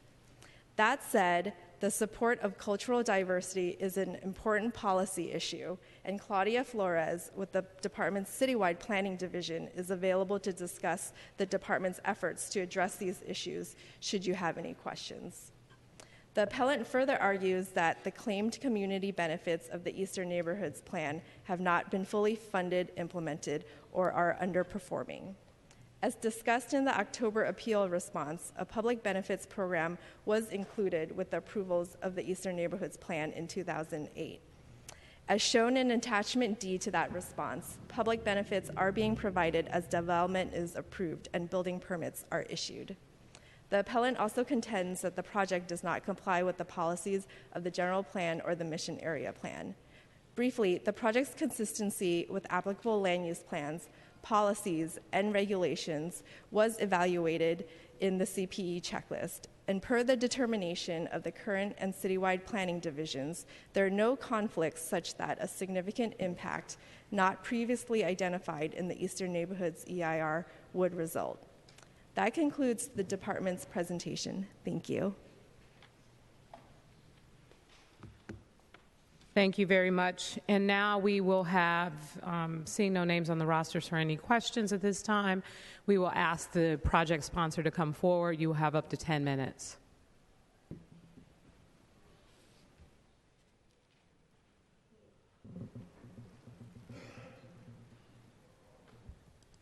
Thank you, Board President. Peter Skillinger with Lennar Multifamily Communities. We are the subsidiary of Lennar Corp., but I just wanted to make it clear for those that I have not had a chance to speak with about our proposal. We are a separate entity from Lennar that is developing the shipyard. So although we're very proud of our affiliation with them, I think that our proposal is unique in that we specialize in urban infill apartment communities. So just to make that clear, we started in 2014 reaching out to the community, trying to understand the feasibility of this development proposal. We also started with a proposal that was 12% affordable and consistent with the current inclusionary housing ordinance. It was a non-union development proposal. I stand in front of you today very proud of what we've achieved over the last 2 years. We are proposing a development that is consistent with Prop C, that is 25% inclusionary, and we're 100% union. We have gone through numerous technical studies. We have participated in, obviously, moratoriums, interim controls, gone through the Prop C measure, and we were granted a conditional use authorization in September. So today we ask you to respect the CEQA process. We worked collaboratively with staff to ensure that we dotted our I's, crossed our T's, and we respectfully request that you uphold the CEQA approval. I'm going to turn it over to our land use attorney, Alexis Pelosi, to get into more detail about the study that we prepared with staff. Good afternoon, President Breed and Supervisors. Alexis Pelosi, Pelosi Law Group, Land Use Counsel to Lennar Multifamily Communities. I don't have much to add to what the Planning Department or the City Attorney's Office has already covered, other than to reiterate, as you know, that the appeal before you focuses only on whether the Community Plan Exemption, or CPE, prepared by the Planning Department complies with CEQA. As detailed by staff and as indicated in our letter to you, substantial evidence exists in the record to support the preparation of a CPE, and no evidence has been presented that indicates a new or more significant impact will be created by the project that was not already covered or analyzed by the Eastern Neighborhood EIR or in unique technical studies prepared for this project. There are numerous technical reports and studies prepared by experts that support this determination. The claims raised in the appeal on affordability and displacement are, as noted by staff, policy concerns. They are not CEQA issues. The studies and information provided by the appellants on gentrification and displacement are concerning, but they fail to establish the required causal link between those issues and this project, and specifically whether this project will, as a result of those issues, either individually or cumulatively, create a physical effect or impact on the environment. The appellant has cited the Bakersfield case, but has failed to meet the standard in the Bakersfield case. They have not provided the type of technical analysis that is necessary to establish the causal link. The project is in the Latino Cultural District. As staff has made clear, the Latino Cultural District is not a historic resource under CEQA. The Mission District, including the area that comprises the Latino Cultural District, has been surveyed, and based on the technical experience of consultants retained, was found not to be a historic resource. Substantial evidence exists in the record and the city's files to support those conclusions. As to appellant's claims that Bakersfield stands for the proposition... Excuse me, Sir, thank you. Thank you.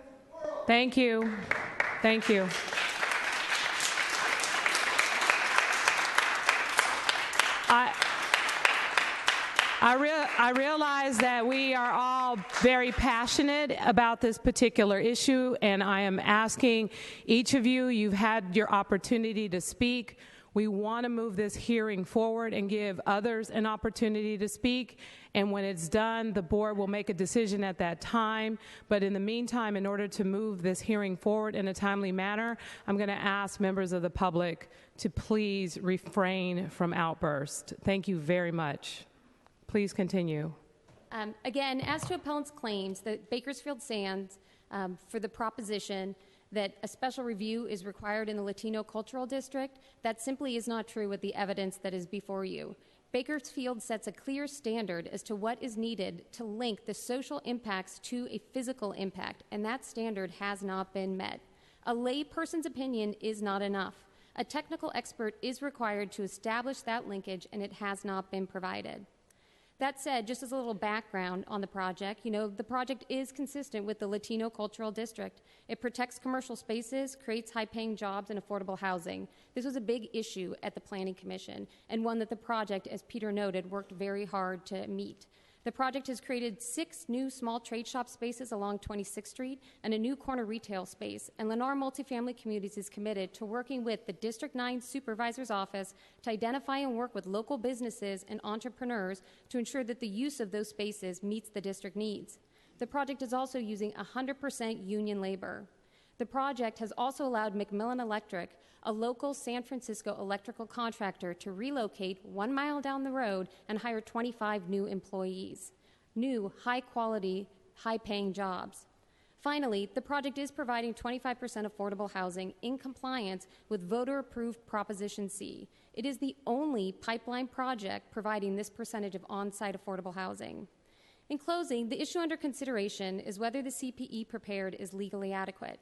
The standard of review in making that determination is whether substantial evidence exists in the record to support that decision to prepare a CPE.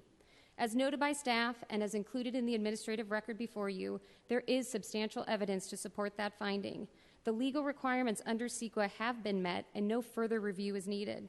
The issue of whether a project complies with CEQA has come before the board several times recently, and in each case, the underlying CEQA document has been upheld. This is because Planning Department staff has done a tremendous job ensuring all projects comply with CEQA.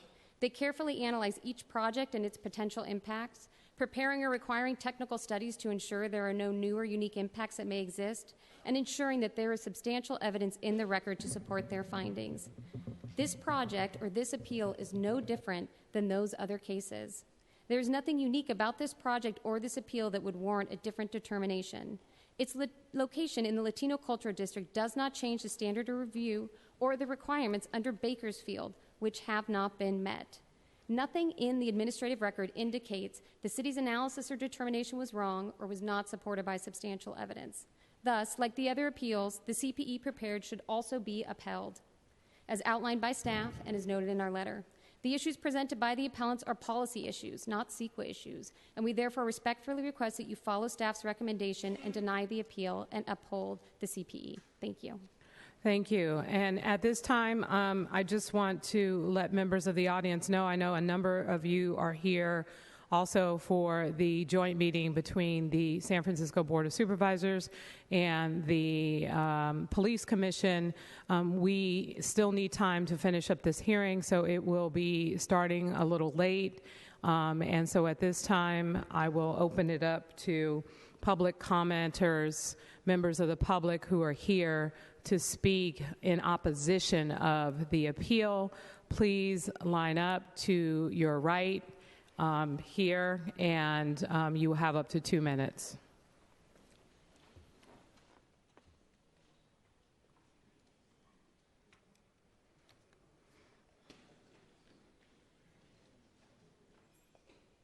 First speaker.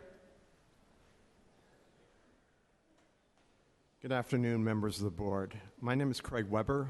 I am a board member of the Mission Merchants Association, a consortium of over 100 small merchants on Mission Street. Also a community activist in the Intermission. I head the Intermission Neighbors Association, a group of 50 families, renters, property owners who live in the vicinity of this development. We live on Shotwell Street, 26 South Van Ness. We are a group of Latinos, Asians, all diversity represented in the Mission, and we support the Lennar project. As a member of the community over the past year, we have met with Lennar numerous times to discuss the design, the architecture, the build-out of this development. Lennar is a model developer for the Mission. They've been consistent in their compliance with the zoning rules. They're in compliance with Prop C, with Supervisor Peskin's 25% affordable. They did not have to increase the affordable to 25%. They were grandfathered in under the 12% rule.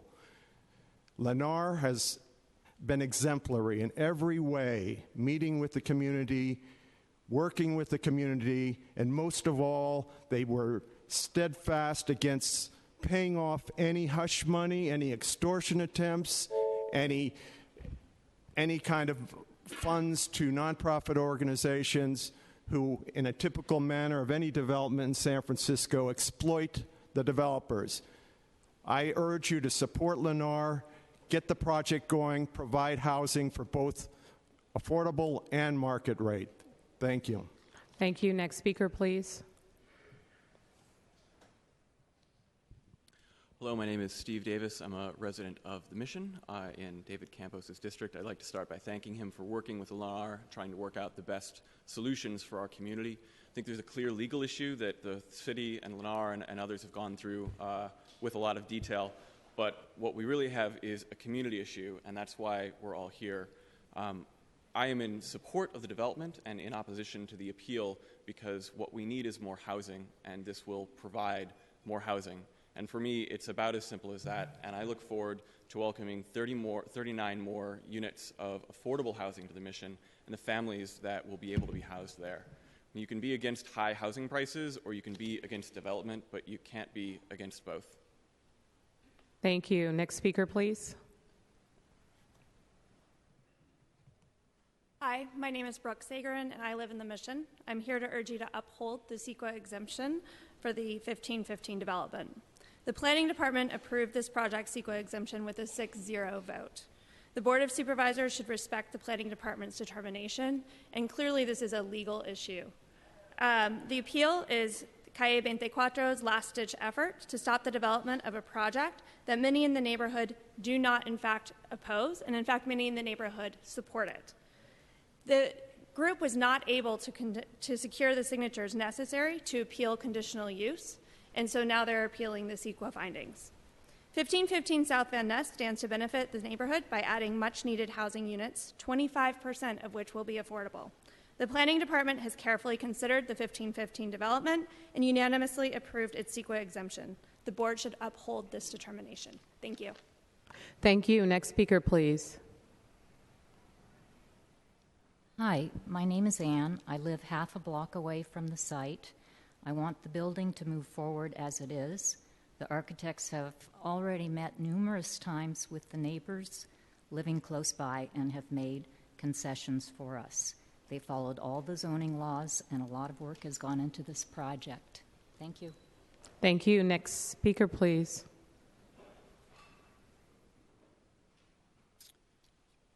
Good afternoon, supervisors. My name is Dante Johnson. Thank you for allowing me to speak against this appeal for the proposed project at 1515 South Van Ness. I was born, I'm a native from San Francisco, and I'm a journeyman carpenter and member of Local 22. I also went to Galileo. And I recently completed the apprenticeship program, and I'm now equipped with the valuable skills that will help me continue my career as a carpenter. Projects like this helped me get the hands-on training necessary, and that allowed me to complete my apprenticeship. Throughout my apprenticeship, I continually had to commute to find work, and I had been anticipating working on this project since, July 2014? This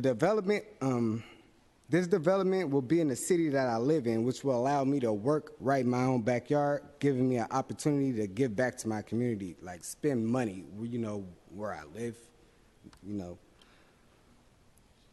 This appeal will not only delay work and housing that is much needed in San Francisco, so it will just delay, it's going to get built regardless, we feel like.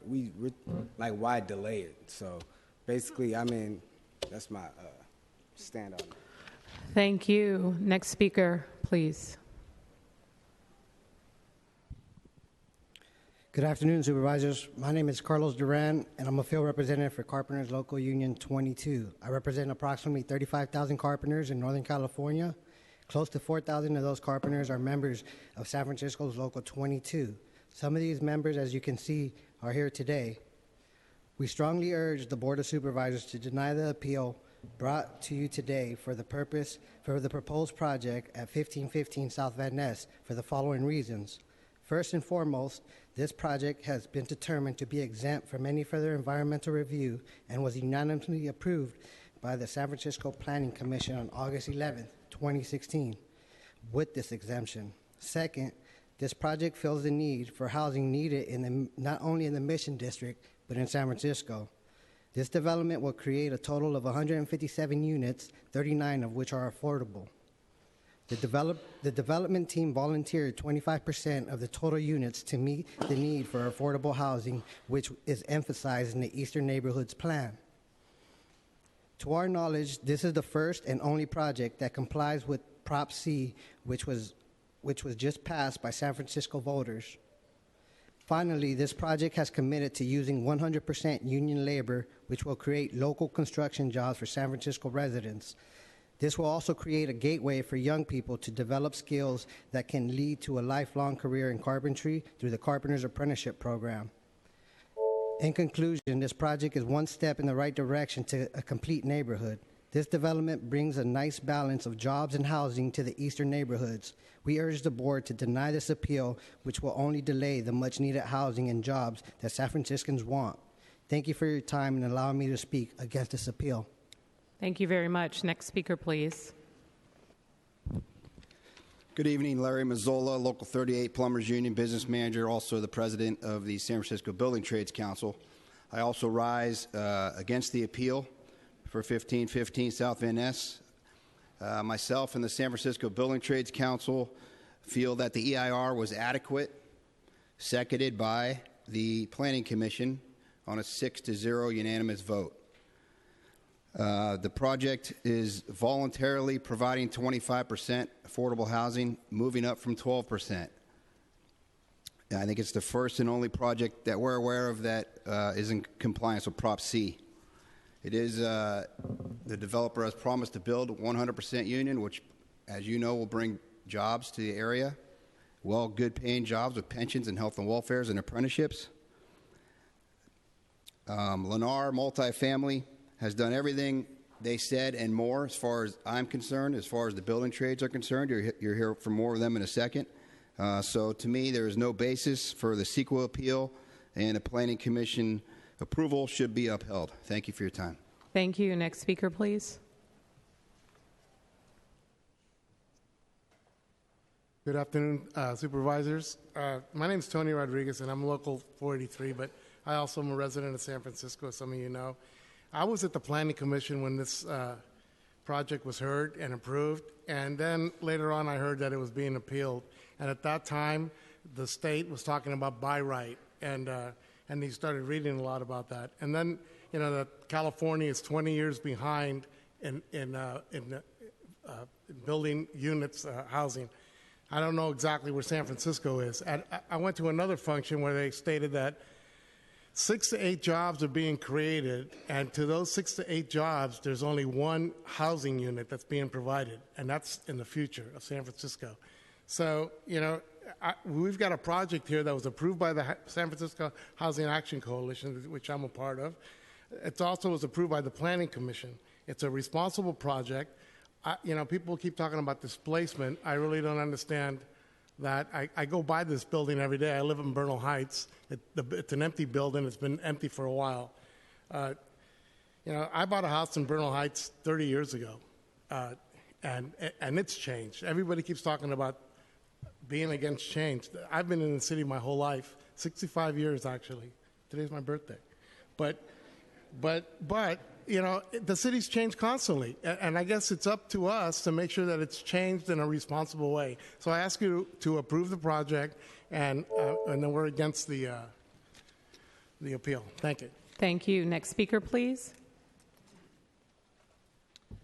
Good afternoon, Supervisors. Danny Campbell, Sheet Metal Workers, Local Union 104. On behalf of the 12,500 men and women that our local represents, we too rise against the appeal of this community plan exemption. I echo what my two brothers before me just said about the economic impacts it's going to bring, and what does that really mean when we talk about union jobs and apprenticeship opportunities? What that means is that the young men and women, young Latino men and women that was talked about earlier by a lot of the people before us, will have career opportunities in our apprenticeship programs that will sustain them through their careers. That will mean returning United States military veterans will have career pathways in our apprenticeship programs through our Helmets to Hard Hats programs that we have partnered with the Department of Defense and the VA. That's what it means. So we feel that planning staff did an adequate study on the EIR. We feel that the conditions in the mission still are within the parameters of that Eastern Neighborhood Plan. So we ask that the community plan exemption be affirmed and the appeal be denied. Thank you. Thank you. Next speaker, please. I'm going to ask members of the public to refrain from the outburst, please. Thank you. Next speaker, please. Hello, my name is Lucy Junus, and I live only half a block away from the proposed project. I support this project, and I'm because this project will provide more housing and affordable housing, and my hope that with more available housing in San Francisco, then there'll be more competitive pricing, and people can afford living in San Francisco. And because of more availability. And the only thing that we could embrace is changes. We can't avoid and deny that, we can't stay in one phase and try to keep it that way. We have to embrace changes. And I hope the supervisor would approve this project. Thank you. Thank you. Next speaker, please. Hi, my name is Vincent. I'm a renter in the area, in the Mission, and I want to say something that I think is going to be a little unpopular. I don't think buildings cause gentrification. I think people cause gentrification. Namely, wealthy people kind of like myself, who moved to this neighborhood because it's a great neighborhood. The only thing we can do to stem the actual tide of gentrification is to build places for rich people to live, because otherwise they're going to do what I did. I muscled out some guys for a basically basement unit in the Mission. Would I live in the Lennar development? Probably, if I had the opportunity. But if we don't build units for people with money to go into, we all know what's going to happen. They're going to compete with the existing stock for middle income housing residents, and we know who's going to win, the people with more money. And what did we get for not building units for 10 years in the Mission? We got the situation we have right now. There's only one way out, and it's not to not build housing. We have to build. That's it. Thanks. See you guys. Thank you. Next speaker, please. Hi, my name is Sonia. I live at 603 Natoma Street. Earlier, a commenter said, "You're bringing a stranger into our neighborhood," as if it was self-evident that that was bad. As if everyone here could obviously see that that's bad. And that disturbed me a lot. I've actually always been disturbed by nativism in San Francisco. In San Francisco, of all places, we should not take for granted that bringing strangers into our neighborhood is going to be a bad thing. The opponents of this project seem to know a lot about who's going to live there, which I think is mysterious. I don't know how they would know that. The Mission Moratorium report that the Comptroller's Office prepared last year said that new buildings, 84% of the residents are people who already lived in San Francisco. So the idea that, if this building was filled with newcomers, first of all, so what, right? In Trump's America, we're already disturbed by nativism everywhere. We don't like it. And when you come here to the Board of Supervisors and say that you don't want new, different people in your neighborhood, you're exactly the same as Americans all over the country that don't want immigrants. It is the same attitude. It is exactly the same attitude. So basically, you can be the kind of person that's ready to have new people come into your neighborhood, or you can be the kind of person who wants to keep people different from you out of your neighborhood. I know what kind of person I am. I want to build more housing. I want more people to be able to live here. And I want a wide diversity of people to be able to live here. I'm not going to pretend I know who's going to live in that building. Thanks. Thank you. Next speaker, please. To members of the public, I, again, realize that there are a lot of passionate people, but let us get through this. And I would appreciate it if you refrain from the outbursts. Thank you very much. Next speaker, please. Good afternoon, Supervisors. My name is Jose Fuentes Almanza. I'm with the San Francisco Electrical Workers, and we support this project, and we are against the appeal. It will bring a lot of work for our apprentices, our journeymen that do live in the city and need to make a living. Thank you very much. Thank you. Next speaker, please. Good afternoon, Supervisors. Corey Smith, representing the 300 members of the San Francisco Housing Action Coalition, also asking you to deny the appeal today. This project would bring 156 homes for individuals and families to the Mission District, 39 of them permanently affordable. It is our understanding that this is, with no public money or upzoning, the largest affordable housing on-site percentage-wise project in the history of San Francisco. Some details of the project itself: transit-oriented. We appreciate the 0.5 parking ratio as well as the 1-to-1 bike parking ratio. This project also did a lot of transforming over a period of time, which was previously discussed. It was one of the few projects that actually came to our project review team twice, and we noticed that improvement. Specifically, I want to point out the ground floor retail use. Last week, we passed Proposition X, and in that exact same spirit, the project sponsor has committed to 50% of rent, or sorry, 50% rent and costs for the ground floor for local artists and trade shops. In August, the Planning Commission unanimously approved this project, and I ask you to do the same. And I do kind of want to hop on Sonia's comment a little bit. Our city did make statements about being a sanctuary city and about welcoming others. And I think one of the ways that we can make sure that we open our arms and our hearts to newcomers is by putting shovels in the ground. So I sincerely hope you pass the project and we can build this homes. Thank you. Thank you. Next speaker, please. Good evening, Supervisors. My name's Patrick McMillan. I'm sorry, I'm a little nervous. I don't do this for a living. I'm the CEO of McMillan Electric. For the last 30 years, I've been caretaking that corner at 27 and South NS. And with all respect to the Latino Cultural District, where were you guys in the 90s when we were dealing with the gangs, with the drugs? Where were you guys when Wells Fargo Bank was calling in the notes in the 90s? We have a, pardon me? Sir, please direct your comments to the board and not members of the public. Thank you. Okay. Anyways, the person that was there was Connie Weber. She was across the street, and together we got rid of the graffiti, took help with the homeless, dealt with the day laborers, all in a compassionate and a good way for the neighborhood.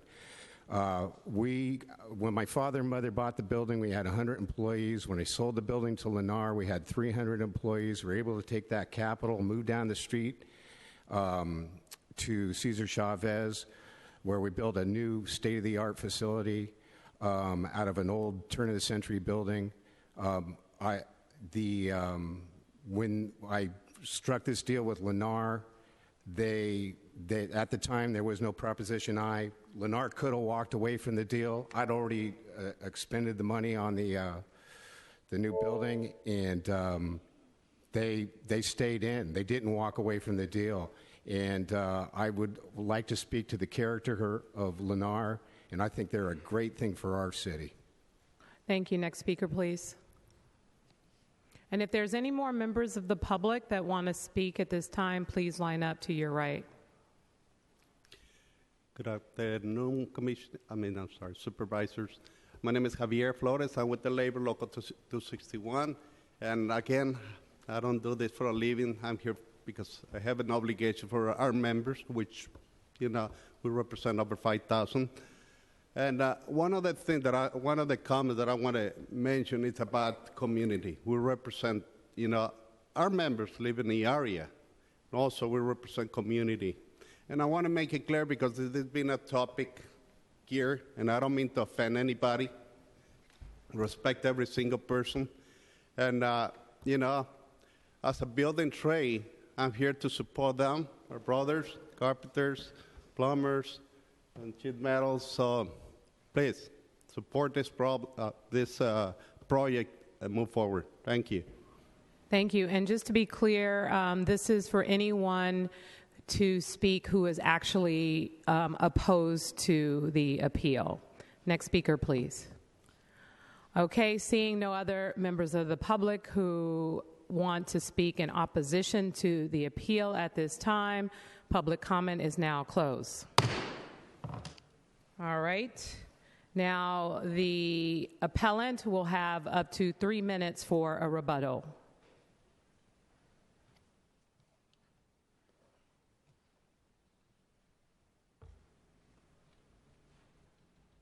Thank you.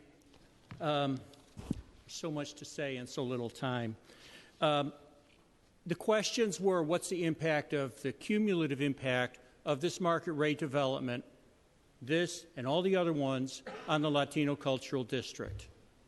And I think we provided substantial evidence that it will be negative, that it puts businesses, nonprofits, and residents at risk who are already at risk. And then the second question is, what do we do to mitigate? We haven't really gotten answers to those questions.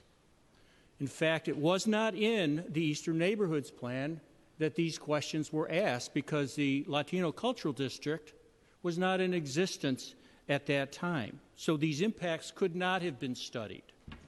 And in fact, there is no substantial evidence that the Planning Department has to support this conclusion because they did not study it. Our job is to provide substantial evidence that a fair argument can be made that it should have been studied. And substantial evidence consists of facts and reasonable assumptions predicated on facts. It can also include expert opinion. It does not require the technical forensic analysis suggested by the project sponsor. It just doesn't. It puts the Planning Department on notice that this should be studied. And we have provided more than enough evidence that that requirement been met. Again, due to shortage of time, I'll point you to pages 7 and 8 of my brief. The district is also historical in nature. As I said earlier, you don't need to get a historical designation in order to have that characteristic. And when the Eastern Neighborhoods EIR did its search to see if they're looking for historical assets, the Latino Cultural District was not in existence at that time. So how could they have found it as something that is a discrete geographic area of historic interest? And then finally, there was the issue on Bakersfield about aesthetics. You know, I've read that case probably half a dozen times. I've read its progeny. I've read the subsequent cases on it. I have not seen reference to aesthetics. I've seen reference to greenhouse gas emissions and disruptions in the community and so forth. Clearly, aesthetics is an issue, but it's not the only issue that Bakersfield touches on. And then finally, there was the issue of consistency with the area plan, which was supposed to provide affordable housing in much larger numbers than we're providing it under the Eastern Neighborhoods Plan, that was supposed to respect the diversity of our communities. Thank you very much. Thank you. Okay, this hearing has been held and is now filed. This item is in the hands of the board. Supervisor Campos.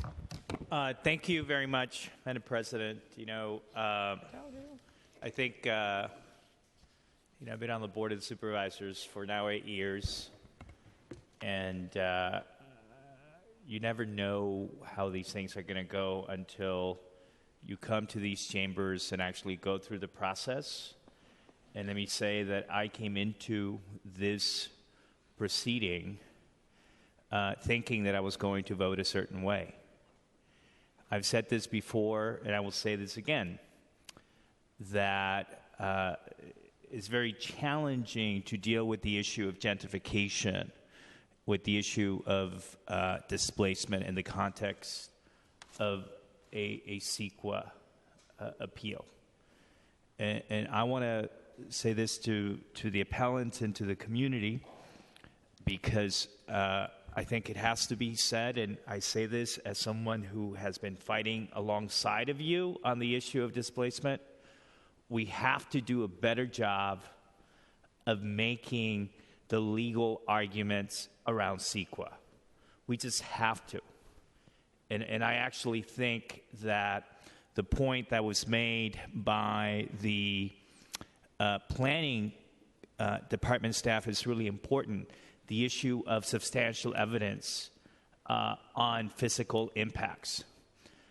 But I also believe, though, that it's not just on the appellants. I actually think it's on the city. And one of the things that I would ask of the planning department, and I know that this isn't probably the place to make an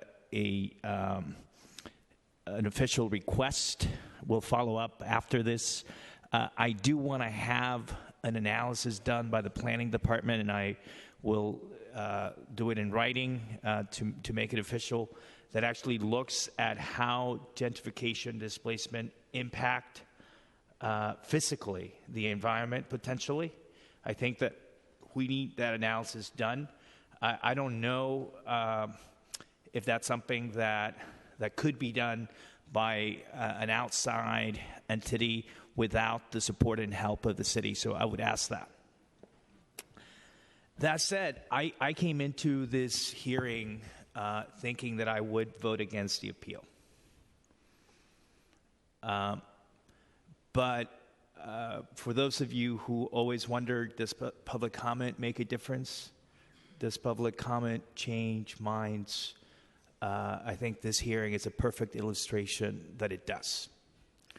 And I specifically want to thank the representative from BARF for helping to change my mind today. And her comments about Donald Trump and her comments about nativism. I actually think on the the EIR questions, I'm not happy with what was presented by the appellants, but I don't think that they did a good enough job in many respects. But the thing about these appeals is that we have the ability as a board to make and use our own independent judgment and assessment. And I still believe that here, what is different about the Bryant Street project is the Latino Cultural District. And I came into this thinking that that case hadn't been made, but I do think that the representative from BARF helped to make it for me. And I also want to thank the gentleman who talked about, who referenced the homeless and Latinos relative to gang violence and gang activity in the past. Thank you for kind of shedding light on this issue for me, because I do believe that enough questions have been raised by the totality of the record, notwithstanding some questions I have about the appeal, to call for an analysis by the city. I think we do need to go back and do further environmental review that looks at this issue of displacement. But beyond that, and the legal analysis is what it is, and we'll make that. I want no part whatsoever in the age of Donald Trump with the kind of hateful, ignorant, and divisive language and rhetoric that was presented here by these two individuals. And I am willing to be sued and taken to court for saying that. Bring it on. But if there's ever a time to stand by doing what is right, that is today. And I also want to send a message to the other projects that are coming down the pipeline for the that impact the Latino Cultural District. Let this today be a message to you and a lesson of how you should proceed. Because if there is a perfect example of how not to proceed, today's hearing is that. So with that, colleagues, as the District 9 Supervisor, I'd like to make a motion to move forward item 37 and 38. And with respect to item 38, to include in the motion that further analysis is needed on the environmental impact of displacement and gentrification on this community, and specifically the Latino Cultural District, and table item 36. Okay, Supervisor Campos has made a motion. Is there a second? Seconded by Supervisor Avalos. Supervisor Avalos.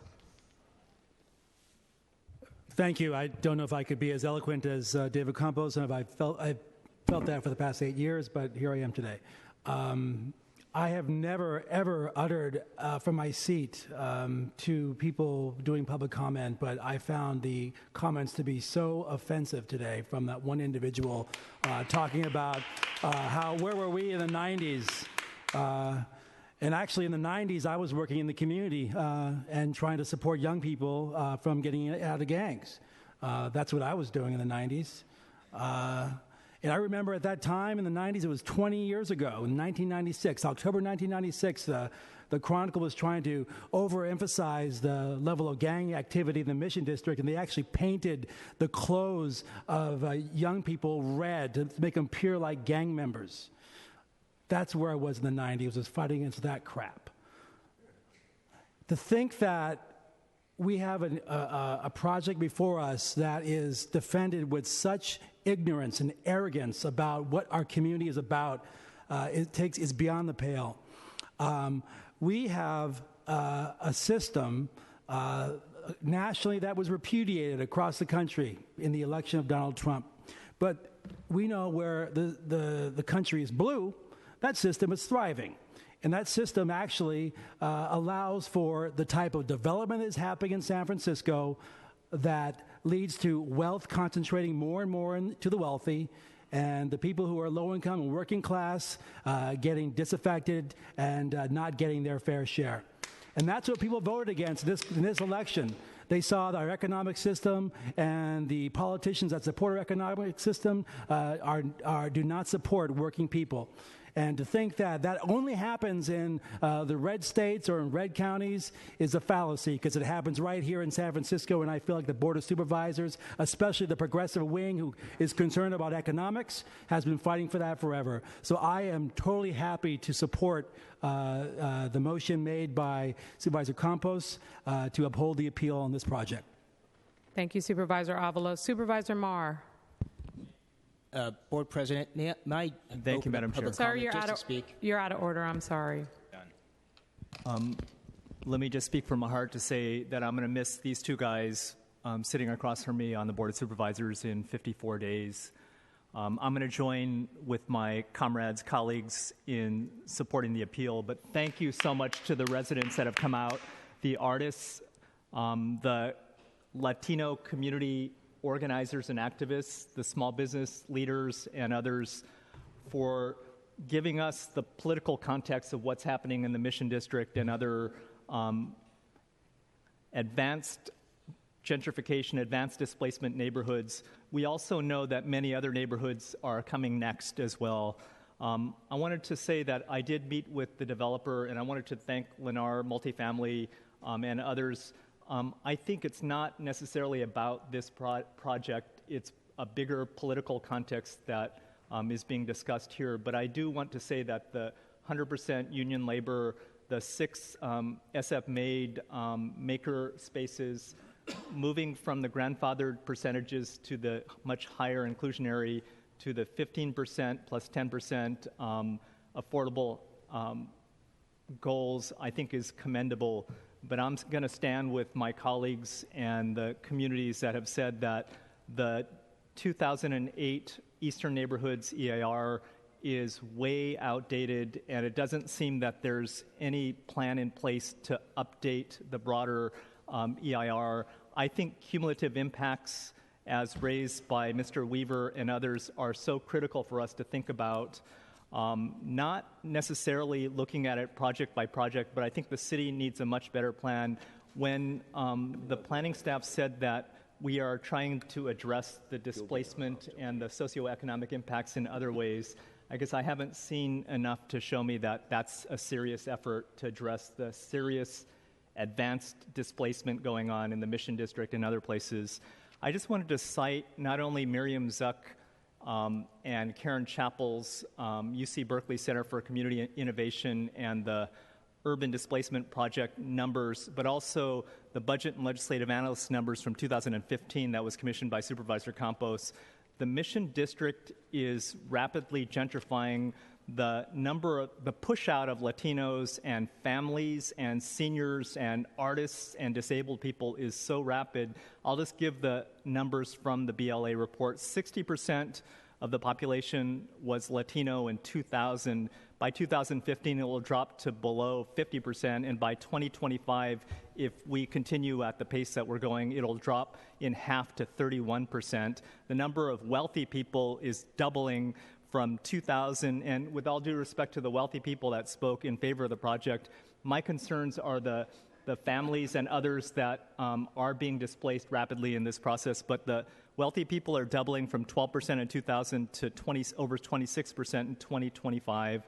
The number of families is reduced in half by 2015. Today, 21%. To about 11% in 2025. It's a serious situation socioeconomically, racially, and for families and the demographics in the Mission. I feel very strongly that as people talk about newcomers, that it has to be based on respect for a Latino cultural district and a history that has been developed from Irish in the past to Latino immigrants and many others today, but it has to be based on respect of that cultural heritage. And for the Latino cultural district, that to me is an important part of San Francisco's blood. And I just wanted to thank all the people that came to testify to defend the Mission District and to really stand up for a city that has a soul and can continue that. So I'll be voting in support of the motion by Supervisor Campos. Thank you. Thank you. Supervisor Peskin. Thank you, Madam President. I want to associate myself with the comments made by the maker of the motion, but colleagues, given the gravity of the situation, I would like to make a motion to allow the project sponsor who attempted to speak to address this body for not to exceed 2 minutes. If there is no objection, I'd like to make that motion. Supervisor, I'm sorry, Ms. Jones. Supervisor Campos, is there any objection? Without objection, we'll allow you to answer questions, Supervisor Peskin. Are you asking questions? No, I wanted to give him the opportunity to address this body as the project sponsor. I don't know. I object. Okay. Then we'd have to take a vote. I withdraw my motion. Okay. So Supervisor Avalos objected, and Supervisor Peskin withdraw his motion. Okay. Supervisor Cohen. Thank you. Thank you. Good evening, everyone. Thank you for weighing in on this weighty policy issue. This is an interesting conundrum. I think that we find ourselves in the same situation time after time. And I know that I have spoken to issues that I have had with the Eastern Neighborhood Plan area. I believe that a compelling argument was made, and we should begin to direct staff to begin to incorporate displacement. And I also think, in addition to incorporating the analysis of displacement of what a project will have on a neighborhood, we should also be looking at the total cumulative impacts of projects that are in the pipeline. Now, this is a particular problem that we continue to have in District 10, specifically in Potrero Hill. The cumulative impact, we are approving projects individually, but not paying attention to the entire environment, into the entire landscape that these projects are going to be coming alive in. And I think that we are becoming out of balance, and it's important for us to be in sync. And so today, this conversation has also been about, I think it's been brewing for a couple of years, that we really do need to have a sea change, and that we need to be moving in a different direction. That development should not be about displacing people. Development should be widening the intent and bringing and welcoming people into San Francisco. And certainly I've said many times before at the board and in the land use committee that that I believe we need to re-examine and make tweaks to the Eastern Neighborhood area plan. So Supervisor Campos, I will be supporting you today. Thank you. Supervisor Campos. Thank you. And again, I'm going to ask members of the audience, please refrain from vocal expression. Thank you. Supervisor Campos. Thank you very much. I just want to be very clear as part of the motion that I presented as planning does its analysis going forward, that the basis behind the motion and the focus on displacement is the connection between displacement and the physical effects on the environment, and that's what was mentioned in the hearing, which is traffic, air quality, and other physical impacts. I think it's important for that to be considered in the analysis, and of course, what's unique about this project is that it's the first project that is taking place that could have an impact on this Latino cultural district. So I just want to make sure that that's understood relative to the motion. Thank you. Supervisor Cohen. Thank you. I know we're talking in context of a CEQA appeal. It's a very clunky tool that we're trying to use to bring about this this detail of change. But in addition, Supervisor Campos, if you would be willing to amend a little bit of your motion, I'd like to also see the total cumulative impacts of projects. I would like to see that Yes. also analyzed. Yes. Thank you.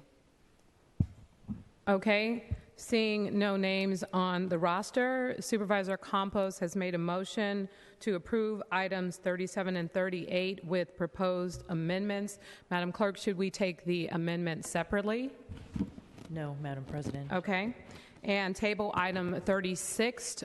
And seeing no other names on the roster, Madam Clerk, please call the roll. Supervisor Kim? Kim, aye. Supervisor Marr? Aye. Marr, aye. Supervisor Peskin? Aye. Peskin, aye. Supervisor Tang? Aye. Tang, aye. Supervisor Avalos? Aye. Avalos, aye. Supervisor Breed? Aye. Breed, aye. Supervisor Campos? Aye. Campos, aye. Supervisor Cohen? Aye. Cohen, aye. Supervisor Farrell? Aye. Farrell, aye. There are 9 ayes. Okay, the appeal is approved. Okay, with that, we will take a 10-minute recess and reconvene with a meeting with the San Francisco Police Department Commission and the Board of Supervisors.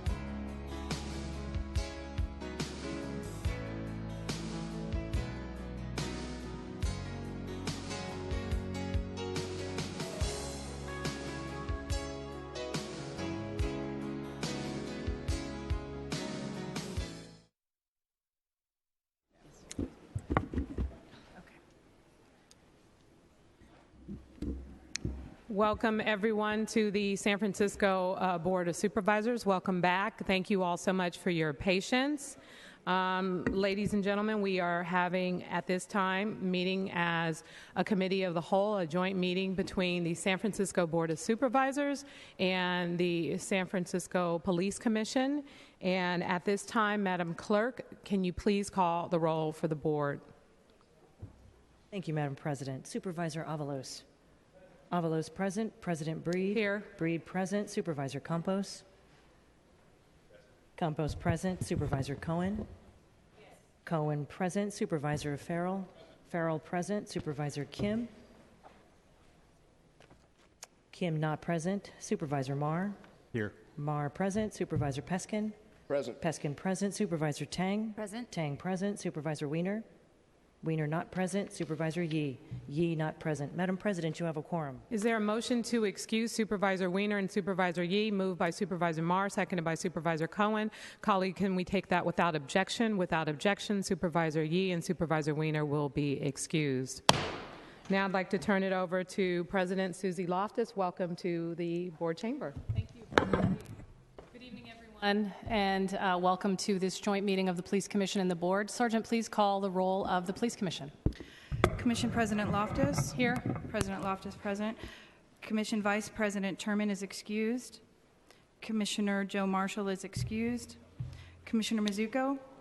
Commissioner Mizuko is present. Commissioner De Jesus. Commissioner De Jesus is present. Commissioner Wong is excused.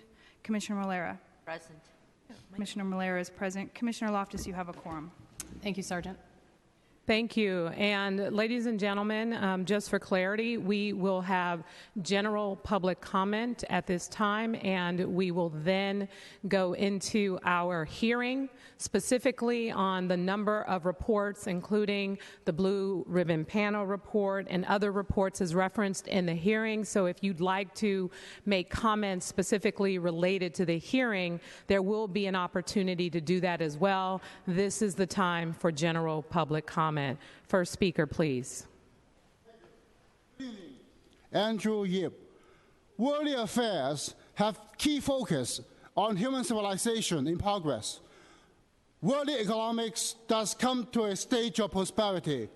Executive control in management put hundreds of business affairs in good order of development.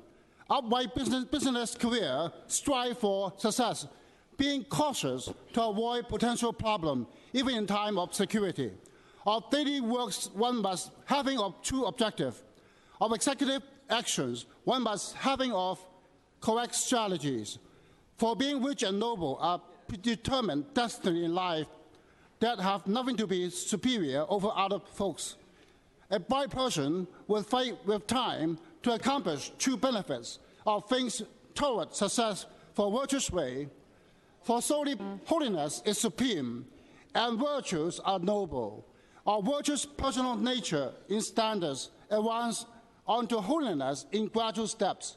Kingsway, in opening up a worldly business career, will plan to go along timely trances of circumstances in making profits from worldly civilization in development of timely trends by applying personal upright destiny at work. For the well-being of the worldly people, one engaged on extensive personal cultivation, diversified missionary pathways, and worldly establishment of foundation for the actualization of holiness and virtues with wisdom and principle. That would lead people of downfall back to purity and clarity of safe soul.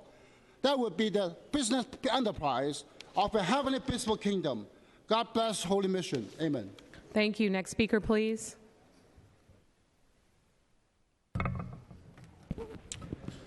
Thank you, President Breed and all the little ducks, lame and mobile.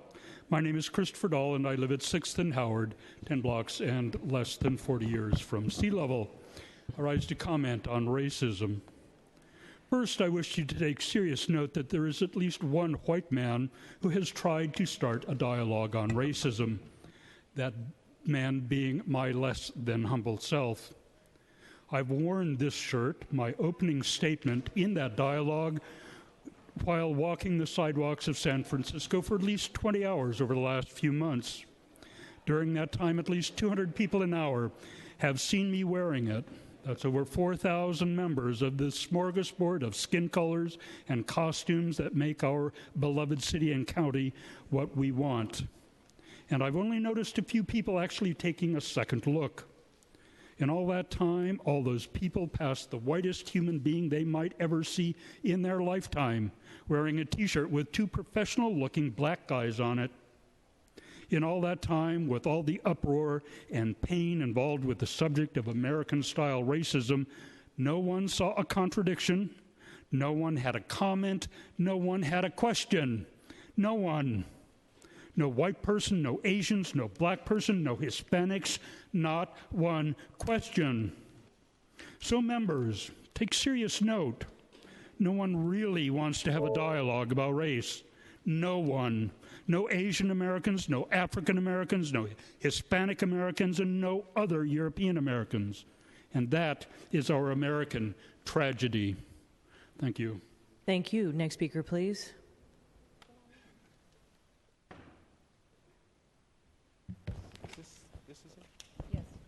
Good evening, Board of Supervisors, President Loftus, Police Commission. I've never spoken here before. I'm not sure the procedures. I don't know. This is general public comment. You have up to 2 minutes. Okay, so can you hear me now? Louder. Okay, I'm here to speak about the Police Commission and the reforms. A couple things. When you, Board of Supervisors, this is for you. When you appoint a new commissioner to replace Commissioner Huang, please pick someone with a smidgen of integrity and who's not out for political gain for themselves, please. We'd like a commissioner on the Police Commission who wants to reform the police department, not get their own career on the fast track, if you will. And we all know about his past experiences with corruption, so let's not talk about Commissioner Wang anymore. The judiciary's loss is the Police Commission's gain. Secondly, I can't think of what my second point was. On the Police Commission that we currently have, I just want to props out to the President Loftus and to Commissioner Mallara. I don't know if she's here, but since those two joined the commission a couple years ago, they finally have gotten moving on the reforms that we've been waiting for years and years and years in this city, and it only took a civil grand jury report, a DOJ investigation, 4 officers convicted and federal court and sent to prison. I'm probably leaving out some of the other transgressions. It only took all of that to finally get them moving on the reforms that have been waiting for years and years and years. Finally, I want to send props out to Supervisor Kim, who's not here, for her editorial for the 4 supervisors. Even though I'm no progressive, I appreciate what you did to try to push Greg Sir out of this police department. He was the head of the corrupt snake. And so I want to thank you for what you have done and I want to thank Supervisor Peskin, who's the grown adult in the room, who's finally brought some adult supervision to all group departments. Thank you very much for you. Thank you. Next speaker, please. Good evening, supervisors and commissioners. My name is David Carlos Oliveri, and I'm with the San Franciscans for Police Accountability. I'd first of all like to hand this out to the supervisors. I unfortunately don't have enough copies. On November 10th, I published an op-ed in the Examiner on the POA arguing that their days are numbered as a reactionary bullying force for the status quo. A week after the Trump quake, I'm not so sure. SF currently has a federal partner for transformative reform, but if Giuliani or another one of the troglodytes becomes the Attorney General, Obama's 21st century policing program and the COPS program upon which San Francisco is relying may soon disappear. POAs across the country may feel emboldened and may try to stall on transformative reform. So how are we going to carry on in San Francisco?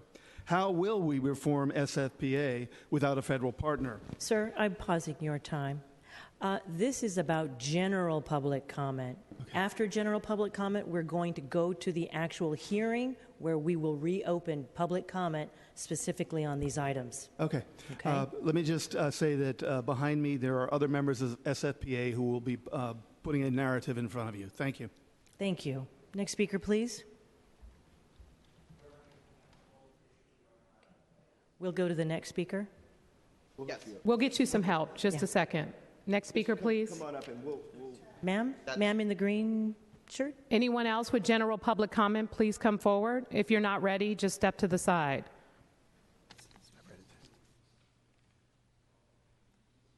Come forward, ma'am. Where is the play button?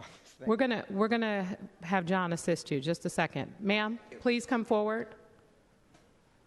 Okay, but we're in the group of.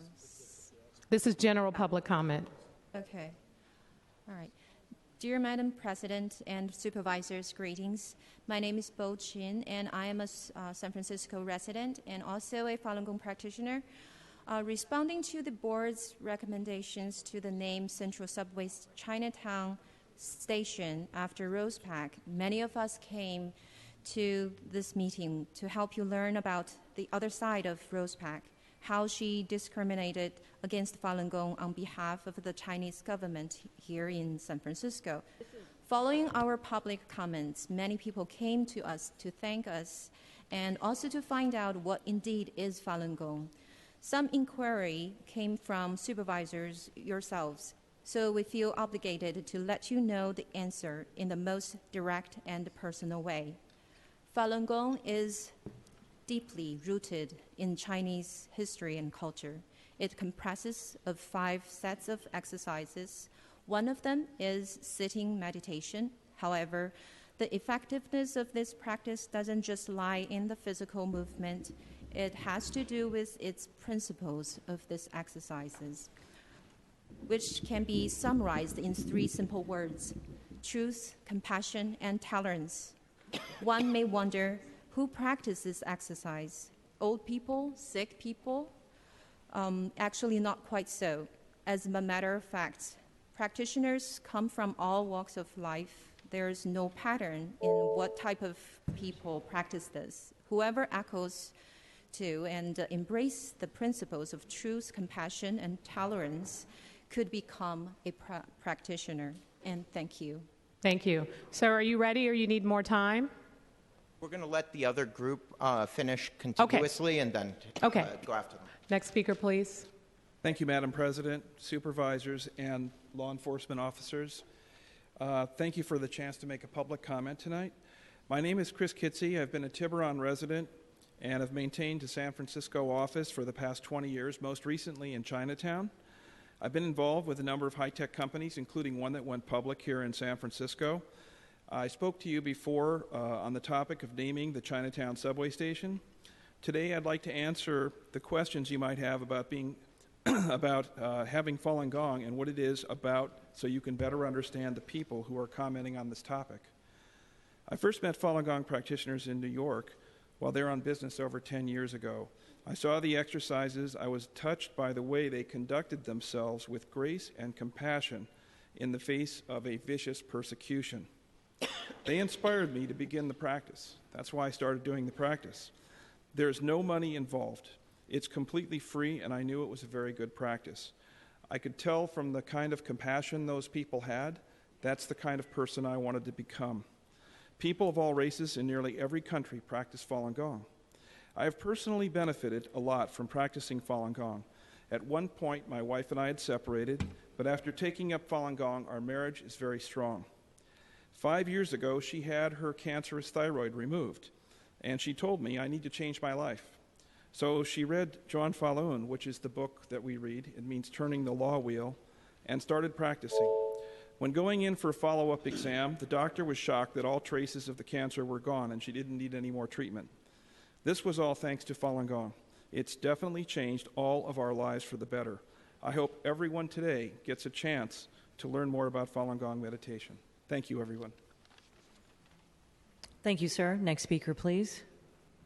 Good afternoon. Good afternoon, Madam President, and congratulations on your win. My name is Felicia Jones, and I'm with SEIU 1021, and I would just like to applaud the Board of Supervisors today on upholding the appeal. And then I also want to applaud Supervisor Cohen for indicating and making an amendment to look at the total impact of development, and specifically in hiring with the trades here in San Francisco. Ma'am, I'm pausing your time.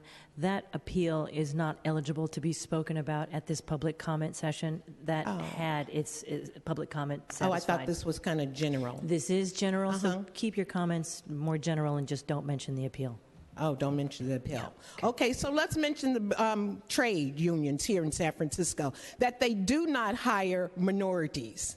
They do not have sufficient Black and Latino workers going through their apprenticeship programs. And for them to come up here and say, oh, because we're trying to get something for $1 million corporation to come into a Latino area and say, oh, we're going to put Latinos to work, I mean, that is really disheartening. And I hope the board looks at these things when you begin to look at the total impact of how the hiring processes are of minorities here in San Francisco, that we're not getting jobs here in San Francisco. Thank you. Thank you. Before the next speaker begins, I'll just state that there is a rule prohibiting applause, whether it's a vocal expression or with your hands, but you're welcome to use your supportive fingers. Continue, ma'am. 各位市议员好，我叫杨丽。退休前我是戏剧服装设计师，今年快70岁了。看到现在的我，没有人会想到我曾经是一个中晚期胃腺癌患者，而且身患10多种疾病。95年我又出现边癌症状，医生告诉我，我只有3个月的命了。Hello, Madam President and the Board of Supervisors. My name is Li Yang. I'm nearly 70 years old. Seeing me today, you would never guess I was a late-stage stomach cancer patient with a slew of other illnesses. 就在我痛苦万分、等死之际，一个偶然的机会，我阅读了法轮功书，感觉很好，就开始学功。Not just that, in 1995, I had symptoms of nasal cavity cancer. The doctor told me I had 3 months to alive. It was during this most painful time of my life that I encountered the Falun Gong books by accident. 神奇的是，自学法轮功后，我身上的疾痛渐渐的消失，精神越来越好。半年后，原来无法独立行走，一出门叫我丈夫搀扶的我，既能骑自行车满城市跑，还能做家务带孙女。从那以后，我心里充满了喜悦，感到生活特别快乐。I thought they were very good, so I took up the meditative exercises. The magical thing was, after learning the exercises, the symptoms and the pain I had slowly went away, and my spirits were up. A mere 6 months later, I changed from being unable to walk on my own and needing my husband to support me, to being able to ride a bicycle, do all the housework, and take care of my granddaughter. 我因修炼法轮功而获得新生，可是中共开始迫害法轮功后，我4次被抓去迫害，并胁迫放弃修炼，那不是等于让我回到死路上去吗？因此，我来到了美国。From then on, my heart was filled with happiness. I was so happy to alive. I was able to have a new life after practicing Falun Gong. However, the Chinese Communist Party began to persecuting Falun Gong. I was arrested 4 times and forced to denounce my faith and stop practicing. Isn't that asking me to die? That was the reason I came to America. 现在我修炼法轮功已20多年了，来美也快5年了，身体一直很健康。我想告诉大家的是，法轮功能使人身心受益。我希望你们不要被中共的谎言欺骗，走进法轮功，了解法轮功。谢谢大家。Now I have practiced Falun Gong for over 20 years. I have been in the United States for over 5 years. My body has been very healthy. I want to tell everyone that Falun Gong can benefit the mind and body, and I hope that you will not be deceived by the Chinese Communist Party's lies. I hope that you all can each personally get to know Falun Gong. Thank you. Thank you. Next speaker, please.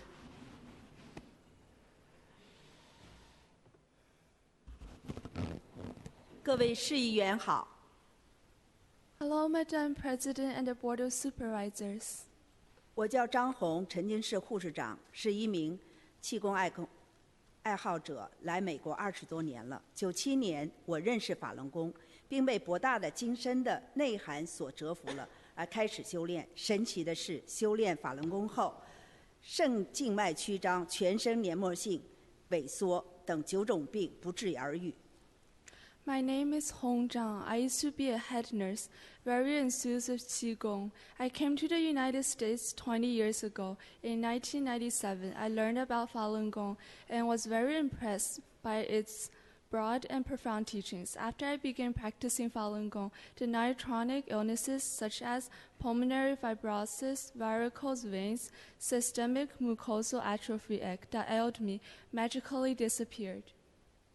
现在不但我能抚养自己的妈妈，07年我又把我高龄公公婆婆接到美国来照顾，与3位老人住在一起并不容易。但是我一直要求自己按照真善忍的原则处事，遇到矛盾或麻烦就忍，并以真心对待老人，全心关心和照顾他们，处处为老人着想，他们也都感受到了，也看到法轮功叫人做好人的美好。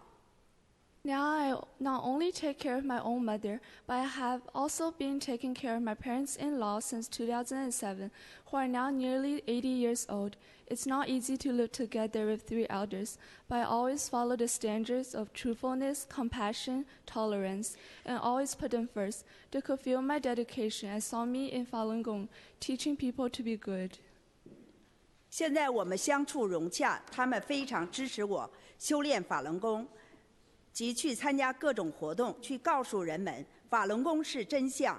因为中共迫害法轮功，并把迫害政策延伸到旧金山，所以我希望各位议员不要屈服中领馆的压力与利益的诱惑，支持和维护旧金山人和法轮功学员的权利。谢谢。Nowadays, we get along well, and they really support my practice of Falun Gong and my participation in various activities to let people know about the truth of Falun Gong. The Chinese Communist Party persecutes Falun Gong and has extended its arm to San Francisco. I hope that the Board of Supervisors do not surrender to the Chinese consulate's pressure or give in to their demands in the name of economic gains. I hope you will continue to support and uphold San Franciscans, including Falun Gong practitioners' rights. Thank you. Thank you. Thank you. Next speaker, please. Dear Board of Supervisors, as you can see that many different people practice Falun Gong. What's common about them is they all go by the principles of truth, compassion, and tolerance. It is essentially a practice that teaches people to be a better person. After being rejected for more than 10 years, we recently applied to join the Chinese New Year Parade to be held next February again. The organizer, the Chinese Chamber of Commerce, will decide on our application. Just 2 days ago, on Sunday, we took part in the Veterans Day Parade in San Francisco.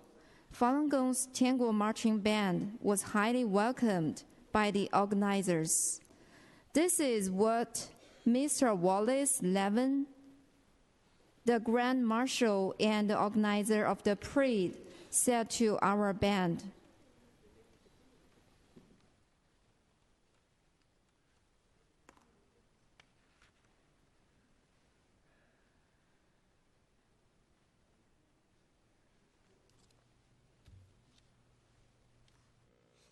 They're the greatest band I have ever seen.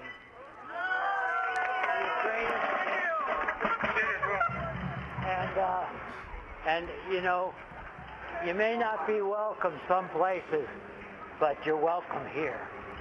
I'd cry maybe if I'm so grateful to you. Beautiful instruments, your music is beautiful.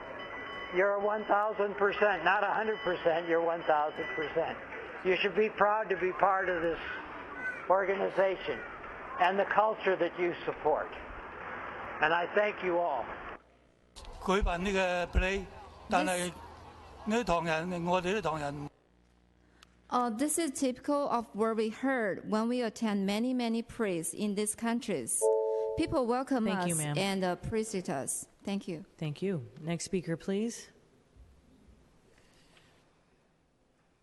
Sorry for any delay in getting this set up. We'll take the next speaker, and then when you're ready, we'll... We're good. Okay. Supervisors please and switch to police slides. commissioners. Supervisors and police commissioners, I am the great aunt of Derek Gaines. Derek was subjected to a scenario tragically familiar to many young black and brown men in our communities. In 2012, Officer Joshua Cabillo, who was then a rookie cop with the South San Francisco PD, profiled two young teenagers who were casually walking from McDonald's through the Arco gas station next door to the bus stop at 7:30 in the evening on a June evening, with lots of local residents on the sidewalk, in the gas station, and driving by.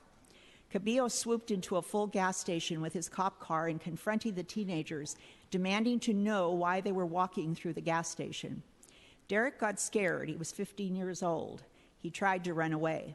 Officer Cabillo needlessly escalated a situation which resulted in an execution of Derek, an execution that took 49 seconds from start to finish. Of course, the DA backed up this cop's conduct.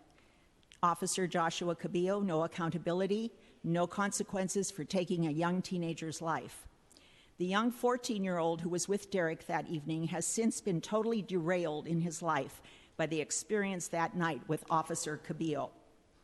Although DA Wagstaff of San Mateo County upheld Cabillo's conduct, the family received a sizable settlement in a civil suit. What does that tell you? Thank you. Next speaker, please.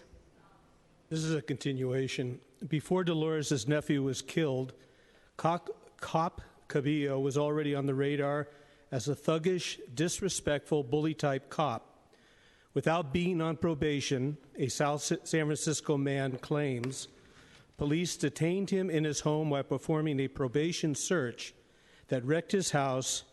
Valuables were taken, and he was subjected to arrest and a 5-day stint in jail, when in fact, he was not on probation according to a lawsuit filed. Who was the defendant? Cabillo. One South San Francisco high school student said the following about Cop Cabillo. He worked for a South San Francisco Police Department and would tell my friends, "I'm going to kill you one day, watch." My freshman year, I was called in the office because the school accused me of selling weed.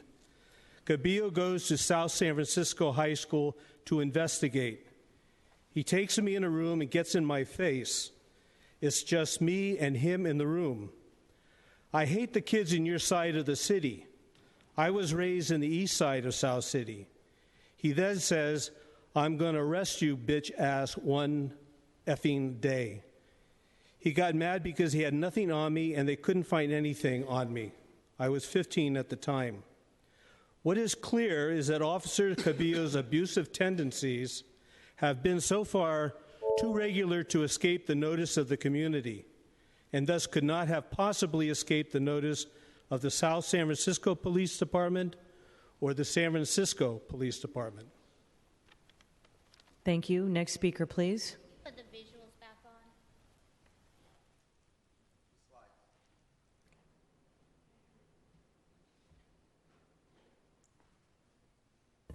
An OCC investigator was asked if numerous... Ma'am, I'm just going to pause your time. This is about general public comment. It's not about the hearing. After general public comment... So every time I've ever stood at the stand, you have corrected me. Ma'am. And we are limited to 2 minutes, and we're trying to pose a story. Ma'am, you are welcome to provide your comments. Just keep them about general public comment. And you always single me out and do this. Ma'am, please make your comments. Well, you just took off 3 seconds. I'd like them back, please. We'll bring them back. Thank you. An OCC investigator was asked if numerous complaints against an officer emerged to look at a pattern of abuse. The response was, no, that would not be fair. It is a review of the way they did their job in this one incident. We provide our findings to the Chief of Police. The Chief is the only one to see the results. The Chief can look for it for an early intervention system. He is the one to look and determine if there is a pattern. The following are some additional comments made by youth and others on social media comments about two officers, Joshua Cabillo and Anthony Montoya, also known as Tony Montoya. Montoya is the VP of the Police Officers Association. On February 1st, 2016, Officer Cabillo, SFPD, got physical with protesters at Saturday's standoff blocks away from the heavily guarded Super Bowl city. He was notably the only officer with an overused, splintered baton. This cop and his partner, Sergeant Montoya, both have a reputation for being violent with Mission District youth. You can just ask around. July 27, 2016. Cabillo with Sergeant Montoya were at the Bayview Station after a peaceful march to honor Jessica Nelson Williams. A reporter from 48 Hills inquired why they were there since they're from the Mission District. Derek Gaines' name was chalked with Cabillo named as his killer. Later, that reporter posted, "Crowd dispersed, but Officer Cabillo chuffed his name was written down on the sidewalk. Joked about being famous." Thank you. Thank you. Next speaker, please. Maria is a woman who works with Credison.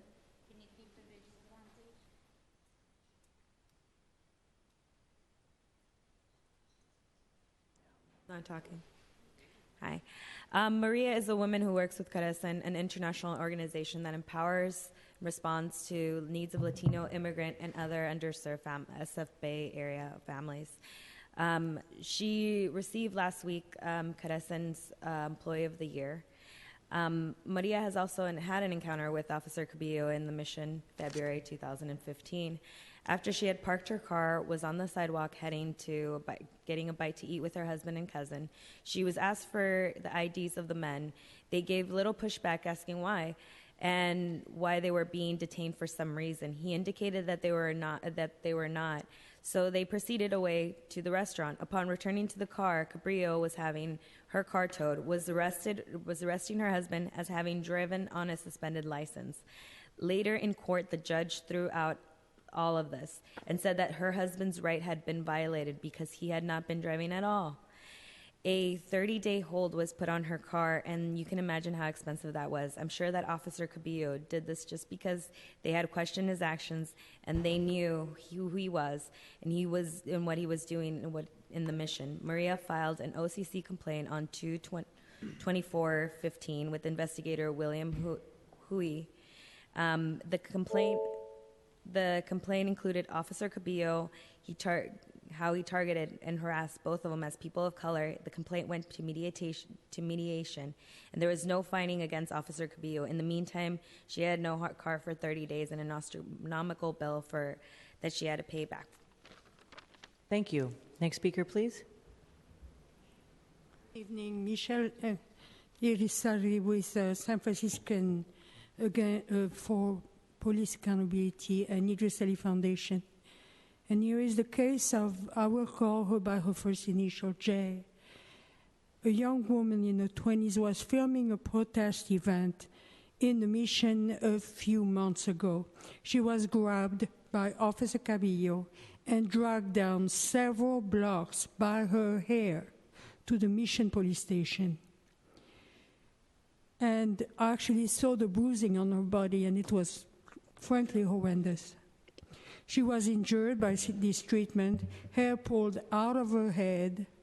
When asking him why he had pulled her hair for 3 blocks or more, he commented that he liked it, and he thought that she liked it too.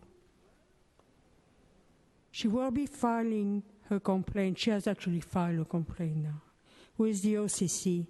Part of the reluctance in filing these complaints is the physical trauma involved in physical attacks to effect the arrest. Then there is also the profound, grave psychological element, especially for young people who have never been arrested or beaten by cop. Thank you. Next speaker, please.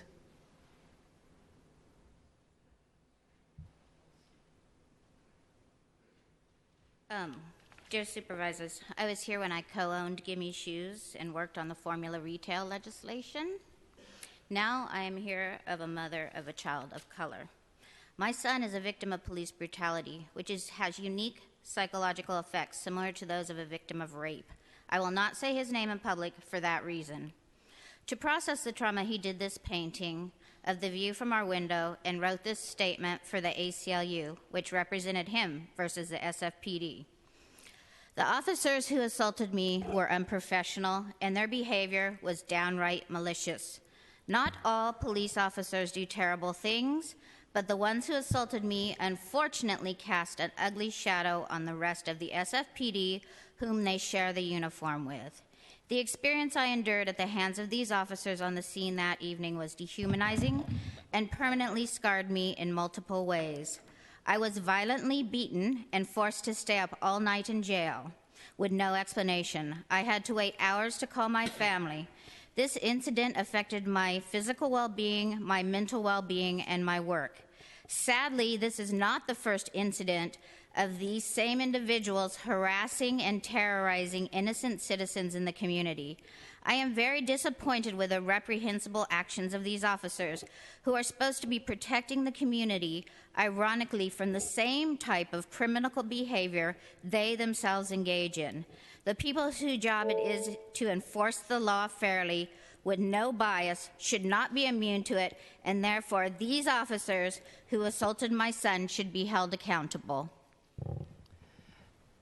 Thank you, and I'd just like to let folks know we do this at the Commission, but we do have a senior investigator from the Office of Citizen Complaints. Can you identify yourself in the audience? So if there are any specific allegations of police misconduct, you can follow up directly with that representative. Thank you. Okay, can you put the slideshow back now? Yeah.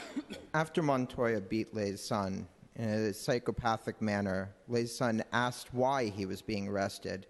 Montoya replied, "Because you are wearing those pants."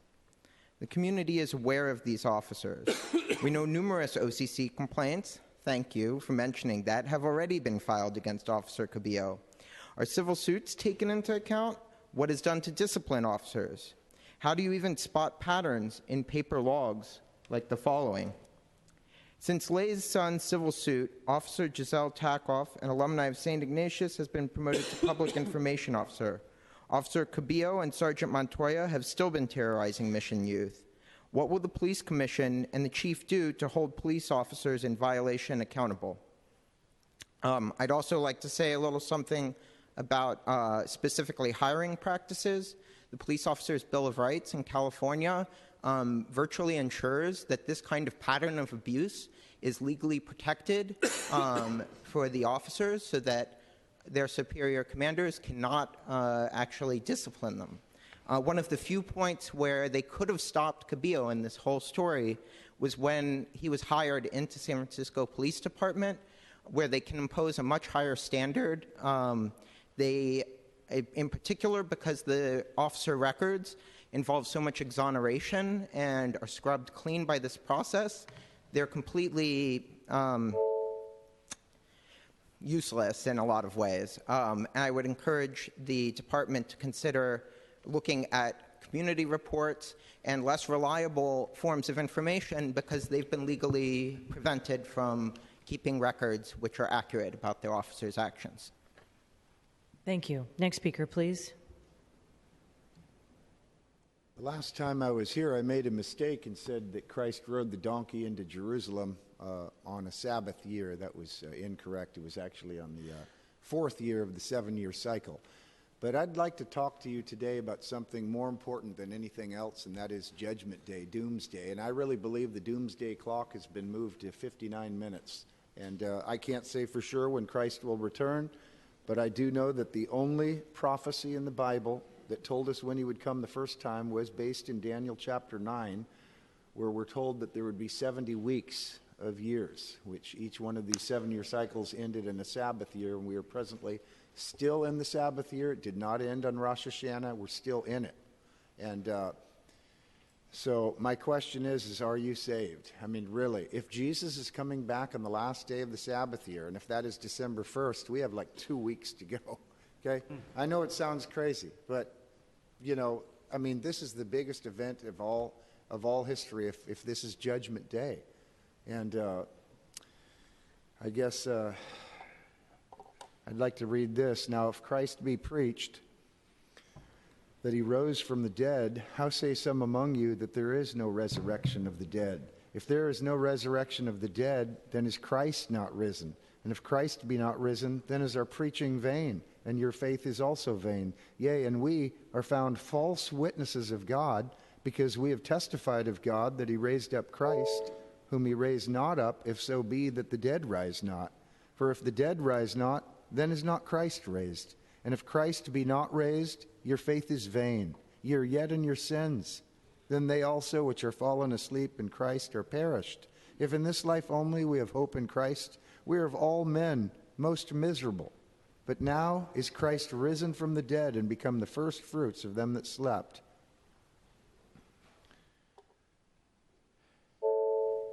Thank you. Next speaker, please.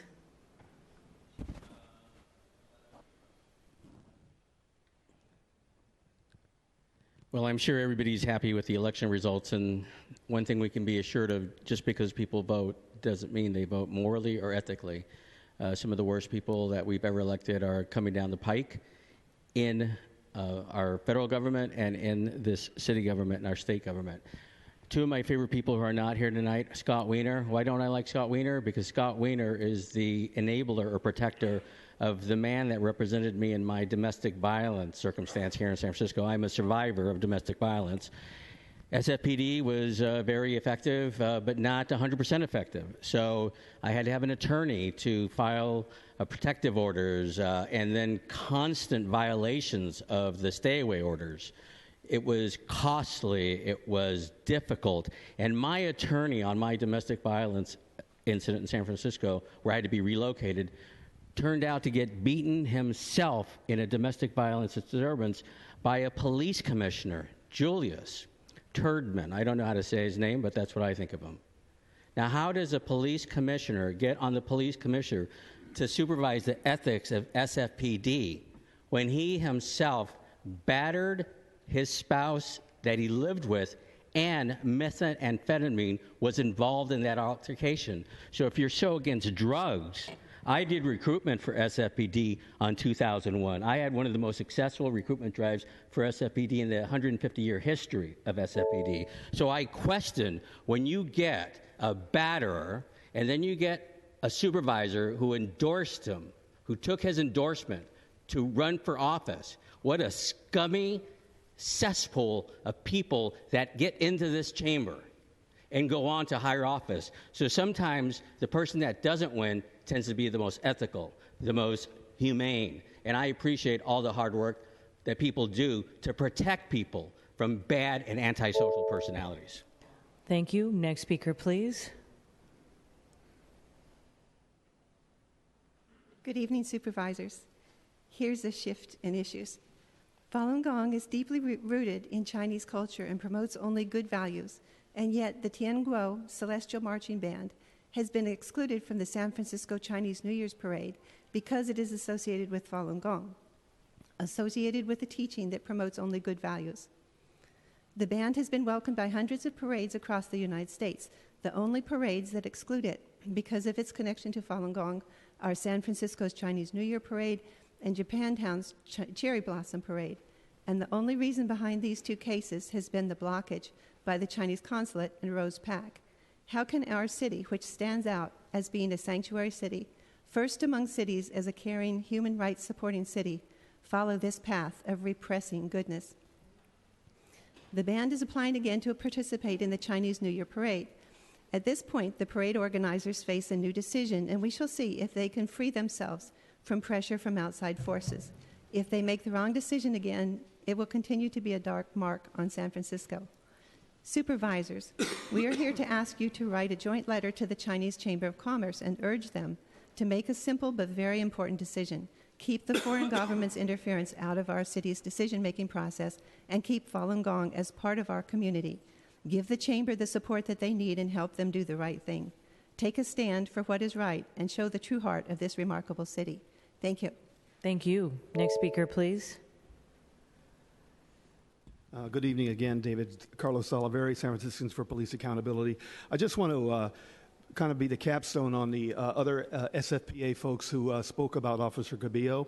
I think it is really shocking that his partner, Tony Montoya, Vice President of the Police Officers Association, is in the running for the presidency of the SFPOA when Martin Halloran resigns. That is really shocking. I'm not sure how the commission could possibly work with somebody like this, who has a record himself of violence and who is the partner and enabler of a cop who killed somebody, a 15-year-old in South San Francisco, who has repeatedly beat up kids in the mission, who dragged a protester by her hair and then made disparaging sexual comments to her. That's really shocking, and I hope that that goes on record. Thank you. Thank you. Next speaker, please. This is about general public comment, sir. Thank you. Good evening, Daniel.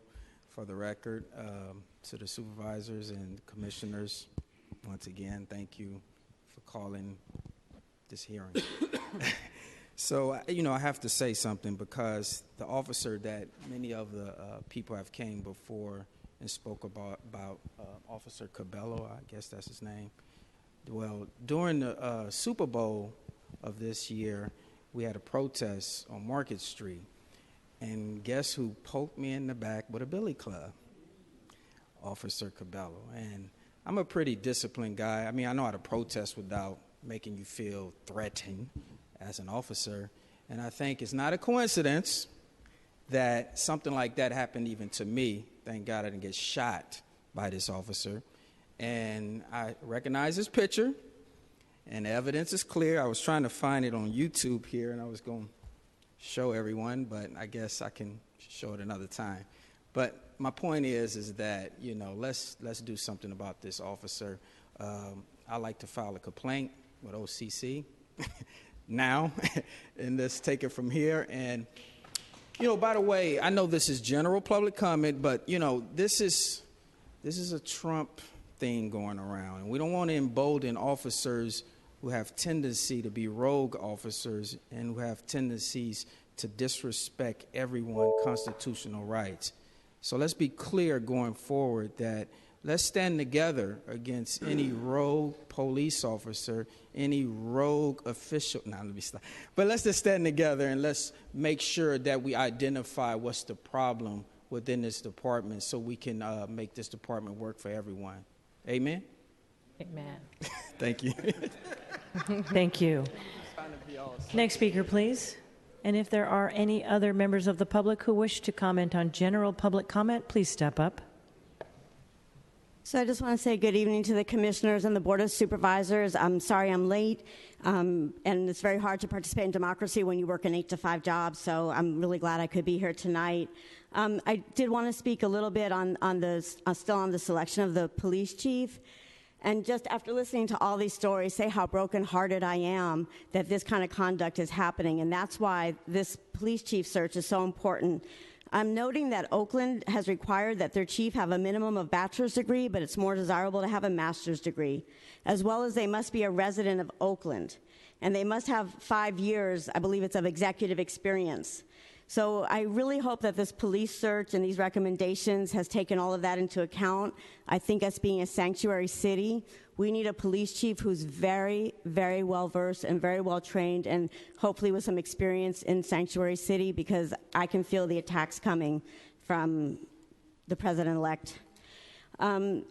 And we need someone that we can really trust. And so I think as a citizen, we're also concerned about, we understand personnel matters and stuff, but we kind of want to know who these candidates are and the ones that have been whittled down to the last 3. And I would like to ask that the Board of Supervisors, if we as the public can't be part of this process, we would really appreciate if the Board of Supervisors as our representatives could be perhaps part of that selection process, go through the interviewing and have some say and some input into the selection of the next police chief. But I really do want to emphasize how important I think it is that they reside in San Francisco and that they have the experience and the education that will match all the responsibility, and that the police accountability and the police brutality will be job one to take care of. So thank you for your time.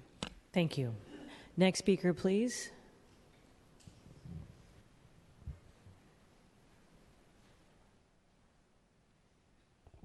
Thank you.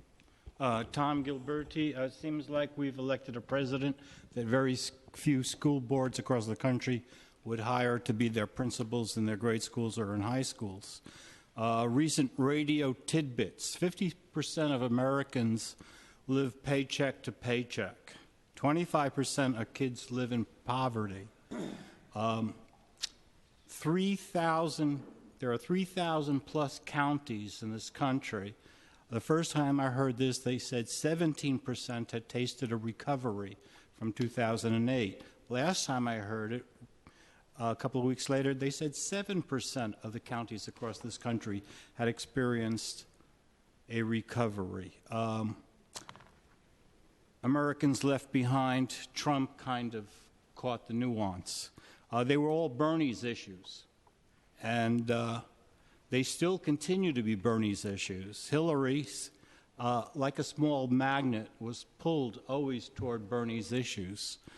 Maybe, and it takes a village, the elders in positions need to recognize who has got the hammer that strikes the nail the truest.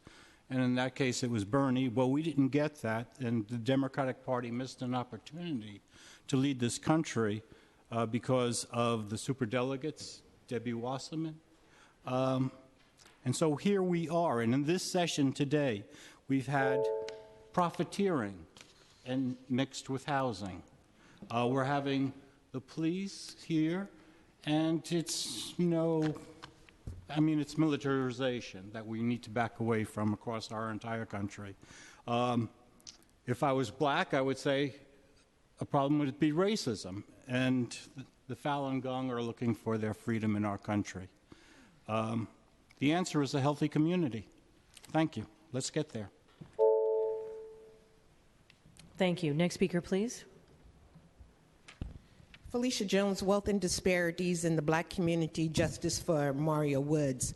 And as we approach the 1-year anniversary of the tragic death of Mario Woods on December 2nd, one of the things Ms. Jones, I'm sorry, I have to cut you off because this is general public comment and you've already had an opportunity to speak. So we're opening up the hearing, so you'll have an opportunity to speak again at that time. Okay. Okay. Thank Sorry you, Madam about that. President. Is there any other members of the public who'd like to provide general public comment at this time? Seeing none, public comment is now closed. And Madam Clerk, can you please read the agenda item? Item 1 for the special joint committee meeting is a hearing that the Board of Supervisors has previously approved a motion for, file 161091, approved on October 18th to go into a committee of the whole for a hearing of the Board of Supervisors with the Police Commission, sitting as a committee of the whole for a public hearing on the findings and the recommendations of the Department of Justice initial assessment report of the San Francisco Police Department, the President's Task Force on the 21st Century Policing, Civil Grand Jury, and a Blue Ribbon Panel on Transparency, Accountability, and Fairness in Law Enforcement. Thank you, and thank you everyone again for being here for this hearing today. And I'd like to, Supervisor Cohen, as a sponsor of this joint meeting, I'd like to turn it over to you for opening remarks. Thank you, President Breed. I appreciate that. Good evening, everyone. Thank you for joining us. Thank you. I appreciate the police commissioners that are here with us. President Loftus, welcome back to the chambers. I have a few opening remarks, but first I kind of want to go over the program on what you can expect this evening. So we're going to have a few, we've already had opening remarks from President Breed and President Loftus. We will have short remarks from two groups of people. First, we will hear from the Mayor's Office, Ms. Diana Oliva Oroche, who's the Director of Violence Prevention Services for Mayor Ed Lee. And second, we will hear from Damaris Evans, who's Chair of the Racial Justice Committee. And finally, we will have a presentation from Interim Chief Tony Chaplin. I want to recognize a few people that are in the chamber with us today. I want to recognize Joyce Hicks, who is the Executive Director of the office formerly known as the Office of Citizens Complaint. It is now known as the Department of Police Accountability. I want to recognize Ms. Christine DeBerry, who is the Chief of Staff of District Attorney George Gascon. These ladies will not be making a presentation, but will be here available for questions should any arise. So I just want to, in keeping my comments very brief so we can get into the meat of this evening, I want to just again articulate my commitment to move the police reform in San Francisco forward. And the reason why I called this joint hearing between the Police Commission and the Board of Supervisors is because we've got some serious work to do, and I think it's important that we have transparency and, frankly, an all-hands-on-deck approach to solving some of the challenges. I want to also recognize a few more people. SFPD, thank you for joining us and for your service. I want to recognize many community leaders, community coalitions such as the Justice for Mario Woods, Felicia Jones, San Franciscans for Police Accountability.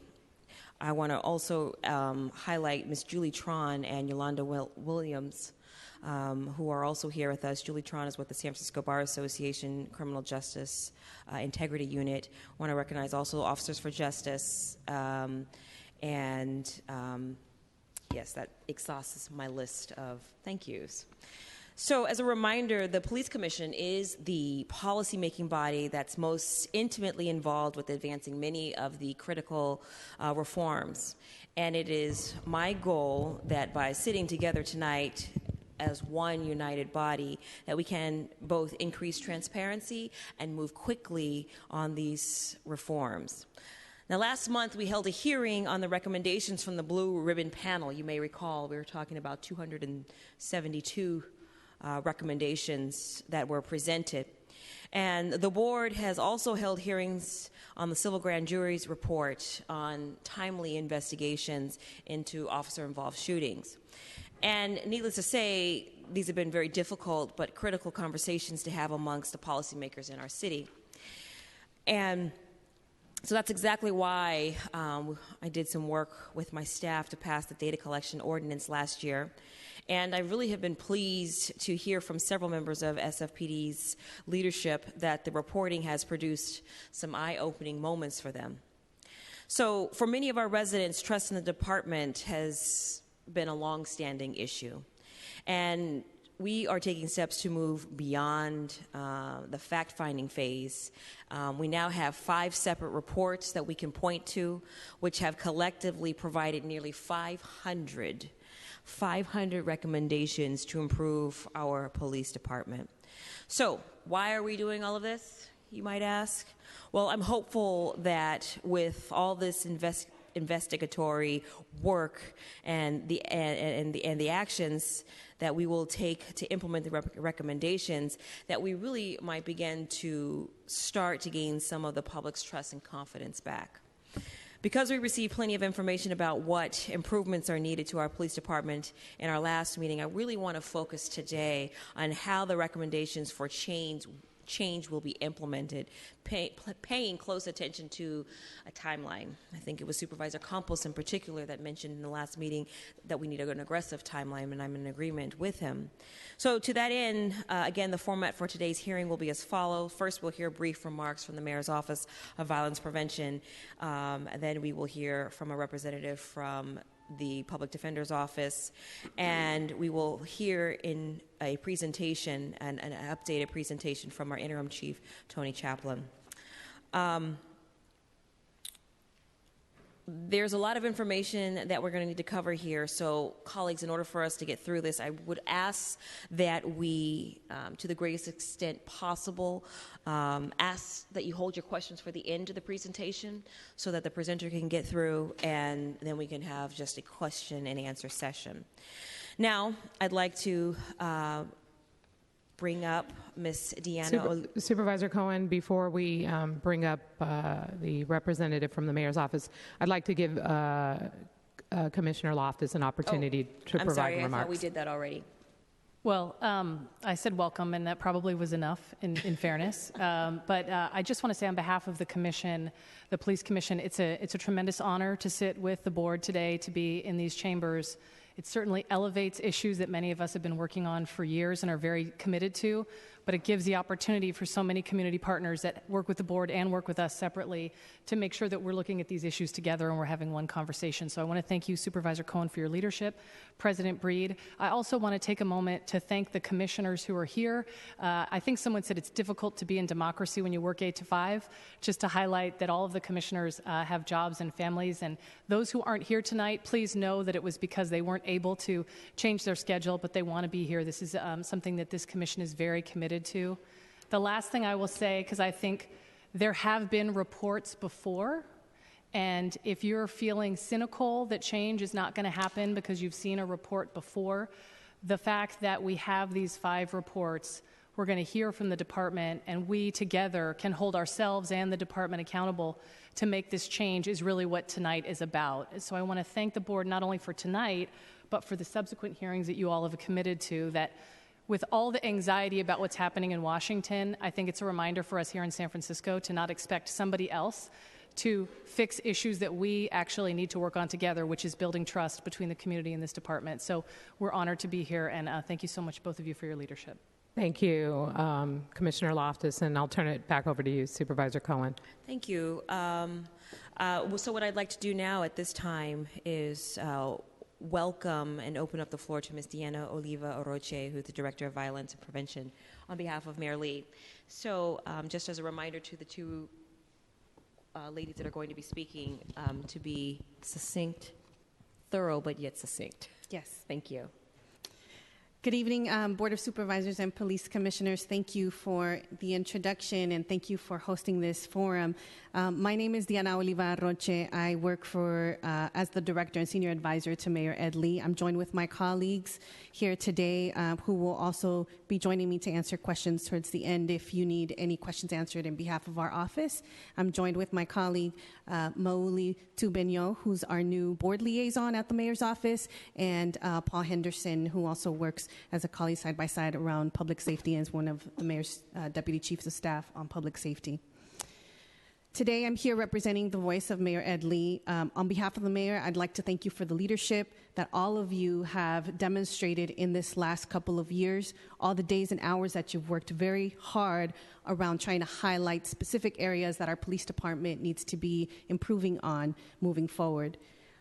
We thank you for this hearing. It's a real demonstration about how San Francisco needs to continue shining the light around certain reports that we as an office take very seriously. We thank you for highlighting the Department of Justice, the President's Task Force on 21st Century Policing, the Civil Grand Jury, and the Blue Ribbon Panel. At yesterday's Unity gathering, Mayor Lee announced how we would always be San Francisco, retaining the values of diversity, equality, and equity across the city. He affirmed to all San Franciscans our commitment to stand as one and to stand for human rights, civil rights, and social justice.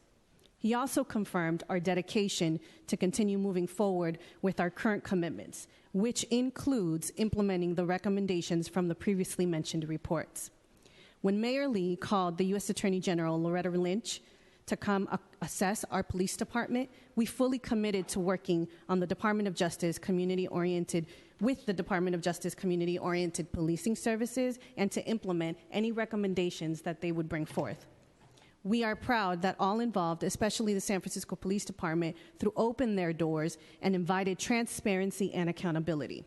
At the same time, the city worked with the Police Commission, San Francisco Police Department, Office of Citizens Complaints, members of the board, and most importantly, community key stakeholders to move forward with the areas to implement immediately the DOJ process and to assess and progress on some of the police reforms that were needed.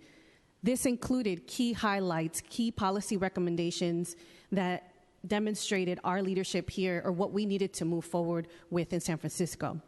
I'd like to highlight one of the major outcomes that we saw were a $20 million investment to integrate numerous amounts of trainings on equipment and to also improve the cultural sensitivity in the police department. We moved forward with significant programming in the effort to be able to begin looking at building trust between communities and communities of color specifically and the police department. After 6 months of working with the DOJ COPS staff, their staff worked diligently, tirelessly to complete interviews, data analysis, and public meetings, and they released a comprehensive assessment, one of the most comprehensive assessments of any police department in this nation. Yes, they found deficiencies, but they also found a police department that was willing to create change. The COPS office found a department that was committed to make the changes that were needed to begin building community trust here in San Francisco. The result was 94 findings, 272 recommendations in the areas of use of force, bias, community policing, accountability, and recruitment, hiring, and personnel practices. On October 12th, a little over 30 days ago, at the DOJ's press conference, the announcement of the report, Mayor Lee accepted and promised to implement every single recommendation. He vowed to restore trust and recognize that these measures were the first important step to doing so. The report acknowledges the many reforms already underway. As President Loftus has noted, and our colleagues at the SFPD will discuss, much has been done and more is underway. We have made progress, but there is a lot more work to do.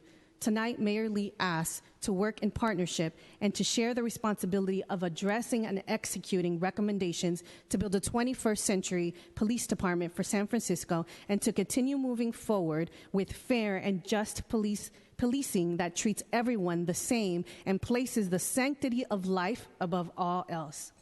Thank you. Those are the remarks from our mayor, Mayor Ed Lee, and I'll pass it on and acknowledge once again that my colleagues Mauli and Paul are available for questions. Thank you very much. The next speaker will be Damaris Evans, Chair of the Racial Justice Committee. Good evening, supervisors and commissioners, and thank you, Supervisor Cohen, for allowing me to have a few minutes to address this joint meeting and hearing. And my name is Damaris Evans. I'm the chairperson for the Racial Justice Committee, which is a committee of attorneys in the San Francisco Public Defender's Office. I'm also a member of the San Francisco Bar Association's Criminal Justice Task Force, and I work on the subcommittee for bias along with Susan Christian. And I'd like to also indicate that Julie Tron and Frank Liedman, who are also members of the San Francisco Bar Association's Criminal Justice Task Force, are here and available for any additional questions that you may have. I wanted to just, on behalf of the Racial Justice Committee, mostly indicate that our public comment following a review of the report, I want to acknowledge, and I provided a letter to all of you that has our public comment from the Racial Justice Committee, acknowledging the mayor's office, the police department, in their cooperation with the Department of Justice in completing the assessment of the police department. I want to invite you to review the 10-point plan that the Racial Justice Committee released a couple of years ago, as well as a demand letter that we submitted to the supervisors earlier in this year, and indicate that a lot of the recommendations that are included in the Department of Justice assessment were echoed from points that we had already addressed. The point of the Racial Justice Committee is to be committed to reform in the police department and reform in the criminal justice system here in San Francisco so that all citizens are treated equally. And one of the things that we wanted to highlight with respect to the assessment by the Department of Justice, which we do find they did a very good job. There was some deficiencies, but overall we agree with the vast majority of recommendations, if not all. However, we were very disappointed in finding that the assessment was unable to reach specific conclusions regarding the incidents of actual racial bias by the police department because of insufficient data collection procedures within the police department. I think that this definitely prohibits San Francisco from being able to hold the police department accountable if we don't have sufficient data. I've been working with the Data Collection Committee, which is headed by Julie Tron. We've met with Jennifer Eberhardt from Stanford, and there are available procedures to analyze data that is collected by the police department so that we can know how well and how effective the police department is operating. I want to emphasize that just because we have a new president doesn't mean that 21st century policing principles are no longer applied. And I think that San Francisco, instead of being a follower, instead of not having the technology and the tools and equipment available to be one of the leaders and role models in the policing industry, that San Francisco should be a beacon of light. San Francisco should be a leader in policing, in 21st century policing. And I do want to acknowledge the police department for its efforts, and as I indicated in the letter that I submitted, I'd like to make a distinction between the efforts of the police department and the Police Officers Association. And I would like to have the Police Officers Association held accountable for some of the divisive rhetoric that's included in some of its writings and literature and other social media. I think that the police department is really making an effort to move forward, to be a leader in the industry and to address issues of racial bias that are noted by the community. There has been a division in the community in determining whether or not the police department is providing fair and unbiased policing. And I think that despite the police department's efforts, the Police Officers Association is hampering that, whether it's conscious or unconscious. So I just want to finally indicate that despite the rest of the country being in turmoil right now and this being a time of great division, I want to echo the words of Michelle Obama when she said that when they go low, we go high, and that San Francisco can operate as a role model for the rest of the country in terms of fair and unbiased policing. There are tools to do this, and I think that reaching out to one of the most foremost researchers in the country in terms of data analysis and determining whether or not our police department is operating in the most effective and efficient manner, such as Jennifer Eberhardt, is something that would be a very strong tool in helping the community to feel like the San Francisco Police Department is really operating in a fair and unbiased manner. So I would encourage that process to happen sooner rather than later. I believe that the data that is being collected now with respect to the body cameras and other data is not going to be of any use if we do not have tools in place to analyze that data and to see what it actually means in terms of policing. So I want to thank you again for allowing me to have these comments, and we will be available for any questions afterwards. Thank you very much. All right, Chief Chaplain, thank you for joining us this evening. Thank you for having me. Good evening, Presidents Breed and Loftus and members of the Board of Supervisors and Police Commission. Thank you for having myself and my command staff. It's important for us, the police department, to reassure those we serve, our residents, business community, commuters, and visitors, that we are committed to ensuring not only that we are providing excellent law enforcement services to keep our city safe, but doing so fairly and unbiased with an emphasis on courtesy, respect, and compassion. In the upcoming presentation by Captain Conley, you will see that San Francisco Police Department has been actively working on changing the way we police our city, beginning with the manner in which we respond to critical incidents, especially involving individuals who are in crisis. Although our reforms have been ongoing for several years, in late 2015 it became apparent that these changes needed to be more comprehensive in order to move the department forward more quickly, and more importantly, the focus had to have its roots in rebuilding the trust between the department and the community, an essential bond that has been impacted by several critical incidents. On January 21st of 2016, Mayor Lee requested the assistance of the U.S. Department of Justice to conduct a review of our policies, procedures, and training related to the use of force. The department was directed and was willing to work closely with the Office of Community Oriented Policing Services, or COPS, as part of the DOJ's collaborative review initiative. This months-long process was comprehensive, heavily relying on input from hundreds of people, including police commissioners, members of the SFPD, police employee groups, city leaders, community members, and other stakeholders. The Collaborative Review Initiative team had complete access to all information within the department and concentrated their review on 5 main areas, which Deanna covered, and I'll go over them again. The first was use of force. The second was bias.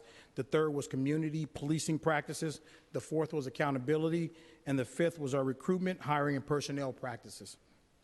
The final report, released on October 12th, includes the 94 findings and 272 recommendations, all of which the department is committed to implementing. As with any major change, at times it may be difficult to pinpoint where to start, what the priorities may be, but this independent assessment readily has become our roadmap to reform.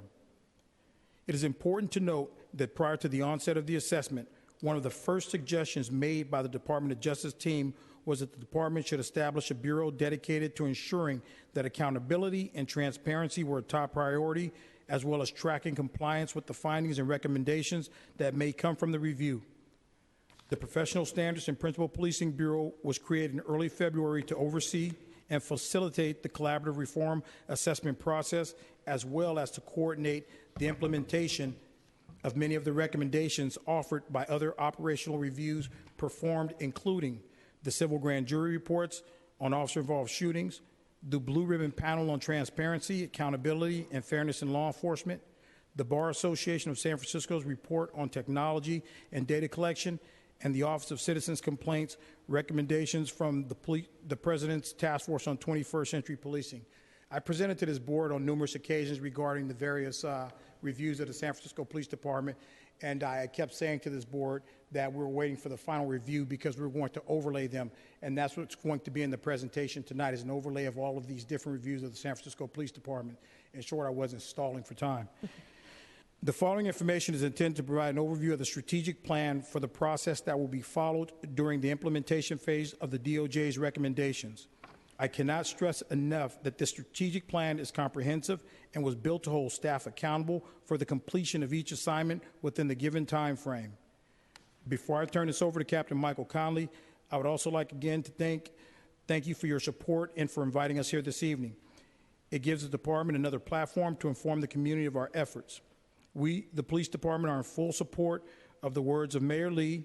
San Francisco will continue to be a beacon of light, a city dedicated to progress. Thank you. And with that, I'll turn it over to Captain Michael Conley.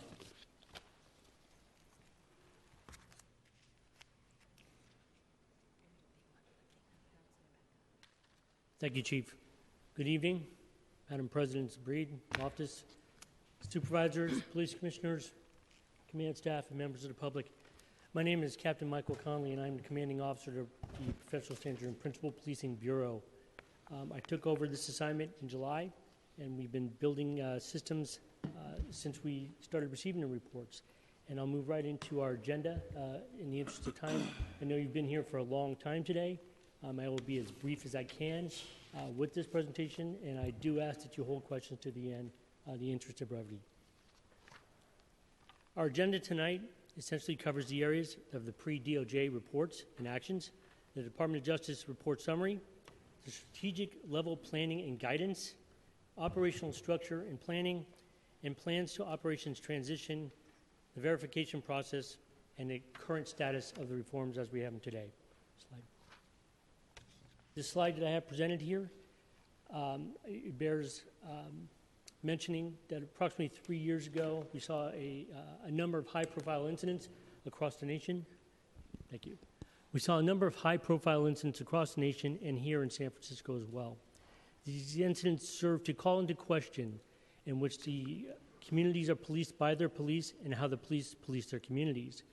With that, we started looking at use of force issues and bias issues and associated issues, and we started generating a significant amount of department bulletins. In 2014, we had 138 issued. In 2015, 172. And then in 2016, right now, we have 76. What these bulletins represent is policies that the previous administration and the mayor identified as needing to be improved, changed, re-engineered, developed, and all around a holistic approach at looking at the way San Francisco police here in the city. What the bulletins didn't cover were the gaps. And so with the request for the Department of Justice to come in and review the department, it was essentially a gap analysis. It was the ability for the Department of Justice to show us where in the department we needed improvement, where we needed to develop additional policies, and also look at some of the good programs we were doing, because we know we have good programs. Slide. Department bulletins are in fact policy, and they're derived from a directive from the Chief of Police, as outlined in Department General Order 3.01. The bulletins supplement or amend Department General Orders when the Department General Order becomes inaccurate or outdated. We have a significant amount of Department General Orders that are in need of re-engineering and redevelopment. As an example, in 2014, we issued a harassment-free workplace policy to direct members to train or attend an online training in bias and workplace harassment. That training was previously reserved for management level and all supervisors. Chief Sir at the time directed all personnel should have that training and mandated it.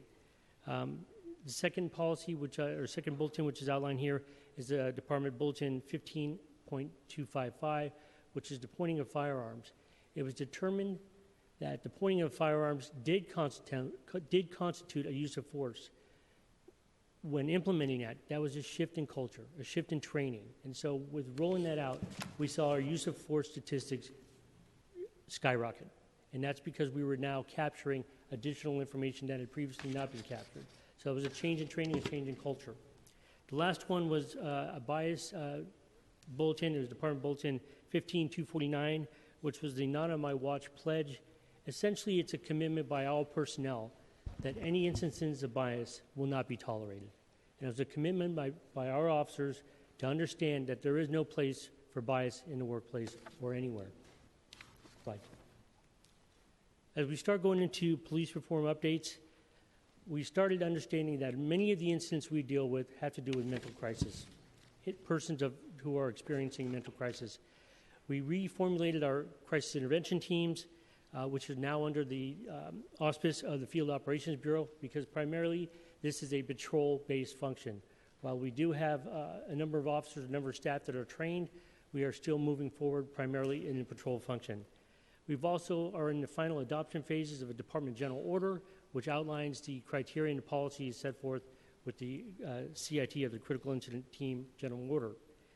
The Mayor's Office has committed $100,000 for training and budgeting for trainers and additional mental health work so that we continue to improve upon these programs and training so that officers can institute time and distance and de-escalation techniques on every critical incident, but every incident that deals with a person in mental crisis. All new hires, which are recruits, receive CIT training, and all personnel, there's training programs to incorporate senior personnel, and we are doing it through the annual training cycle. Additionally, the Department of Public Health in October announced that they are going to have specialists or specialty team in responding with the police department to deal with persons in crisis. The next few slides are going to cover a couple of the critical incidents, very high-profile incidents, some of which you are intimately aware in. This first slide occurred on July 6th in Tenderloin, where an individual who had a firearm was in an altered mental state. We were able to contain that individual, enter into negotiations with him, and after several hours, that person was apprehended with the weapon. He was rapidly transported to San Francisco General, where he received treatment for a number of his issues, and it was narcotic-induced. But the key points here, in the following slides, is the fact that the officers in the field contained the individual, de-escalated by creating time and distance and using physical barriers to buy more time for additional resources to arrive and to enter into negotiations. Next slide. This incident occurred in the Ingleside District on July 26th. An individual had fired numerous rounds into his neighbor's home and backyard.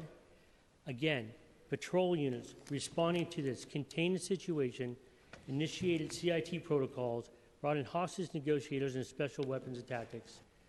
This individual, again, was taken in custody without the loss of life using de-escalation techniques, creating time and distance and physical barriers.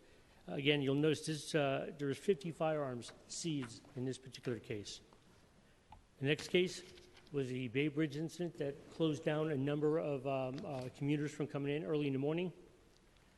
An individual got into an altercation with a female. He had body slammed her and then fled the scene. California Highway Patrol located this individual on the Bay Bridge and attempted to take him into custody. It was not successful. They attempted to deploy tasers with negative results. We were able to contain him on the catwalk, at which time he produced a knife. Again, time, distance, and barriers. We were able to bring in hostage negotiators, and there was a successful resolution without the loss of life. Slide. Once again, you see a slide filled with firearms, 58 firearms here. This individual also fired rounds at the location. Officers responded, contained him, created an environment where de-escalation could work. We brought in negotiators, and this individual was brought into custody as well without the loss of life. Again, that's two instances where we have 108 firearms confiscated. The results could have been catastrophic.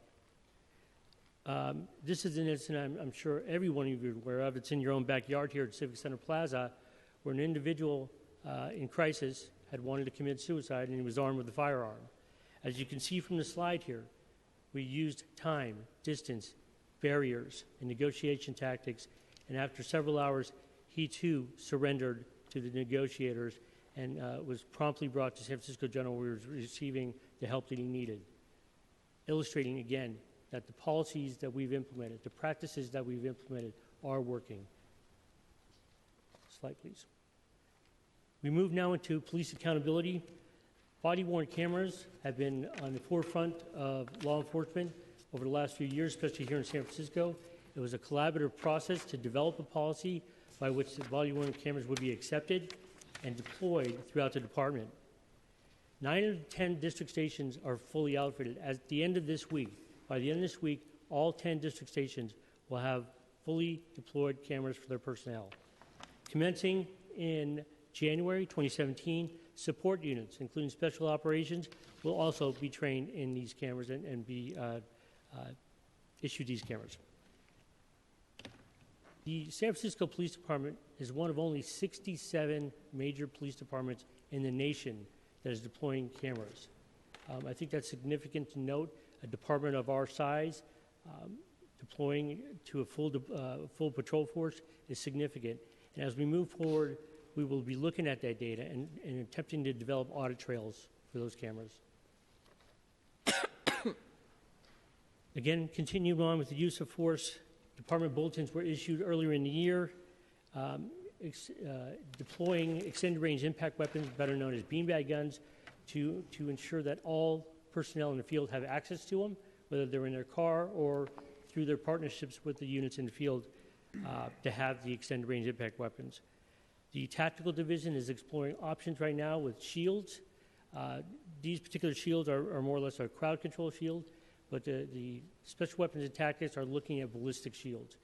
These particular shields that you see here were used with the apprehension of a number of the individuals previously outlined in critical incidents.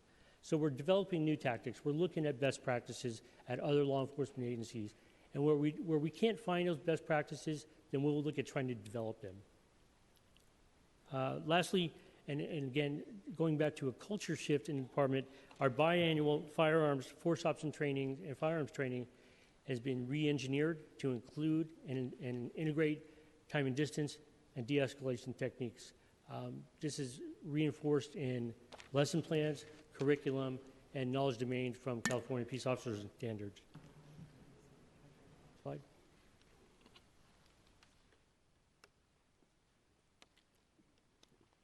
This slide illustrates the success of the hostage negotiation and crisis negotiation team. As you can see here, we have a number of dates, statistics from 2013 on.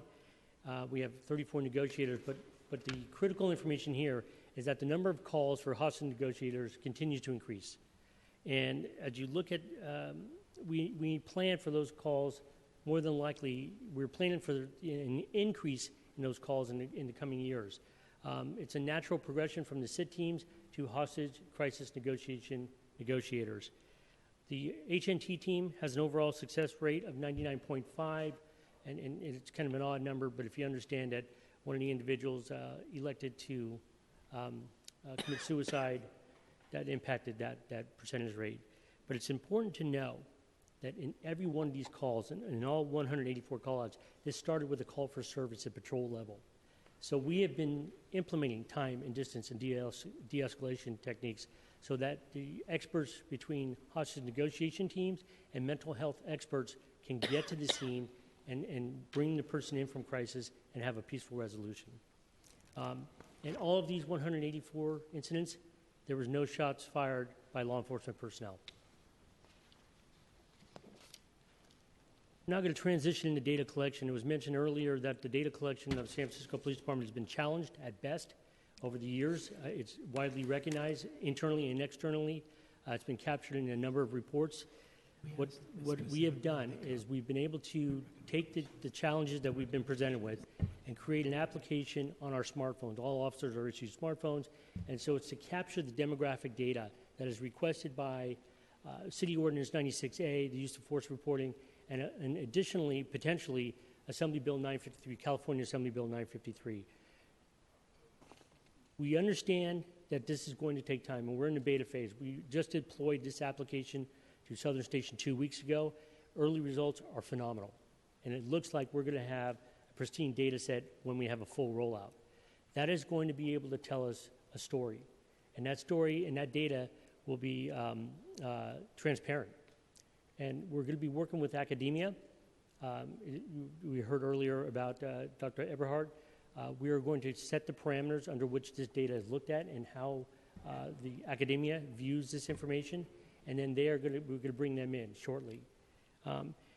It's also important to note, and this is a sidestep, is that there's been some issues with the reporting of the 96A report, as was mentioned in the previous hearing.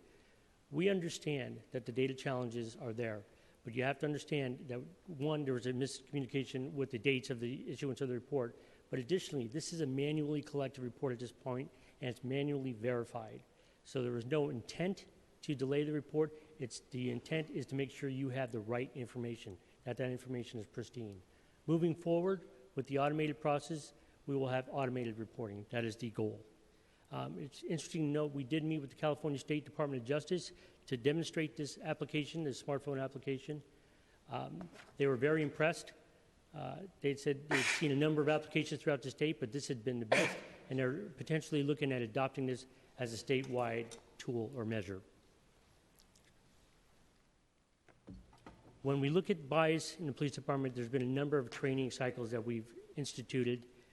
It's interesting to note in the DOJ report on page 63, and I'll quote it here, "There is no evidence that explicit bias is widespread in the department.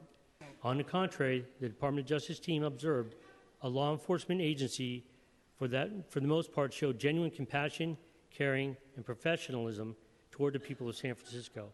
Again, this was the Department of Justice quote on page 63 of their report. As I mentioned earlier, we understand that our data is challenged. We understand that there's a trust issue with our data, and so that is why we are partnering with academia to look at our data and also help us present it. Next slide. This is some of the methodology of what we've done to address bias training. As you can see, there's numerous years here. We started a number of bias training programs in 2015. Some of you may recall that we did extensive bias training with the crime lab. Believe it or not, that was highly successful, and we continue to build upon individual programs into a more systemic plan to introduce training across the board. We'll go to the next slide. This is where we move into the Department of Justice report. Next slide. The areas of analysis in the Department of Justice report include use of force policies and practices, and training to address issues of bias in policing, community policing, strategies and protocols, policies and practices regarding complaint and disciplinary process, And finally, recruitment, hiring, and personnel practice. As mentioned earlier, there was 94 findings and 272 associated recommendations. Slide. At the highest level, try to encapsulate into a PowerPoint slide 400 pages of a document in addition to 9 additional reports. I think it is safe to say, and with a certain degree of certainty, that we are looking to make a shift in mindset and culture. And there is an absolute need for regular and consistent data capture and a more robust and agile approach to training. Again, if you took all the recommendations, they would fall into these 3 key philosophies, concepts. Slide. This is October 12th, 32 days ago, when the mayor accepted a report. And this is where it gets really exciting, folks, because this is where we can start talking about this. Prior to the implementation of the report, we were under an agreement with the Department of Justice that we would not disclose the methods that they used to collect the data or tell them what we, or discuss what we had given them. That was their agreement. We agreed to it. I think in present, it was designed to maintain the integrity of the collection process. So at the previous board hearing, we were not in a position to fully disclose what the Department of Justice had mandated us to adhere to. Next slide. Once the report was issued, we identified that we needed an executive steering committee. As you can see by the pyramid there, the mayor, the San Francisco Police Commission, and the chief of police and or their designees are assembled and on a regularly scheduled meeting to provide broad guidance and direction, to receive updates from the executive sponsors, and I'll explain that in a moment, and oversee resource management. As you might imagine, reports generating this much recommendations are resource intensive. We're also, the mayor also issued a letter mandating that all city departments aid the police department in providing any and all type of supports. That is a key component to us achieving our success. Next slide.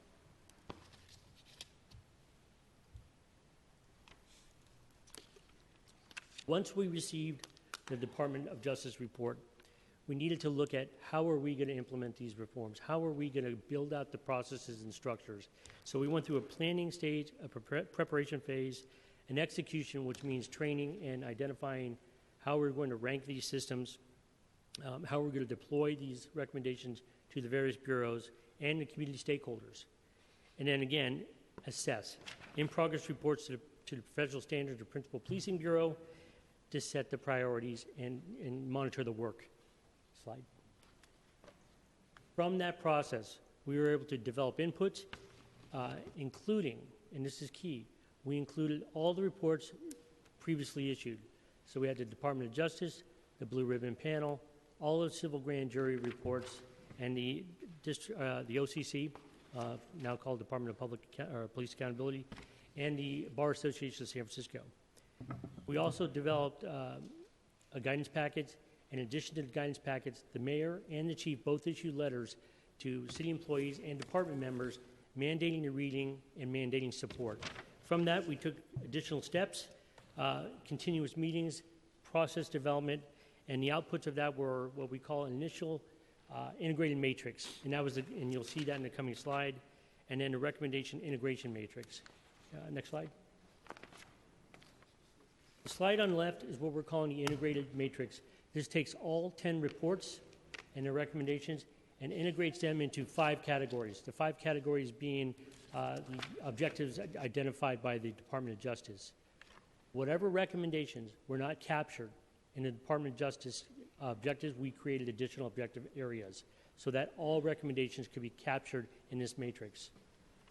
On the slide on the right is our project management matrix, which essentially identifies the priority, which bureau it's assigned to, who's responsible, and what the reporting timeline would be.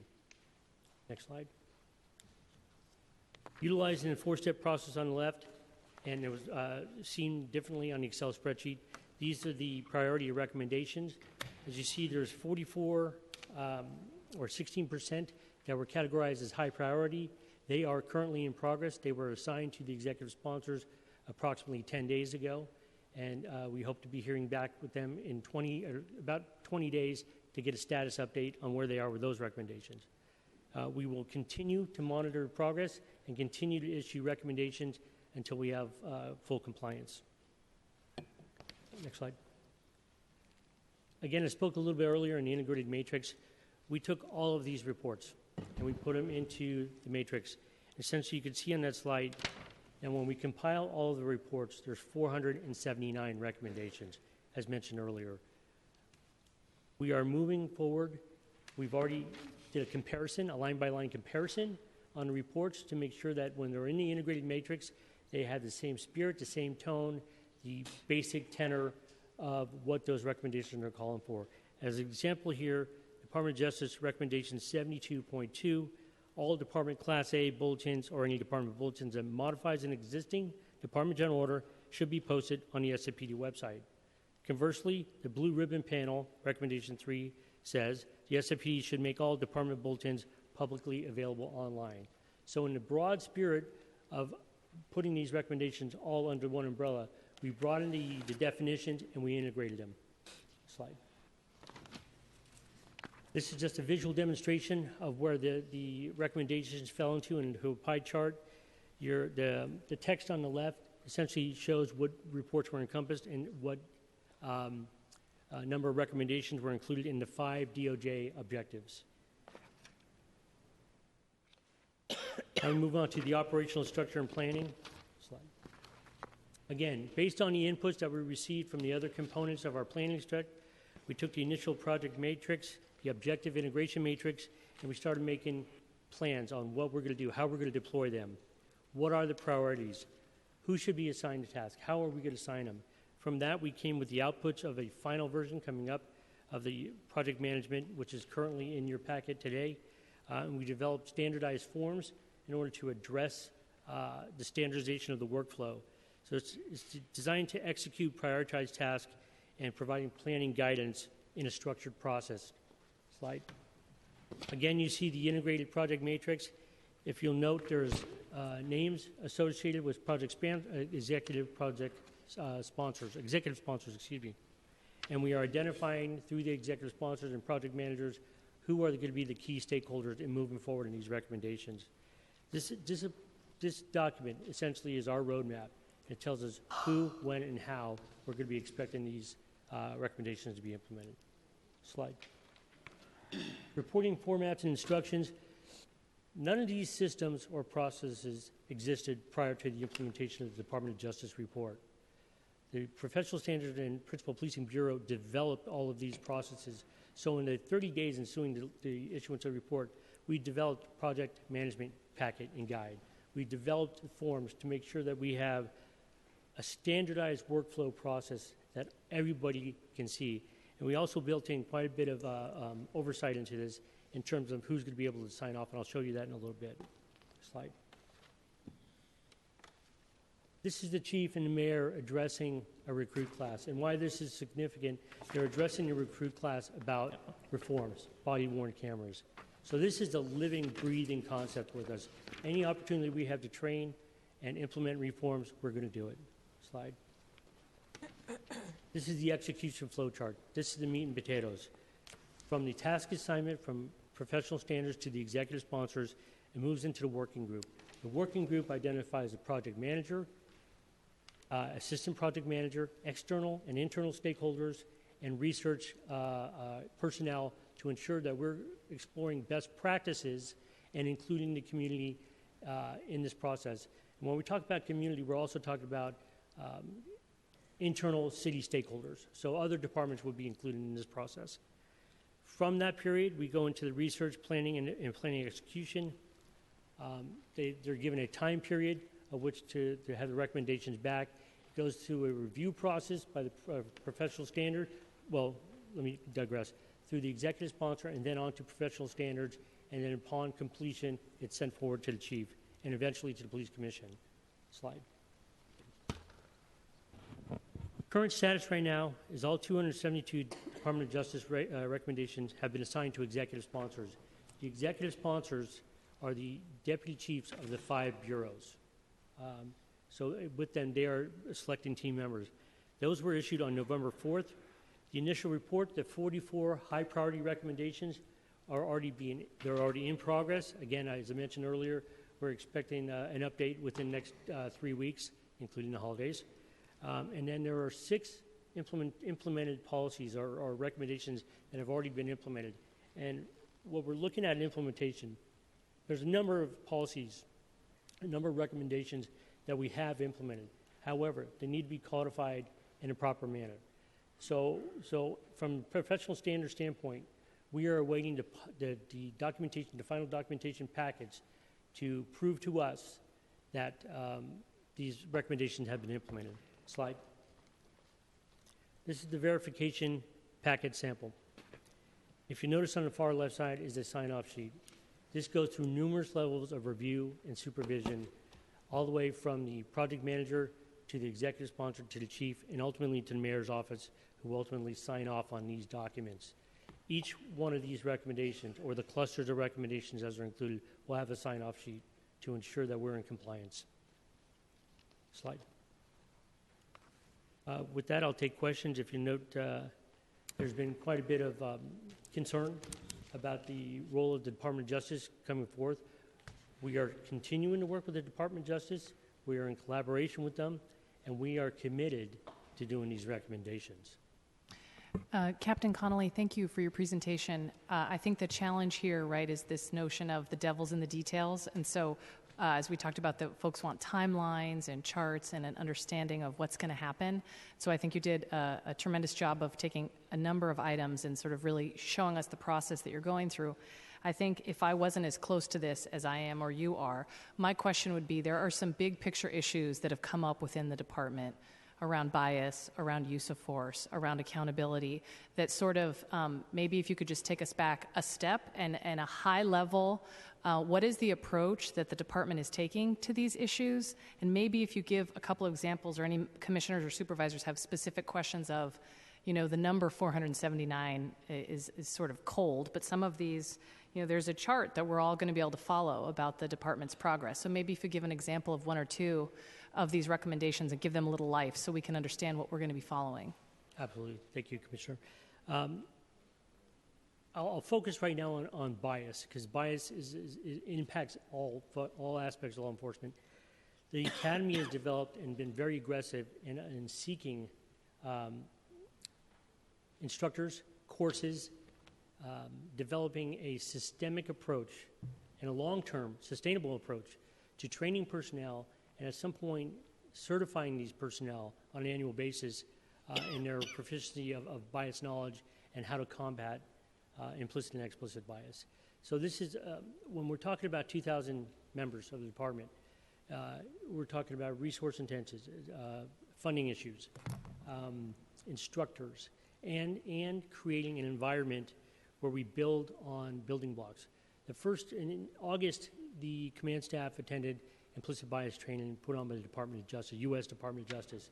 From that, we developed the need, and working with the Department of Human Resources, and working with the California State Department of Justice, we looked at creating a model that we could train all personnel on. In October and November, we trained all mid-level captains and lieutenants on bias training. Again, building blocks, continuing to build more. Coming in the next couple of weeks, the command staff will be attending procedural justice. These are all building blocks that continue to grow, and we'll continue to revisit. It's the same, very much the same with use of force.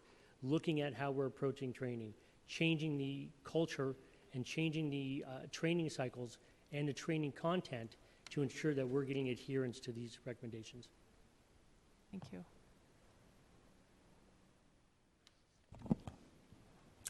No way. I have a okay. If I may. Supervisor Cohen. Thank you very much.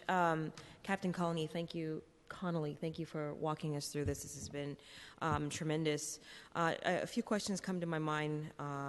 On slide 1, you specifically were talking about use of force, reform, and de-escalation.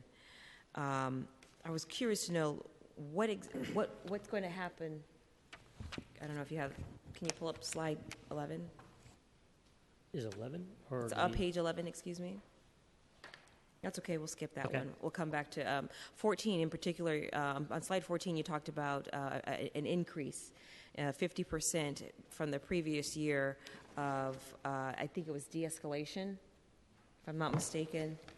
I wanted to know kind of if you could read into the numbers why there was a 50% increase. And then this is on slide 15. Right. In terms of the increase in the number of call-outs, there's a number of factors that go into it. It could be increased incidents, a feeling society being stressed. Clearly, I'm sorry. I need to correct myself. Hostage Crisis Negotiators Team. So in 2016, 75 calls went out, 50%, which is a 50% increase from the previous year. Why the increase? We don't have that information, the underlying information. I think there's societal pressures that are driving individuals to seek more help, and they're manifesting in different ways. But I would also say that that is attributed to patrol personnel understanding to slow down a situation and call in mental health and crisis negotiators to have different outcomes. And I think you said that there are 34 active negotiators. How is that number determined? Is it just officers have self-selected and have gone through an extended training? Are they tested and it's demonstrated that they will have some kind of a natural innate ability to de-escalate or to negotiate? How are the 34 negotiators selected? This is a tested position. Not everybody could be a negotiator. It takes a unique skill set. I don't have the particular information on what they look for, but I think individuals are generally seasoned personnel who have been through a number of incidents. They've articulated, they have to have very, very strong articulation skills and empathy. And knowing quite a few of these negotiators, they are the cream of the crop in terms of negotiations. This is a statewide mandate. California Post mandates some of the requirements that dictate who can be a negotiator. All right, on slide 20, you gave three, I think these are, it's an analysis of, areas of analysis. Shifting the mindset and culture, regular and consistent data capture, and robust and agile approach to training. Three different categories where change can be implemented. And I wanted to know what exactly is the department's strategy in changing the mindset and the culture of a department. That's a cultural change is challenging. I think we're doing it, but I wanted to know if there was something that I'm missing. No, but I think it's unique to notice that in trying to implement these change in mindset and culture and data capture, these are all directives, and it calls for strong leadership and strong management skills. And I think we have some of the tools in place to do that. I know you have a commitment. Such as, I'm interested in like the specifics. Like, how do you change a culture? Okay, so we'll go back to use of force. Use of force has been taught in accordance with standardized guidelines, post guidelines, and governed by federal case law. As we integrate time and distance and escalation, we integrate that into the training, into the mindset of all personnel through the training and policy will back up that training. So we're re-engineering policies, we're re-engineering training, and we're ensuring that there's also accountability in there, that supervisors reinforce time, distance, and de-escalation tactics as taught in the academy, or through the range personnel as well. Okay. A few more questions. On slide number 32, you talk about reporting format and instructions. Is this a new creation, or has this format always existed within the department? No, this is a brand new process. We created it. We couldn't create it before the implementation or the issuance of the report because we didn't know what we were going to be looking at. Okay. We did know that the Department of Justice was including the other reports, so it was created for this.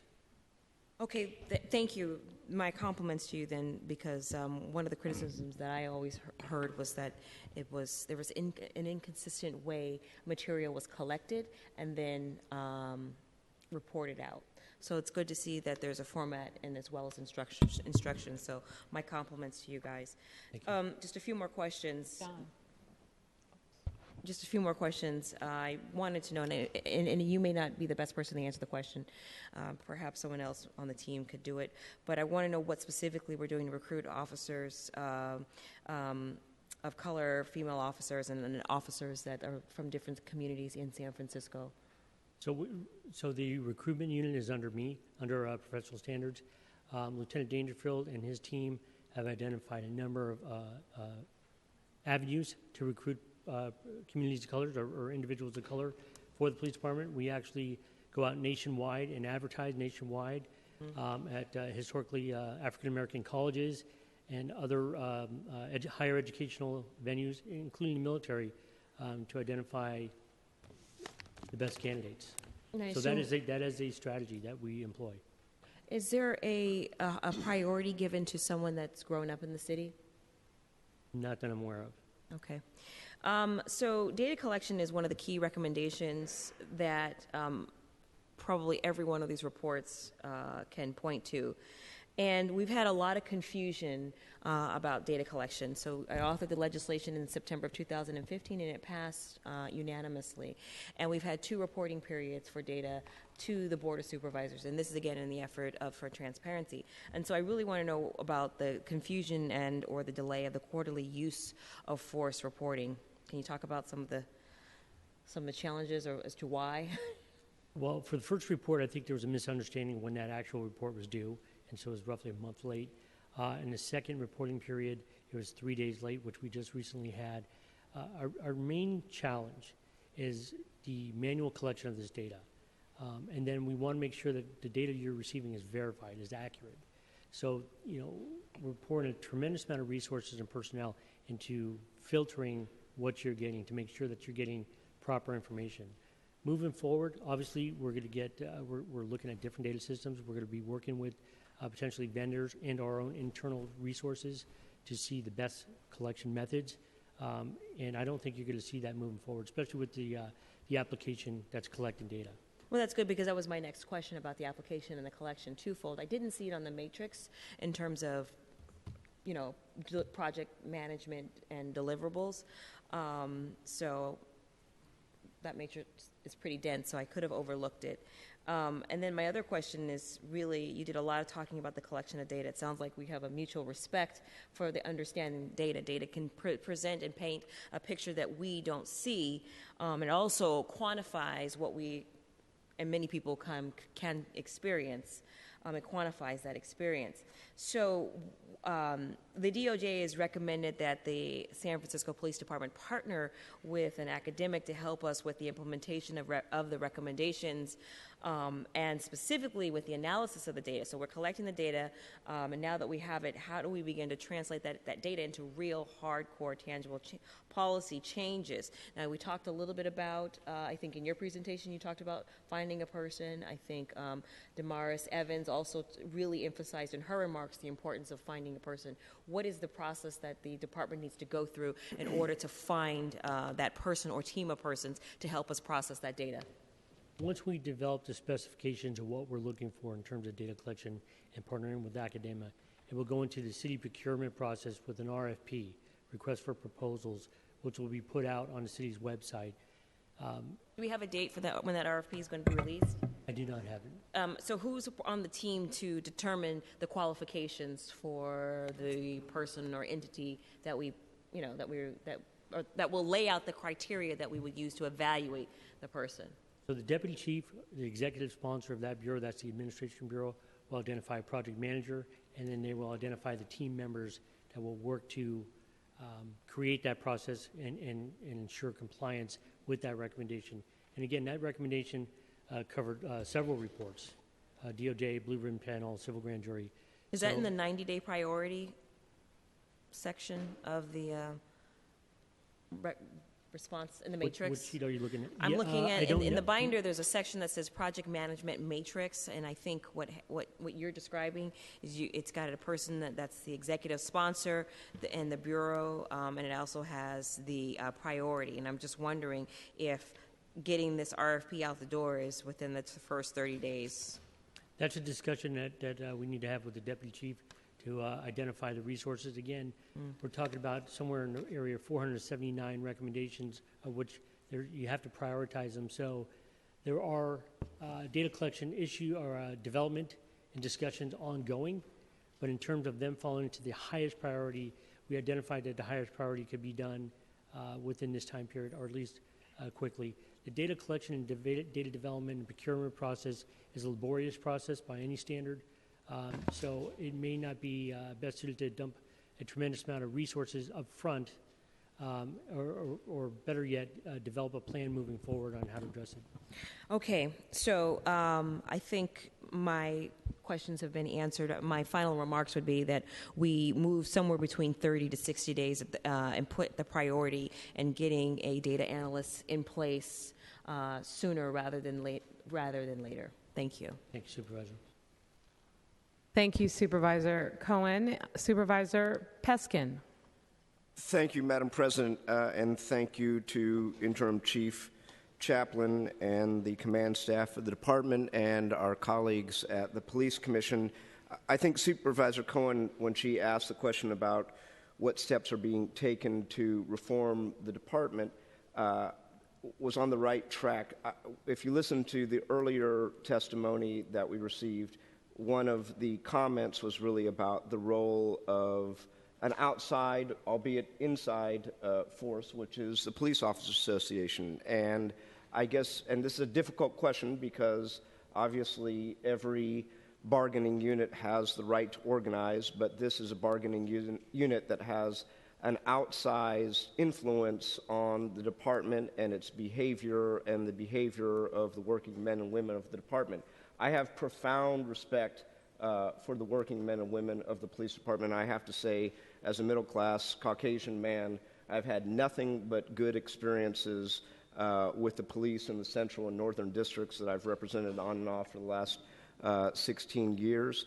But I also believe that the POA, despite working for wages and benefits for their members, has also had a profoundly corrosive influence on some of the working men and women of the department, as we have seen, whether it's text message scandals and what have you. And I know this is a hard question to answer, but it's really a question for the commissioners and a question for my colleagues and a question for Captain Conley and for the command staff, which is what steps are being taken to make the POA a sentient 21st century organization that does not hark back to the 1950s with the kind of behavior that we still see at the dawn of the 21st century. Wow.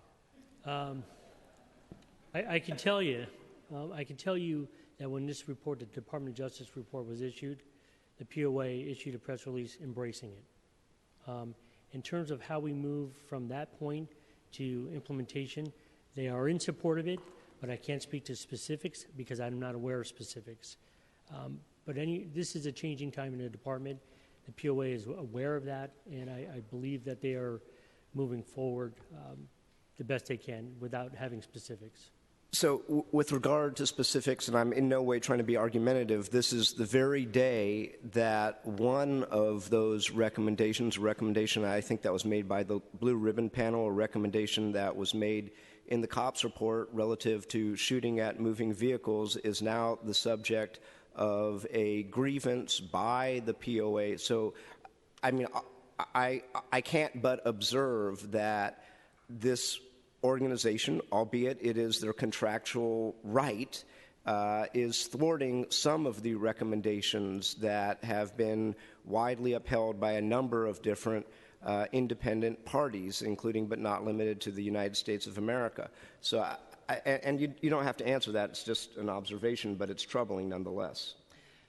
Supervisor Peskin, I have been in the position in the past of having to respond to concerns about the POA, so let's not make tonight any different. We have had situations at the commission where retired members of the Police Officers Association will post something on Facebook that will inflame the community, and then folks come to the commission with a lot of concerns. I think you articulate, and I think members of the community articulated, that what I have seen over the past few years is a different spirit in which the leaders of the department have taken to reform versus a spirit that the Police Officers Association has taken. We have endeavored to partner. I think all best practices show that any union representing working people is an important stakeholder, certainly here in San Francisco. Whether it's from body-worn cameras to use of force, we've prioritized bringing everyone to the table, not just the POA, but the Officers for Justice, Latino POA, Pride Alliance. We have very much prioritized the voice of working police officers, to your point, because they have a very difficult job that's changing every day, and it's up to us to ensure that they have the tools and the equipment and the ability to do what you said, which is have most San Franciscans say, you know what, I have a pretty good experience with the police officers, which many San Franciscans do. We have nagging issues in certain communities, which are not new, distrust that is not new, and we have an opportunity to address them head on. I will say, and I have said this, I am tremendously disappointed at the obstruction that we have gotten on some reforms which are best practices across the country, in particular around a prohibition on shooting at cars, as well as prohibitions on other outdated uses of force. I will say in this chamber that it was former Chief Greg Sir who led the way at all of the efforts around time, distance, and de-escalation, and really re-engineering the way officers are using force. So I will say in terms of accountability, one of the recommendations US DOJ gave us was changing policy takes too long. They said that there's a role for the commission to play in that, there's a role for the department, and we have to take a long look at the lessons that we have from this use of force process. We are now coming on a year in December from when we started the use of force process, and we still don't have a final policy, and that's not okay. It's taken too long. And so while I can't give you a quick answer on how to hold the POA accountable, I can suggest that the commission has endeavored to use all the levers that we have to advance the process and take the lesson so that we can move policy in the future much faster. Thank you. Supervisor Campos, you want us to come back to you? Or? It's always good to see my former colleagues, some of you on the police commission, and I want to thank the president and the members of the commission for being here.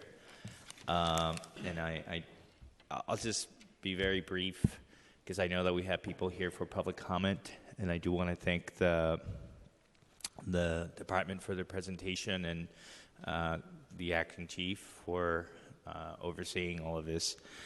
I think the problem is so fundamental in so many respects, and I think that when I speak about sort of taking some of the responsibility for some of the things that have happened or haven't happened, it's not just the police commission. I think it's a collective responsibility that I think that members of the board of supervisors, the mayor, the police commission, have to take. And I think that one of the challenges that we have here and that I have in convincing my constituents that we are serious about reforming the police department, reforming the office of OCC and all of this, is the fact that unlike other jurisdictions where there have been incidents, in San Francisco we've had a number of incidents without prejudging any of the things that happened, but we've had a number of incidents, and yet we haven't had a single police officer, to my knowledge, whose employment has been terminated. So, what incident? Huh? What incident are you talking about? We haven't had a single police officer that's been fired so far out of these incidents. And I say that, and I take responsibility for that too, because I actually think that's something that for a lot of people, especially people of color in some of these communities, that's a problem. And I think that in many respects that is sort of the elephant in the room, and we have to kind of deal with that. And I just want to put it out there, because I think that we all have some responsibility on that. And I think that until there is some accountability in the eyes of a lot of people, that's all of what we do will continue to be a problem. I honestly believe that. And I don't mean that to minimize what has been done, but I really believe that. And I'll give you the example of and I don't know what's going to happen with this case, but the incident, and I said this to actually then Chief Sir, the incident of what happened in my district actually with the homeless man, right? whatever you think about the shooting and whether, all the questions that arise, I think on the basis of failure to de-escalate, on that basis alone, I think that there's a very strong case for termination of officers in that case, right? Whatever you think of the actual shooting in the end, right? Failure to de-escalate, that alone should be a basis, right? And so I just want to make sure that we don't lose sight of that, because I think that all of this is important, and all of this we have to go through this process, but until and unless there are consequences for some of the incidents and there is an actual, step taken, I think we're going to continue to have a problem. And so I just want to say that, not because I want to diminish what we're doing. I respect the acting chief, and we have been able to work together well in our district and a lot of the things that are happening. But I want to say that that's an issue, and I think it's good that the board is involved. I think it's good that we're talking to the, as bodies, the police commissioner, the board of supervisors, the mayor. But I think that's a fundamental problem we have, and it's going to be an ongoing issue. So I look forward to public comment, and again, I want to thank you guys for being here.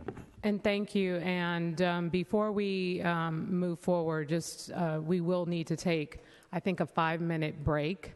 Unfortunately, the commissioners cannot leave the room, otherwise they will not have a quorum. So we need to allow them a quick 5-minute break, and we'll be right back.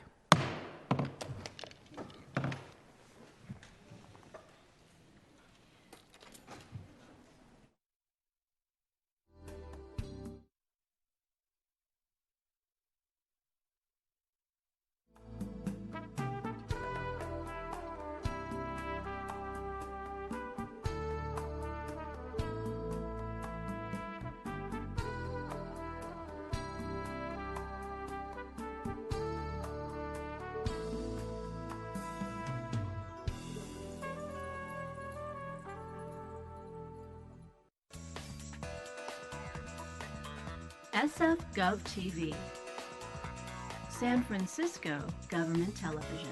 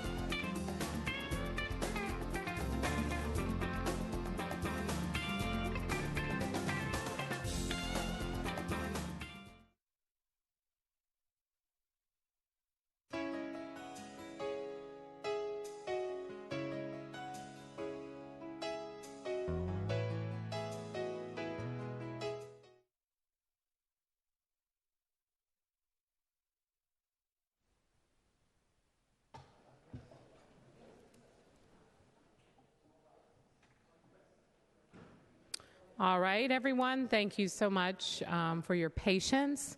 And at this time, I'd like to recognize Commissioner De Jesus.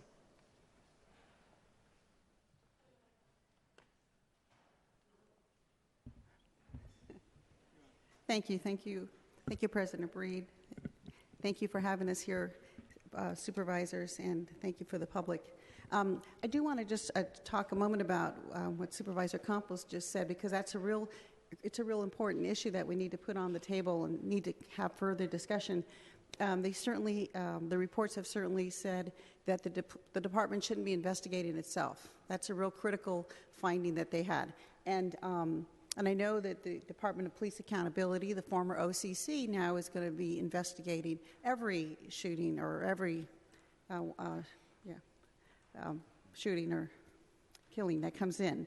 So the real question is right now the department does the heavy lifting. The department is at the scene. The department does the photograph, the counting the bullets, the witness investigation. They do the heavy lifting. They do all of that. And I brought this up before. If they're not going to investigate themselves, who is going to do that? And I know that we have the internal affairs, and we have, in terms of investigating whether something's, whether there's misconduct or out of policy.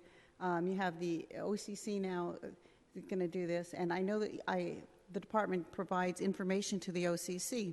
But the question is the police department still going to do the heavy lifting, or is the district attorney going to take that over, or is the OCC going to take that over, or the Department of Police Accountability? Do they have the resources to take over the heavy lifting investigation, or will the department do the investigation and turn over their information, as they do now, to the OCC?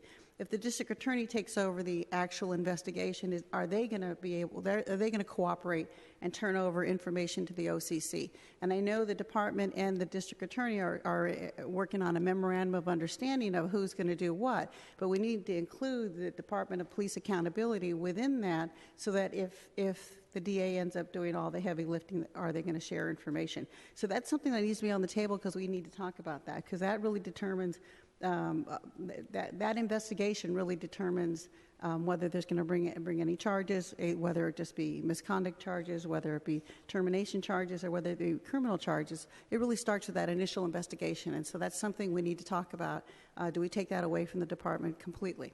And that's what I think the cops suggested, is they don't do their own investigation. So that's a good issue.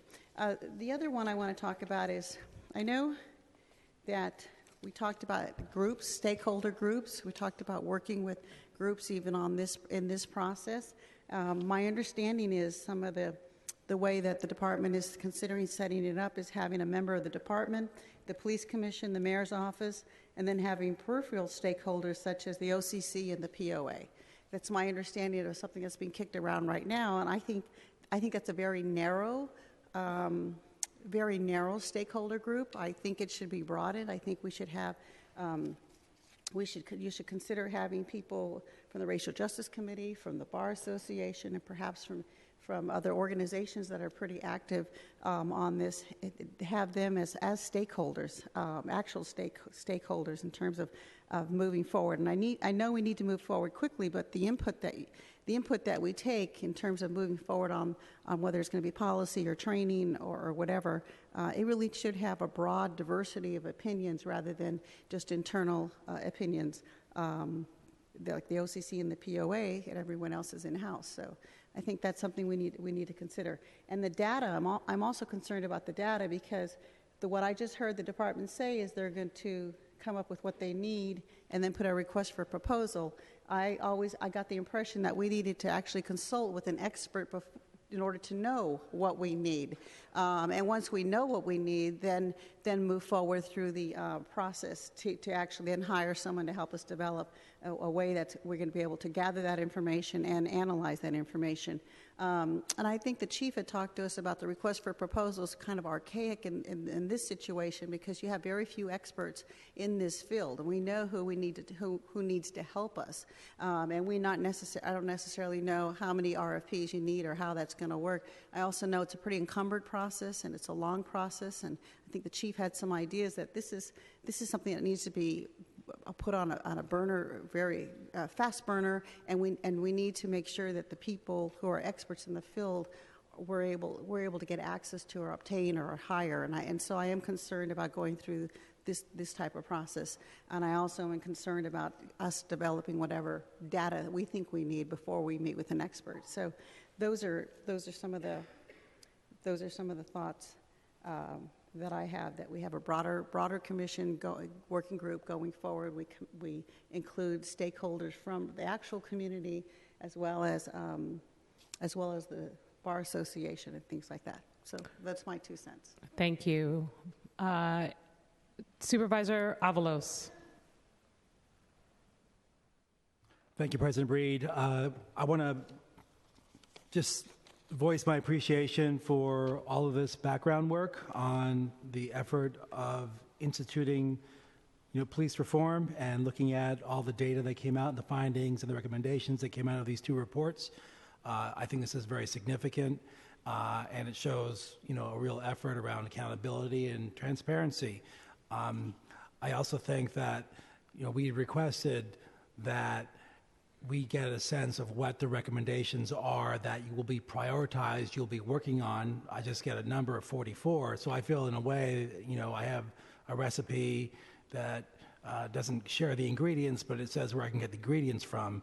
And I'm hoping that, next time I'm not going to be here, that can be shared out. Like, what are of the 44 that were our priorities?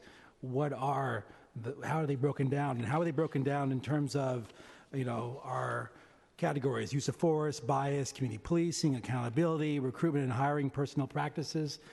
That will be really important when next time you present, to be able to share that out under those categories. What's, for instance, under use of force, what's the first thing you're going to work on in terms of that? Already you've shared some of that work, the work that now we've seen, the implementation of de-escalation and time and distance is clearly paying out, and you touched upon that today, but there are so many other recommendations that, that we've seen that aren't, discussed. And I don't want to get in the weeds of that, but that's something that I think would be really important, even to have in writing before the next hearing at the Board of Supervisors. So that's my recommendation.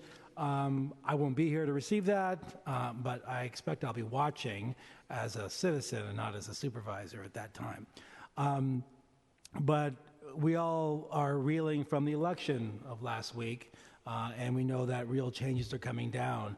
And in San Francisco, we had, and across the country, in terms of transformational police reform, we had the backstop of the 21st century policing report from the DOJ.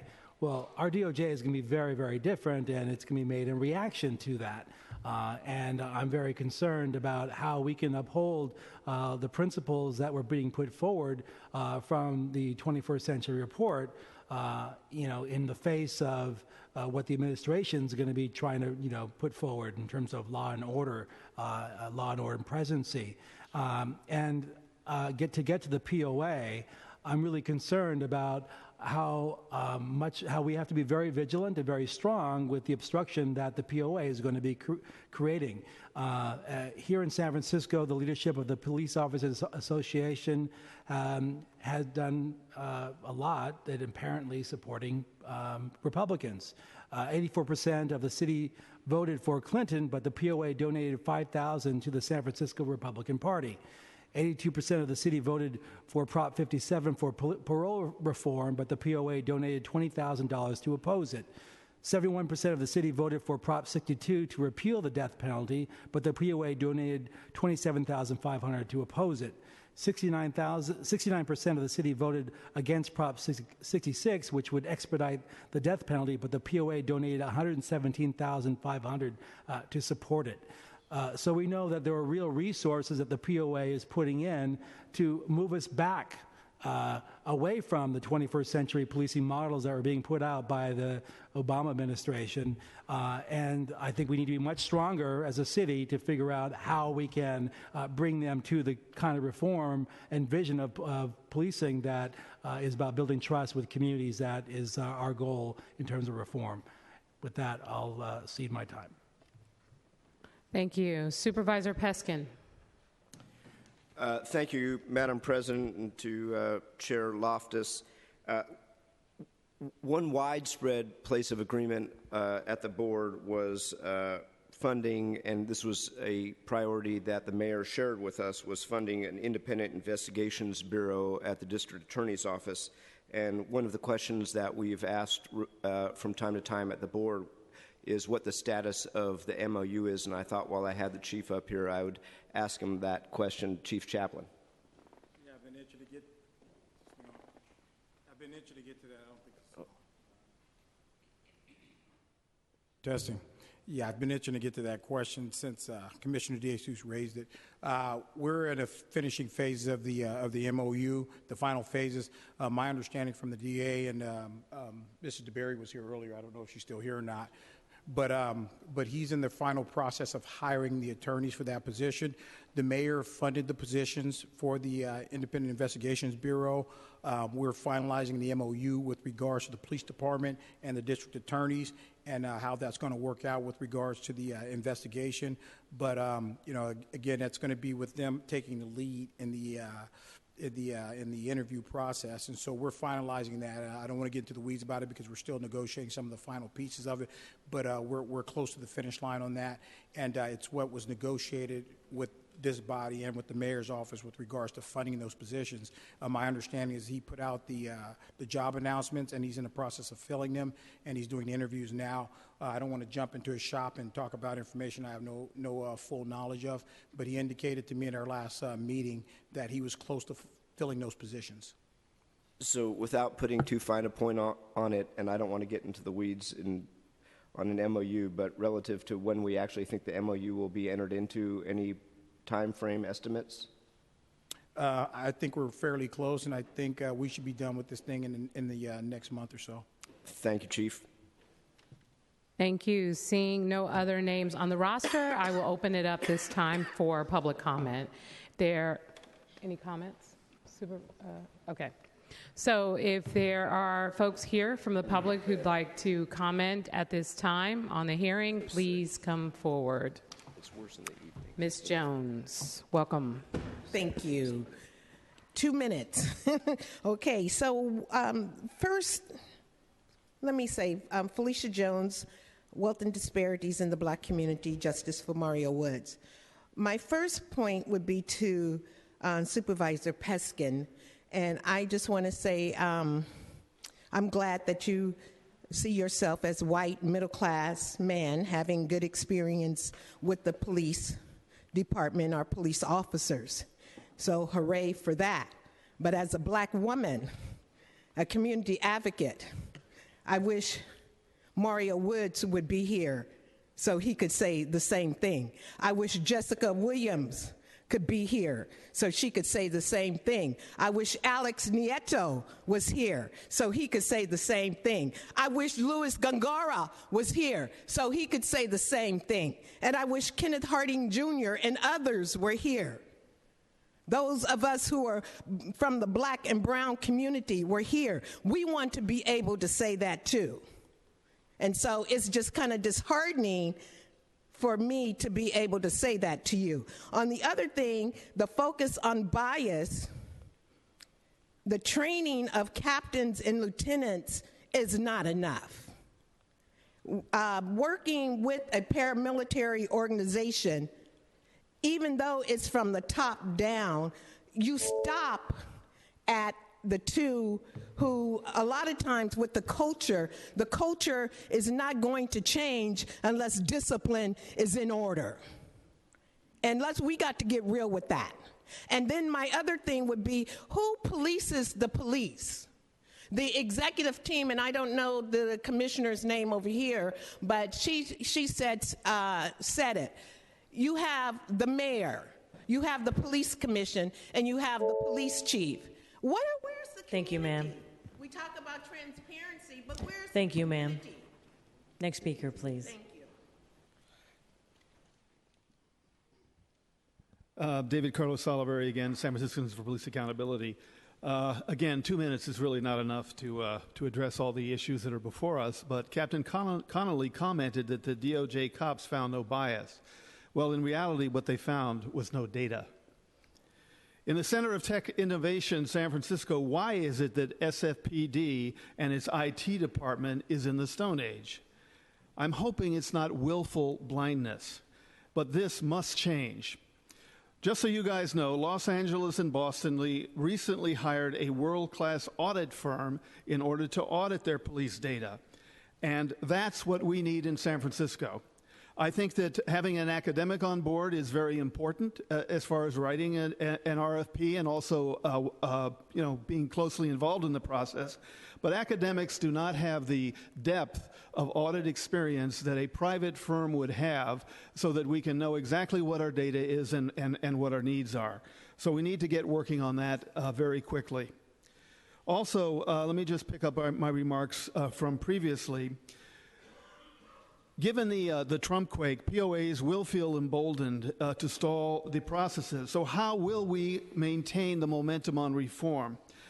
I think by building the grassroots civil society organizations and institutions for accountability, and by local government working with them collaboratively. So far, that has not happened with this commission. We have been tolerated as a minor irritant, as a mosquito in the August chambers. Or we've been ignored, or we've been fought head on. Given the Trump quake, the only way for San Francisco to retain its progressive values and to move forward to be a beacon of hope in a very dark night is to break down those barriers between the community and the commission and between the community and this board. So I very much hope that that will happen going. Thank you, sir. Next speaker, please. Yes, good evening. I'm David Grace. I have two items of constructive notice and then something about the Police Officers Association.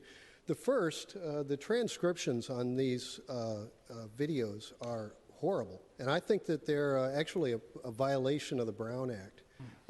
They need to be fixed. The second thing is it's good that this is a joint meeting because this involves the revenue stream not only of the city and county but of the state. And it's something that's under the jurisdiction of the police. There are hundreds and hundreds of cars driving around San Francisco that have dealer plates. They're Uber cars. These are cars that are not paying taxes, and they're driving around willfully. And I'm seeing them from all over the state. These are dealer plates. They're not supposed to be driven with passengers and all sorts of rigmarole. Trucks with loads in them. So this is constructive notice to the police department. Start enforcing the laws about dealer plates. The third item is about the Police Officers Association. I was shocked to hear the commissioner mention that they're at an end with the Police Officers Association. I think a grand jury should be worked on with the Police Officers Association as if they're organized crime. Because when you start looking at the idea that they're creating a situation where they're claiming immunity from investigation in murders, in deaths, in all sorts of inopportune behavior, and they're creating a contractual arrangement that's locking the city into failure to investigate the truth of situations, they should be looked at as an organized crime operation and participants in it, and then the contract with the city and county of San Francisco be. Thank you, sir. Next speaker, please. Evening, Supervisors and Police Commission. We understand that you guys are exhausted. You've been here forever, but please understand that we've been here for just as long, and we're still here. So I'm Claire. I'm the District 6 Youth Commissioner and the Chair of the Immigration Justice and Employment Committee of the Youth Commission. I'm here today to reiterate things that other youth commissioners have stated in past police commission hearings around what we as youth would like to see in our new chief of police and the SFPD. The Youth Commission encourages the appointment of a chief that is in line with the characteristics and recommendations within our budget and policy priorities. As stated in our BPPs, we need a chief that is willing to train new and advanced officers on effectively interacting with youth on school grounds and in our communities. This training should offer practical communication skills and best practices for working with young people that are grounded in developmental psychology. This training should include de-escalation skills and strategies for asserting authority effectively with youth, incorporate scenarios of real-life police-youth interactions, which include young people in those training components, thus giving officers an opportunity to practice and apply these new skills. The last thing that I'd like to say, as our elected supervisors and police officers, you guys come into our neighborhoods and tell us every day how important having a youth voice is, how there's a lack of voice from youth in contributing to the decision makings in our city. And to not acknowledge us as an important body in this room when you are the ones that appoint us is discouraging and disheartening. So we are the ones that are directly impacted by the decision making you guys make here, and these are issues that we face every day. So for the youth that are still here to give their public comment, I ask that you give them your undivided attention and listen. Thank you. Thank you. Next speaker, please. Good evening, Board of Supervisors and Police Commission. My name is William Juarez, and I am here to speak for my brothers and sisters who are not here because they have yet to see justice. I am also here to speak for the other organizations that came out here today but were not able to stay as long as we could, and that is Lyric, Project What, United Players, and Mo Magic. So, and something that I definitely want to reiterate from my colleague, Mary Claire, is that as youth, we are deeply affected by the police. Even just me and my brown skin, I've been searched just because I look new to the neighborhood. But anyway, my name is William Juarez, and I am the Vice Chair of the Youth Commission. I am a junior at San Francisco State University, and I'm here to really urge the Police Commission to really look at the Youth Commission's BPPs, which is the budget priority policy priorities, where we urge you guys to please be more mindful and be more, to be more sensitive around arresting our youth on campuses and arresting their parents in front of them. And we also ask that, in considering that the Trump quake, as we've been hearing today, to be much more sensitive around undocumented youth and their undocumented parents. Thank you. Thank you. Next speaker, please. Hello, everyone. My name is Sia Blacksher, and I am a senior at Lowell High School. I'm also a mayoral appointee in the Youth Commission. So to me, communication is the key to solving any and all problems. Good communication involves both sides being able to respectively and effectively verbalize their concerns and being able to take those concerns into consideration to make everyone's life a little bit easier.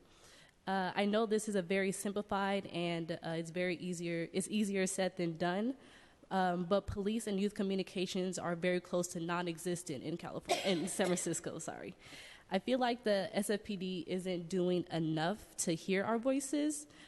We are literally the future, and as cliche as it sounds, it's the truth. If you don't show an honest effort into making sure that youth-police relations are set on a positive tone, then you're just adding to the ongoing cycle of just distrust within our communities.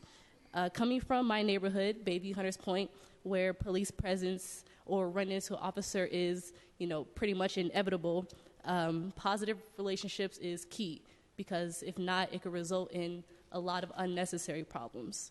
So, sorry, respect is crucial, empathy is crucial, trust is crucial. If you want to see progress, then you have to start with the youth.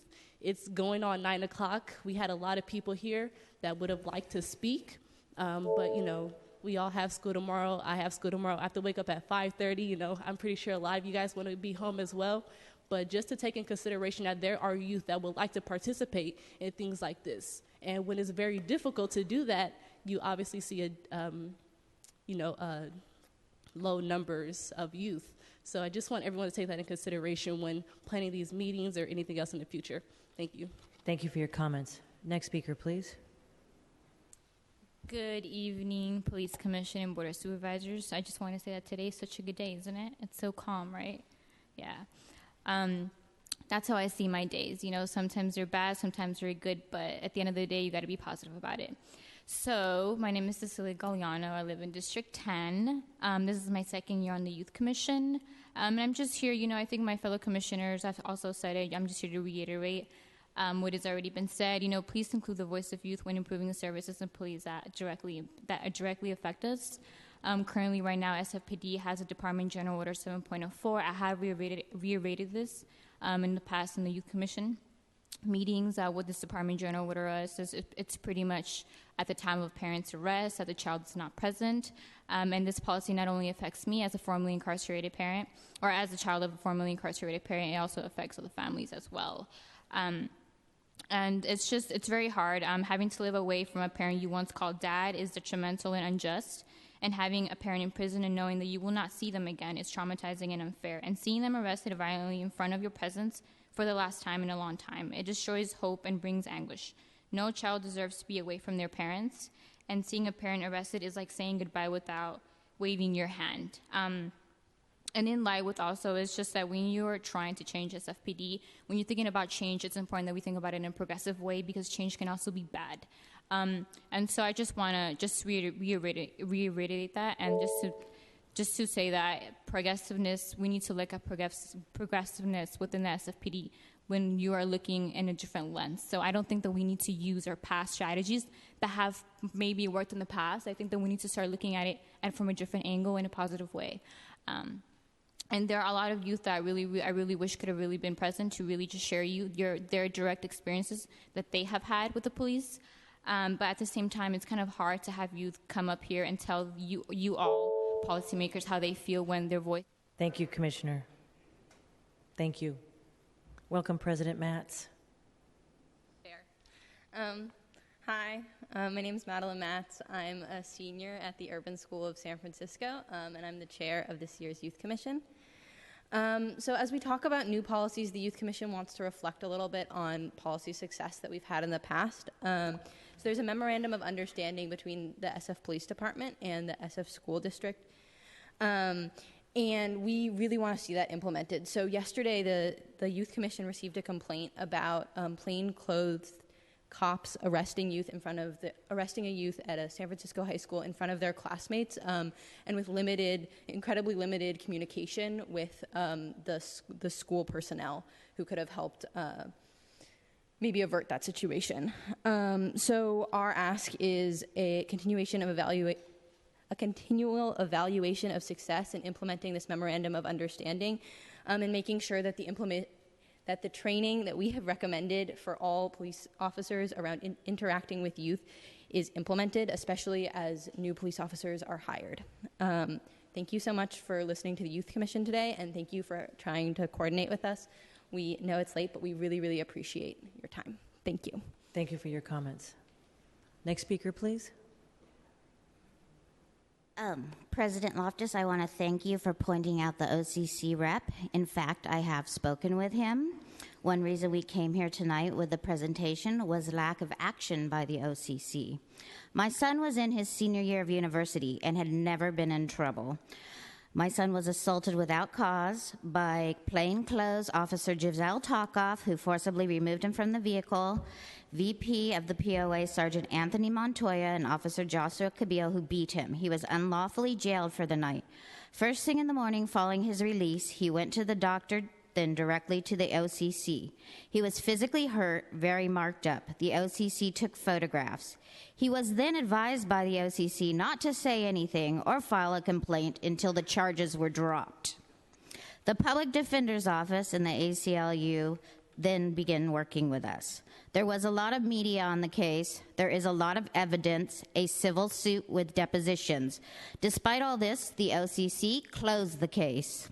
The OCC did not have the facts. The investigator said there was no video, but both the Public Defender's Office and the ACLU have video.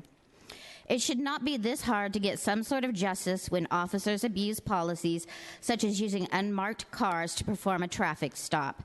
Changing the name of the OCC and removing it from SFPD budgeting control does not completely make it function better. There must be closer insight into OCC practices with a similar lens that's applied to SFPD. Fighting for what is right wears you down. Trying to heal my family from the trauma has been my sole economic and emotional responsibility. There are zero resources for victims of police brutality. My son suffers from PTSD. I am wounded also. In fact, the wound is ripped open every time I see newly promoted Officer Talkoff on the news in her new role as PIO. Thank you. Next speaker, please. It's not the first police officer who committed a crime who's been promoted in this city. Couple points. There is progress. Let's focus a little bit on the positive. Number one, the de-escalation policies that have been enacted in the last 6 months have been a rousing success. We've only had one shooting of an officer-involved shooting of a civilian, and he was shooting at an officer when he got shot. So for the last 6 months, we've had a vast improvement, and the sanctity of life ethic is awesome. And it's taken too long to get to that point. Everything takes too long in this city, especially at this commission, to get done. The badge cams took 40 months. 37 months during Chief Sir's tenure, and only 3 during Interim Chief Chaplain's tenure. I'm not saying Chief Sir was dragging his feet. Yes, I am.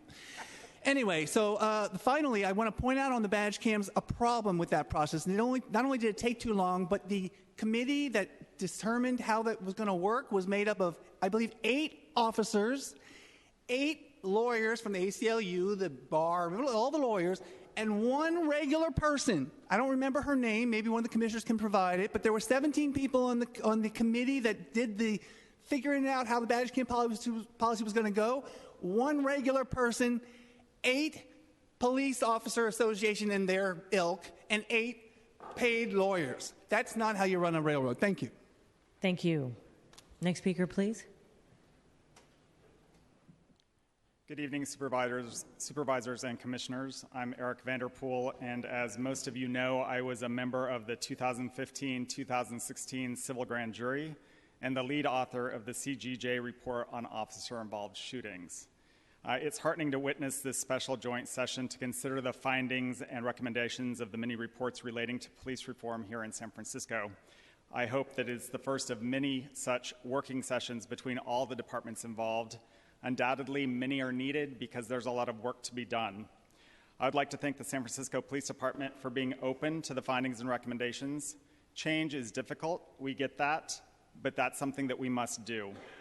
Each of the reports is a culmination of many hours of investigation, research, analysis, and thought.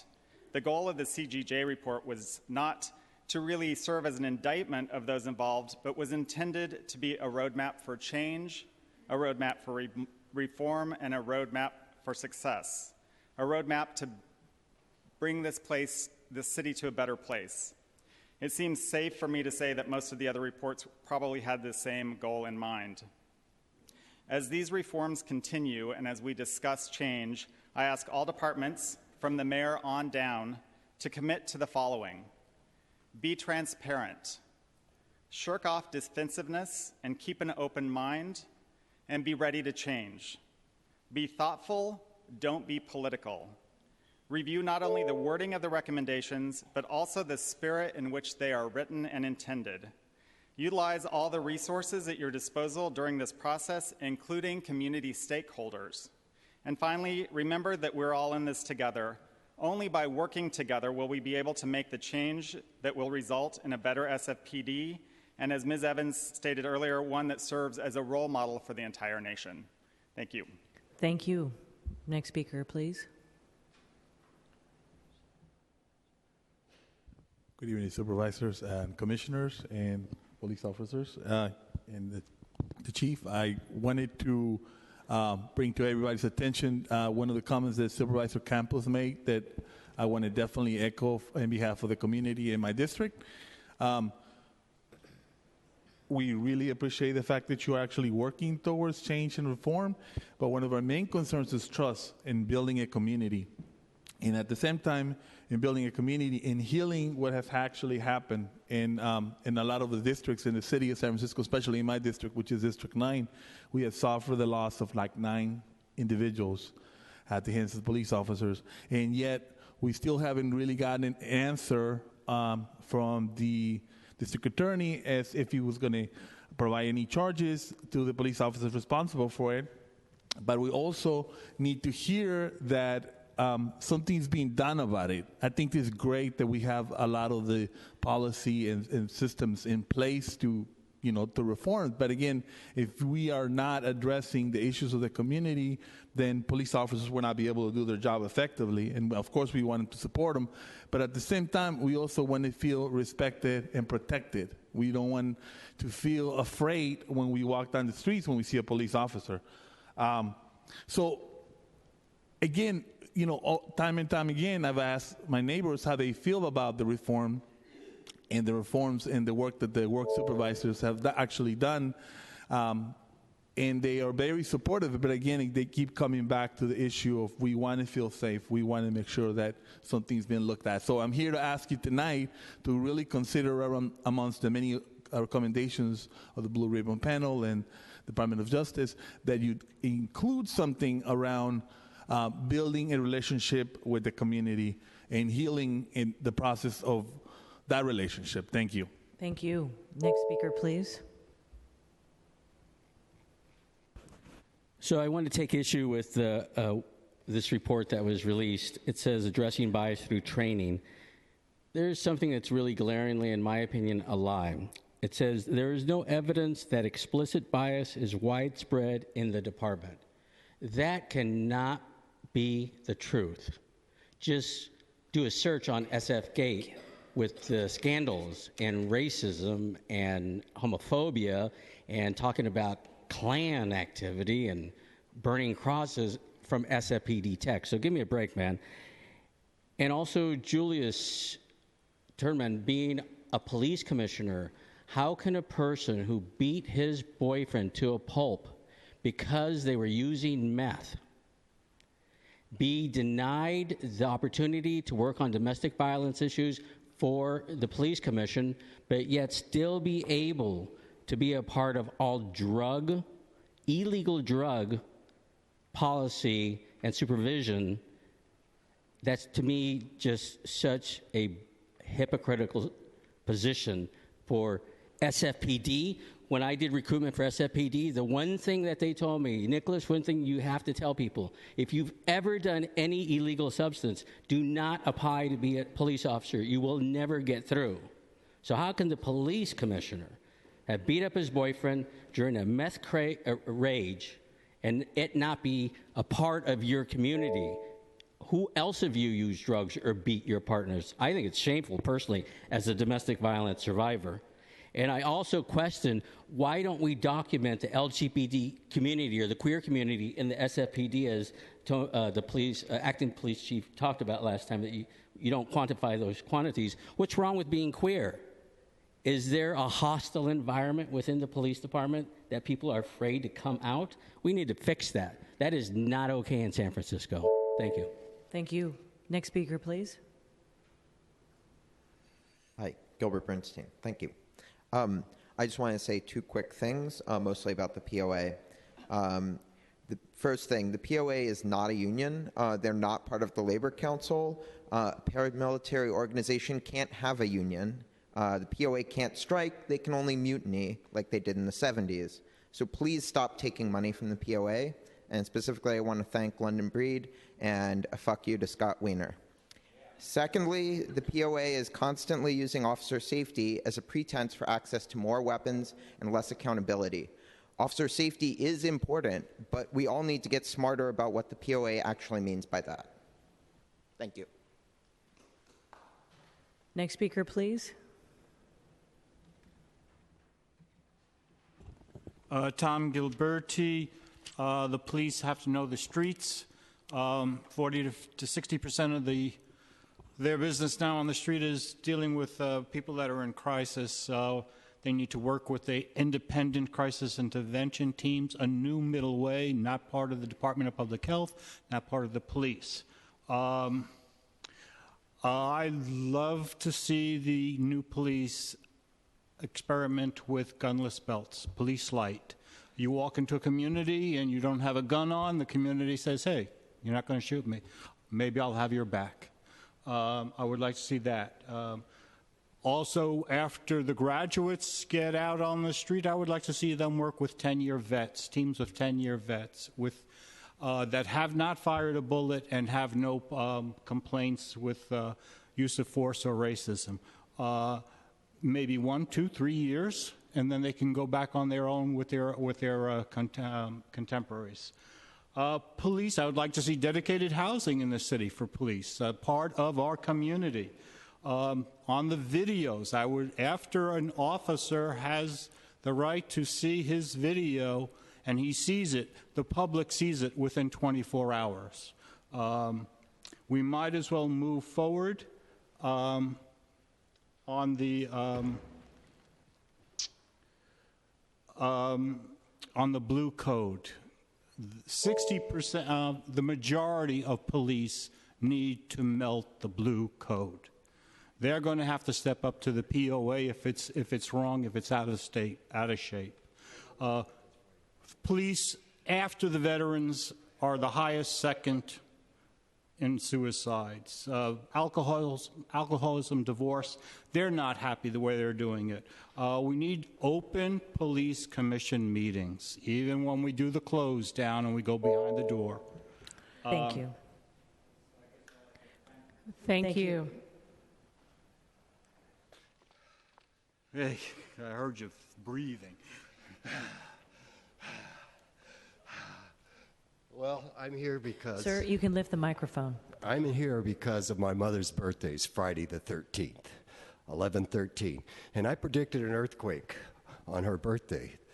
And I felt really bad about it because it was the second time under the same nuclear power plant. And I called back and expressed to them that I was going to predict another earthquake and it had to do with 11/11. And the guy says, that's a long ways off. And I said, no, like 3/11/11. I set him up for it. I set you up for this.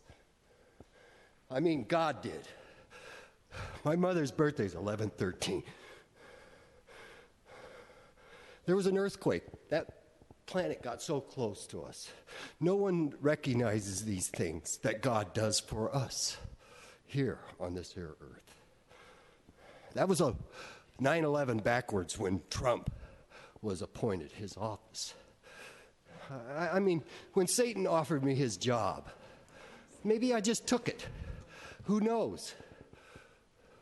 You might call me crazy and give me shock treatments, but I'm a privileged person to be here today.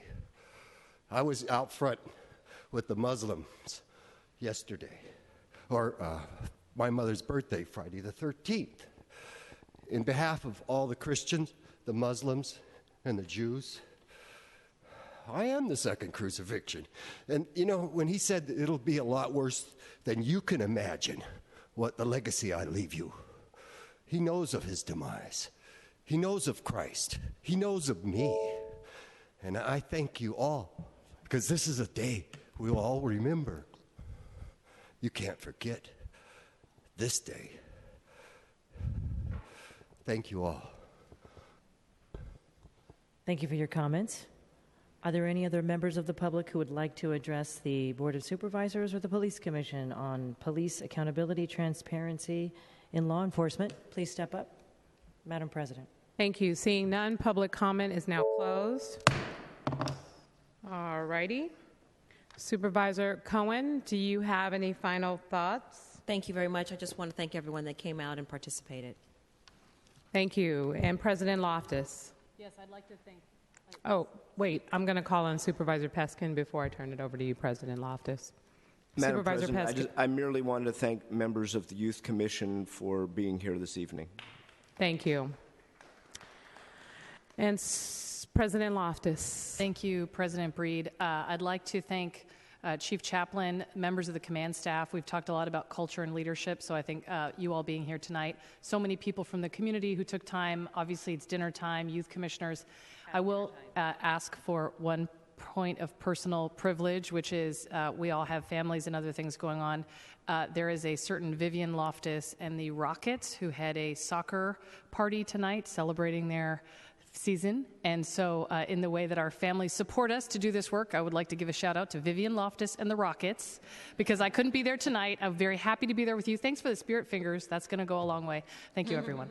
Thank you. And I just want to, again, thank Supervisor Cohen for her leadership. I want to thank President Loftus and members of the Commission for being here with us today. This is something, and I see Mr. Vanderpool from the Civil Grand Jury. I hope I'm saying your name correctly. I thank you for your work on the Civil Grand Jury. You know, we have a lot of work to do in the city, and we have talked about the devil is in the details. Like, we looked at a lot of details, and we have a lot of reports, a lot of information, a lot of data. And what I appreciate, and I'm really glad Felicia Jones is still here, and then also it is a lot of work, but it's a community effort, and it requires making sure that the community doesn't let up, and we continue to have the hard conversations. These are really hard conversations to have, and I do really appreciate the Youth Commission being present, and really, you know, they better not be late to school tomorrow. Just kidding. But just having different perspectives and trying to focus on bringing this thing together and doing it the right way is important. And I also appreciate, you know, just really the leadership of the San Francisco Police Department for their willingness to basically, you know, roll up their sleeves, talk about it, have the hard conversation, take the hits, but more importantly, you know, be willing to come to the table and work with us on trying to resolve some of the most challenging issues of our time. This is an incredible effort. It is not by no means, you know, something that is finalized. It is something that we are going to have to work on, and it is clear that this board and this commission is committed to working on these issues. I mean, we have come a long way. And what's so interesting, and I usually try not to get too personal about these things, but sadly, you know, I did, as I have said before publicly, I did lose a cousin to the San Francisco Police Department in the Bayview Hunters Point in 2006, and there was no independent investigation, there was no video, there was no closure for my family. And because of the work that we've done here now, there is a requirement of an independent investigation anytime there is an officer-involved shooting. And so just taking that into perspective, you know, we do have work to do, but we have come, you know, some way, and I just want to acknowledge that. And so we are committed here on the Board of Supervisors to trying to do our best, you know, to bring, you know, closure and comfort to those families, but more importantly, to make sure that the policies that we put in place protects the next person from having their family not have to endure what far too many families have had to endure, you know, here in our city, sadly. And I think these policies and this work and this commitment from this city demonstrates that we want to make sure that this does not continue to happen. And so I do think it's a step in the right direction. This Board of Supervisors is committed to continuously having the dialogue. You know, the next discussion that we have, I think, will be in February of 2017. I'm looking forward to progress. By that time, every member of the San Francisco Police Department will be equipped with body cameras. Just that's progress. The trainings and all of the things that we are doing, you know, it's going to move us in the right direction. It won't happen overnight, but I really am, you know, happy that the dialogue continues and the progress gets made, and we will continue to move forward together. So thank you all so much for being here today, and your patience. And yeah, let's continue to move this thing forward. Thank you again. And thank you, everyone who's joined us here tonight. And with that, we will take a brief recess and resume our 2 o'clock meeting. Okay, so we will adjourn the special joint meeting and take a 5-minute recess and return to our previous meeting. Thank you all again. Nice working.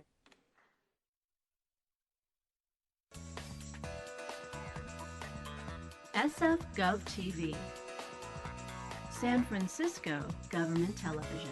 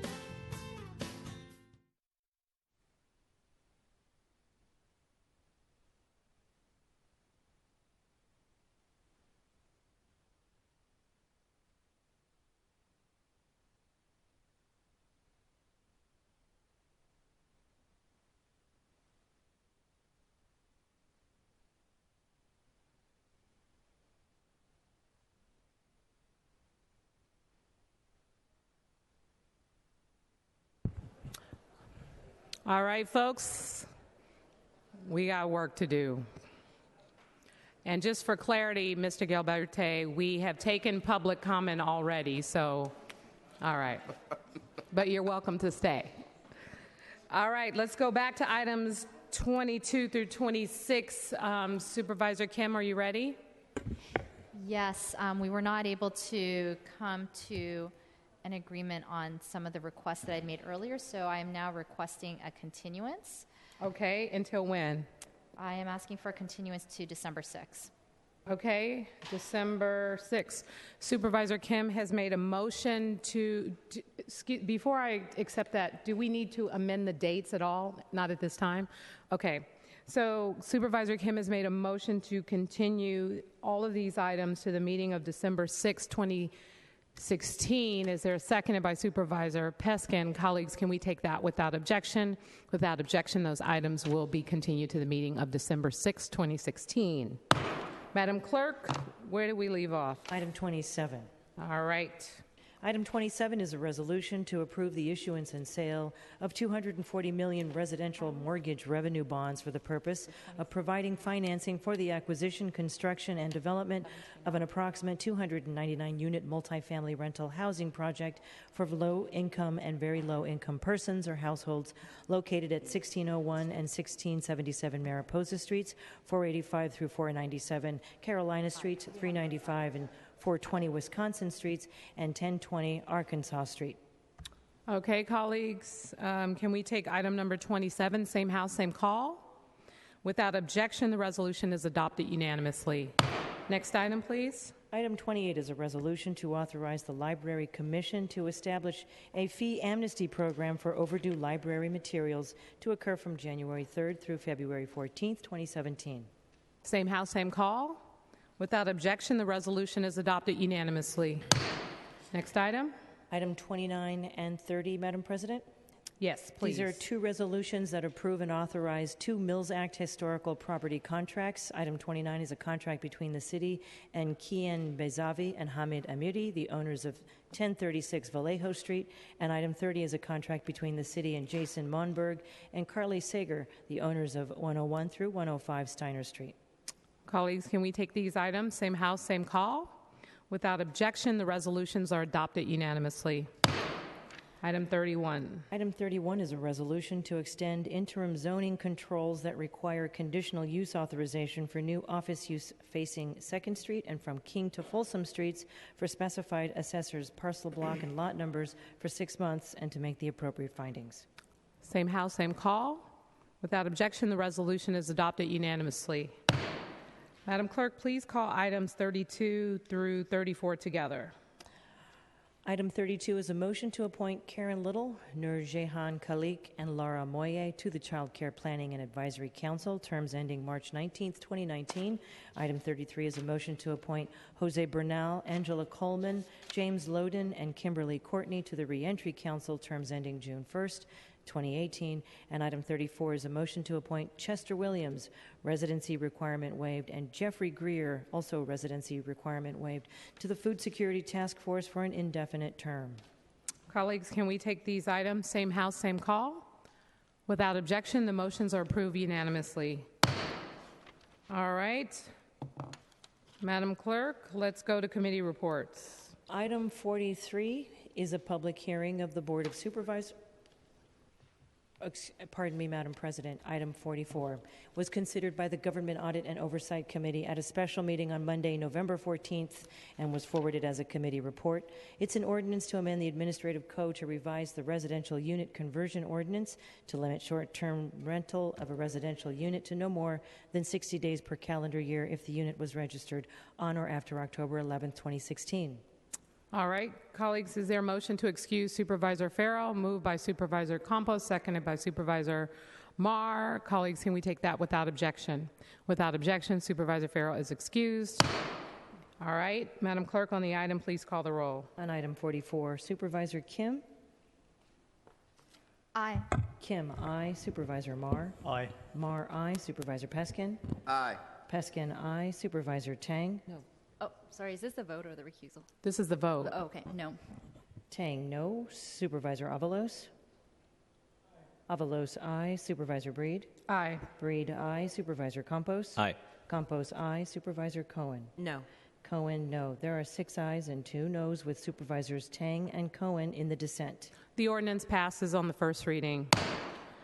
Please call the next item. Item 45 was considered by the Land Use and Transportation Committee at a regular meeting on Monday, November 14th, and was forwarded as a committee report. It's an ordinance to amend the administrative code to prohibit the city from entering into or extending leases for the extraction of fossil fuel from city-owned land and to require inspections and evaluations of any constructive future uses. Supervisor Avalos. Thank you. Colleagues, I've been working on this legislation for a very long time and have waited a very long time this evening. So what I'll do is urge you to vote in favor, and I'll make my comments for second reading. All right. Thank you. Roll call. On item 45, Supervisor Kim. Kim, aye. Supervisor Marr. Aye. Marr, aye. Supervisor Peskin. Aye. Peskin, aye. Supervisor Tang. Aye. Tang, aye. Supervisor Avalos. Aye. Avalos, aye. Supervisor Breed. Aye. Breed, aye. Supervisor Campos. Campos, aye. Supervisor Cohen. Aye. Cohen, aye. Supervisor Farrell. Farrell, aye. There are 9 ayes. The ordinance is passed unanimously on the first reading. All right, Madam Clerk, let's go to roll call for introductions. Introducing new business, Supervisor Kim. I will shorten my comments given the time. I'm calling for a hearing looking at, sorry, I'm trying to shorten my points. I'm calling for a hearing on the scope of enforcement that is currently being conducted on evictions happening in San Francisco. We recently had a good investigative report on OMI evictions here in the city. And I'm curious how many cases are currently being reported, are being investigated, and also are being prosecuted by the city attorney or district attorney's office, and how tenants are able to secure help regardless of language and finances. We are looking forward to hearing from the rent board, our district attorney's office, city attorney's office, and discussing next steps that we as a city can take to further prevent illegal evictions and making sure that we are curing many of these illegal evictions with the resources that we can provide to our tenants. And the rest I submit. Thank you, Supervisor Kim. Supervisor Marr. Thank you. Colleagues, I'd like to ask if we could end this meeting in honor of an amazing activist, Catherine Nash from San Francisco. She was a hotel worker and a proud member of Local 2 for over 40 years at the Oxford Hotel at Market and Mason Streets. I met her during the Rainbow Coalition campaigns in 1984 and 88 as we built multi-ethnic, multilingual coalitions at the electoral level locally throughout this country. She was an amazing activist building Jesse Jackson's campaign for president and building the Rainbow Coalition infrastructure. She lived a long and colorful life and was 91 years old when she passed away. As an African-American woman and a blue-collar worker, she worked hard every day to be self-sustaining. Ms. Nash grew up in rural Mississippi and worked there as a sharecropper picking cotton on plantations. After grade school, she came out to the Bay Area and started working at the Oxford Hotel. It was through her work at the Oxford, where she was a room cleaner and an inspector, that she made many friends. This is how she became involved with Local 2, becoming very active in the union and working to elect officers that she and others believed in. In the 1990s, she went on to become the president of the Local 2 Retirement Association. As a worker leader and a Western Addition leader, Ms. Nash witnessed the many changes to the city over the years, especially the gentrification of the African American communities of San Francisco. It's workers like Ms. Nash that were and are the backbone of the city and who should be remembered for their contribution to the very fabric of our San Francisco culture. Thank you. The rest I'll submit. Thank you, Supervisor Marr. Supervisor Peskin. Thank you, Madam Clerk. Colleagues, I will be brief. In early September, as you all know, I began a string of hearings with regard to the sinking and tilting of the Millennium Tower. And while some of those hearings have been fruitful, unfortunately, I have not been able to secure a couple of key witnesses with critical information and institutional knowledge that I think would be very helpful to the committee's work. And so as a result, colleagues, I am going to request that we, the Board of Supervisors, pursuant to a motion drafted by the City Attorney, subpoena those relevant parties to ensure their cooperation and participation in the proceedings moving forward. And I've introduced a motion today to ask the City Attorney, or a request for the City Attorney to act. In addition, I'm offering an in memoriam today for Eleanor Swift Angulo, a true California cowgirl and devoted military spouse who passed away this weekend at the ripe age of 92. Of course, she is the mother of Sonny Angulo. Eleanor was born to Rufus and Sarah Swift in 1924 in Mud Springs, California. Every year, she and her two sisters would spend the first quarter of the school year herding cattle from Shingle Springs up by Placerville to the upper Basie Cabin and pastures in the upper regions of the Sierra Nevada. The historic Basie Cabin, built in 1820, still stands, and the original doors on display in the Placerville Museum, also known as Hangtown, along with an exhibit chronicling the long line of immigrant cattle ranching families who settled in that region. Rufus's three daughters undertook the manual labor to sustain the family ranch. During the quarter of the year they lived in the mountains, it was rare to see even a handful of passerby. Eleanor spent much of her time herding the cattle, with 54 days straight being the longest amount of consecutive time she spent on horseback. She and her sisters churned butter to sell in town, spent long days doing fencing. They lived entirely off the land and hunted deer. Her longtime love of the California countryside and mountains where she grew up led her to a lifelong dedication to the environment, later on as a supporter of the Marin Agricultural Land Trust. After World War II, she joined the Secretary Corps and was stationed overseas, where she met a young Colombian immigrant named Alfredo Angulo, who proposed to her on their very first date. While stationed in Germany, Alfredo's military service took him all over the world with his wife, and they eventually raised three sons here in the Bay Area, ultimately settling in Novato. Eleanor took great pride in being a military spouse and had a deep love for the Bay Area, and they split their time between Marin, Fort Baker, Fort Ross, and Fort Barry. All three of her sons would later join the military. Eleanor and Alfredo recently celebrated 65 years of marriage. Eleanor was particularly adamant that during her failing health, she not be impeded from her ability to vote for the first woman president of the United States. Unfortunately, it didn't exactly turn out that way, or she told her family, it's time to put a grandmother in the White House.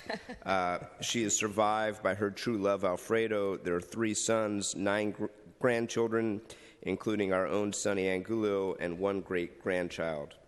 I'd also like to adjourn today's meeting in the memory of Don Belmer. Don was born August 9, 1944, and passed away on October 25th, surrounded by the love and respect of his family, friends, his dog Josephine, his two African gray parrots, who he insisted were smarter than most people, which, given how we all voted, is probably true.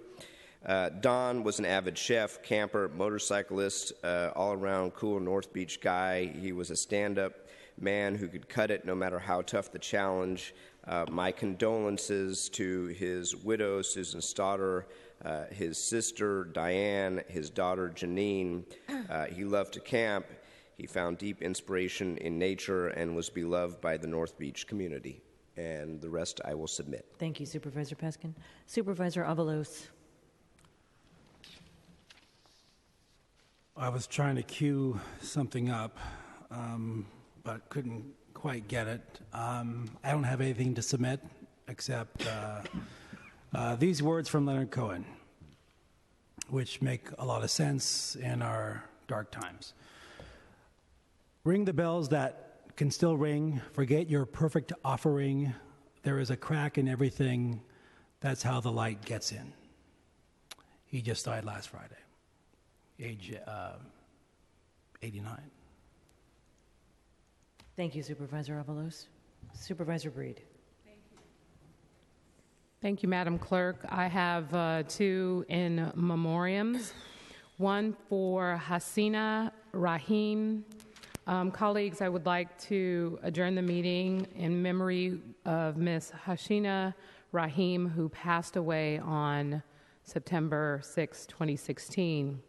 Ms. Rahim was born and raised in San Francisco. She became a dedicated leader in the Western Addition community. One of her greatest accomplishments was the demolition and redevelopment of the Hayes Valley apartments, which made it possible for many people to continue living in the Hayes Valley community. She went on to manage the apartments for 10 years, ensuring a safe environment for children and families. She was an active volunteer in her community, dedicating many hours of service over the years. She loved the community and the people who were a part of it. She was a very supportive mom, wife, and friend. May she rest in peace. She will truly be missed. The other in memoriam that I have is for Deacon Donald Corbin. Colleagues, today I'd like to adjourn the meeting in his memory. He passed away November 4th, 2016, in a very loving and peaceful manner. He attended elementary, junior high, and high school here in San Francisco, a graduate of Galileo High School. After graduating from high school, Mr. Corbin attended Laney College in Oakland. He was joyfully married to Miss Serena Corbin for the last 44 years. He retired from Veteran Affairs in Oakland about 18 years ago. He was a dedicated family man. At 79 years old, he had 3 amazing children, which include Adam, Jamil, and my really close friend, Ayana. 15 grandchildren, 2 great-grandchildren, and over 1,000 foster children and 9 godchildren. You know, growing up in the Western Addition community, there was one house that we always felt safe and secure that we could go to, and the Corbin's house was that place for all of us. It was filled with love, it was filled with kids, and it was always filled with food. Mr. Corbin was known as a community advocate for children, youth, and young adults and seniors.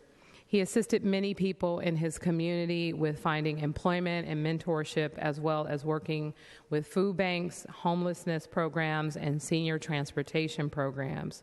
He was a gifted and talented musician and played the piano and organ for many churches throughout the Bay Area. Mr. Corbin was such an amazing father. He was an amazing friend. He was an amazing inspiration to so many in the community. He was truly loved, and he brought so much love and joy to everyone who knew him. May he rest in peace. And finally, colleagues, I have an imperative item that we will discuss later in this meeting. The election is over, but there's still a lot of hurt, a lot of frustration, and a lot of uncertainty. And I appreciate my colleagues for attending the unity gathering that we had with the mayor and with other elected officials yesterday. And so in that spirit, this board will move forward with an imperative item to send a strong message that we are here and we are paying very close attention, and we're committed, and we're recommitting ourselves to our values here in San Francisco. So with that, the rest I submit. Thank you, Madam President. Supervisor Campos. Thank you very much, Madam Clerk. I have a couple of items. The first is a hearing request that I'm introducing today on the status of the implementation of my law that this board passed, creating or requiring the opening of more navigation centers. I think it's really important for us to know how that is going. I know that additional centers have been opened, but we need to have a better understanding of how something that has proven to be successful is going. The second thing is, I actually, with the election of Donald Trump, I actually was tempted today to introduce an in memoriam for equality, diversity in this country, and actually an in memoriam for our Bill of Rights. but I think the jury's still out on that one. So I'm simply going to end by reading a Mexican proverb that I think is fitting in what is happening at the rest in the rest of the country. And the proverb simply goes like this: they tried to bury us, they did not know that we were seeds. The rest I submit. Thank you, Supervisor Campos. All right. Supervisor Cohen. Thank you. Supervisor Campos and Supervisor Tang, I've got some really bad news. And the rest of the colleagues, a few weeks ago, there was a vicious dog attack that violently attacked several animals in the Bayview neighborhood, one of which was my friend Sean. He was a sheep. He's a very beloved member of the community. He survived his attack. However, his friends, a couple chickens, did not. The animals, particularly Sean, was severely injured, and he had to be transported into surgery immediately. What is concerning is that when the animal care and control were reported to the scene, they refused to seize the dogs, and they didn't stay to resolve the situation, even though the dogs clearly posed a dangerous threat to the public and to the community. So with that, I'd like to request a hearing for animal care and control to report on their response strategy to incidents that particularly also includes response times and qualifications that must be met so that dangerous animals can be seized. I want the hearing to give us a better understanding of how the department handles incidents in the context of public safety. On a second note, you may have noticed that my former legislative aide, Mawuli Tubenyo, has now transitioned. He's now serving Mayor Lee as the legislative liaison to the mayor's office. I want to wish him the best of luck. He stayed for a very long first day, and want to wish him all the best. And also want to share with you that my longtime aide, Andrea Bruss, is going to also be transitioning. Today is, ironically, her last day as a legislative aide to me, and we are going to miss her. She's going to be transitioning on to join a law firm at the end of this month. Thank you. The rest I submit. Thank you, Supervisor Cohen. Supervisor Farrell. Thank you, Madam Clerk. Colleagues, I will similarly be short. I think one thing that we can all agree on, aside from our opposition to a Trump presidency, is that this November there were far too many ballot measures, local initiatives on our ballot here in San Francisco, 25 in total, and everyone in this chamber is guilty of either authoring or supporting things that could have been handled here at the Board of Supervisors instead. And I assume many of you heard from voters across our city about their frustration and certainly confusion about the sheer number of ballot measures. So today I'm introducing a hearing request, and I want to thank the city attorney for the discussion already, to begin a conversation about different ideas and policies that we can work on to stop this ballot madness from occurring again. The idea is to bring together community stakeholders, our city attorney's office and elections department, and other elections experts for this important conversation. A lot more details. There are a lot of ideas already circulating about, but I think the more that we can do our job here at the board, the less confused our voters can be and our residents can be, and I think the better off we all will be. So look forward to that conversation, and the rest I submit. Thank you, Supervisor Farrell. Supervisor Peskin. Thank you, Madam Clerk. Through the President to Supervisor Cohen, I would like to join your request for that hearing. Awesome. And would like to ask through the President, there's only one sheep in San Francisco that I know of that is actually a sheep, and it lives on Earl Street. Is that the Sean the sheep on Earl Street in the Bayview District? Yes, that's the one. I'm very sorry to hear that. Yeah. He's recovered nicely. I checked in with his dad this morning and was told that he's not suffering from PTSD. Excellent. Thank you for your concern. Thank you, Supervisor Peskin. Madam President. Thank you. Is there someone that you don't know, Supervisor Peskin? I didn't know the chickens. I never met the chickens. All right, colleagues, moving right along. Thank you. So, Madam Clerk, let's go to our items for adoption without reference to committee. A member may object, sever an item, and have it considered separately. Madam Clerk, there's one item. I believe. Can you pull 54? 54. Supervisor Cohen? Thank you, Madam President. I was going to ask that we sever 54 as well. Okay. So on the remaining items, colleagues, can we take those items, same house, same call? Without objection, those items are approved unanimously. Madam Clerk, please call item number 54. Item 54 is a motion to schedule the Board of Supervisors to sit as a committee of the whole today, November 15th at 5 p.m. to hear the findings and recommendations on law enforcement practices. Supervisor Cohen? Motion to table? Yes, I'd like to make a motion to table. Thank you. Seconded by Supervisor Peskin. Colleagues, can we take that without objection? Without objection, this item will be tabled. Madam Clerk, please call item number 43. Item 43 is a public hearing of the Board of Supervisors to sit as a committee of the whole on the findings and recommendations regarding law enforcement practices for today, November 15th. Okay, so this item.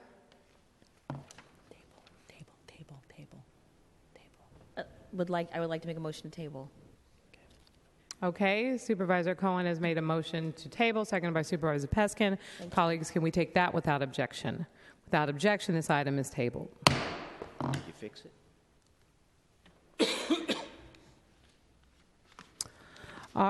Did you have okay. Madam Clerk, can you please call the imperative item? On behalf of Supervisor Breed, it's a resolution responding to the election of Donald Trump and reaffirming San Francisco's commitment to the values his election threatens. Okay, Supervisor Tang? Thank you. Thank you, Supervisor Breed, for bringing forth this resolution. I do agree completely in sentiment on what is before us today.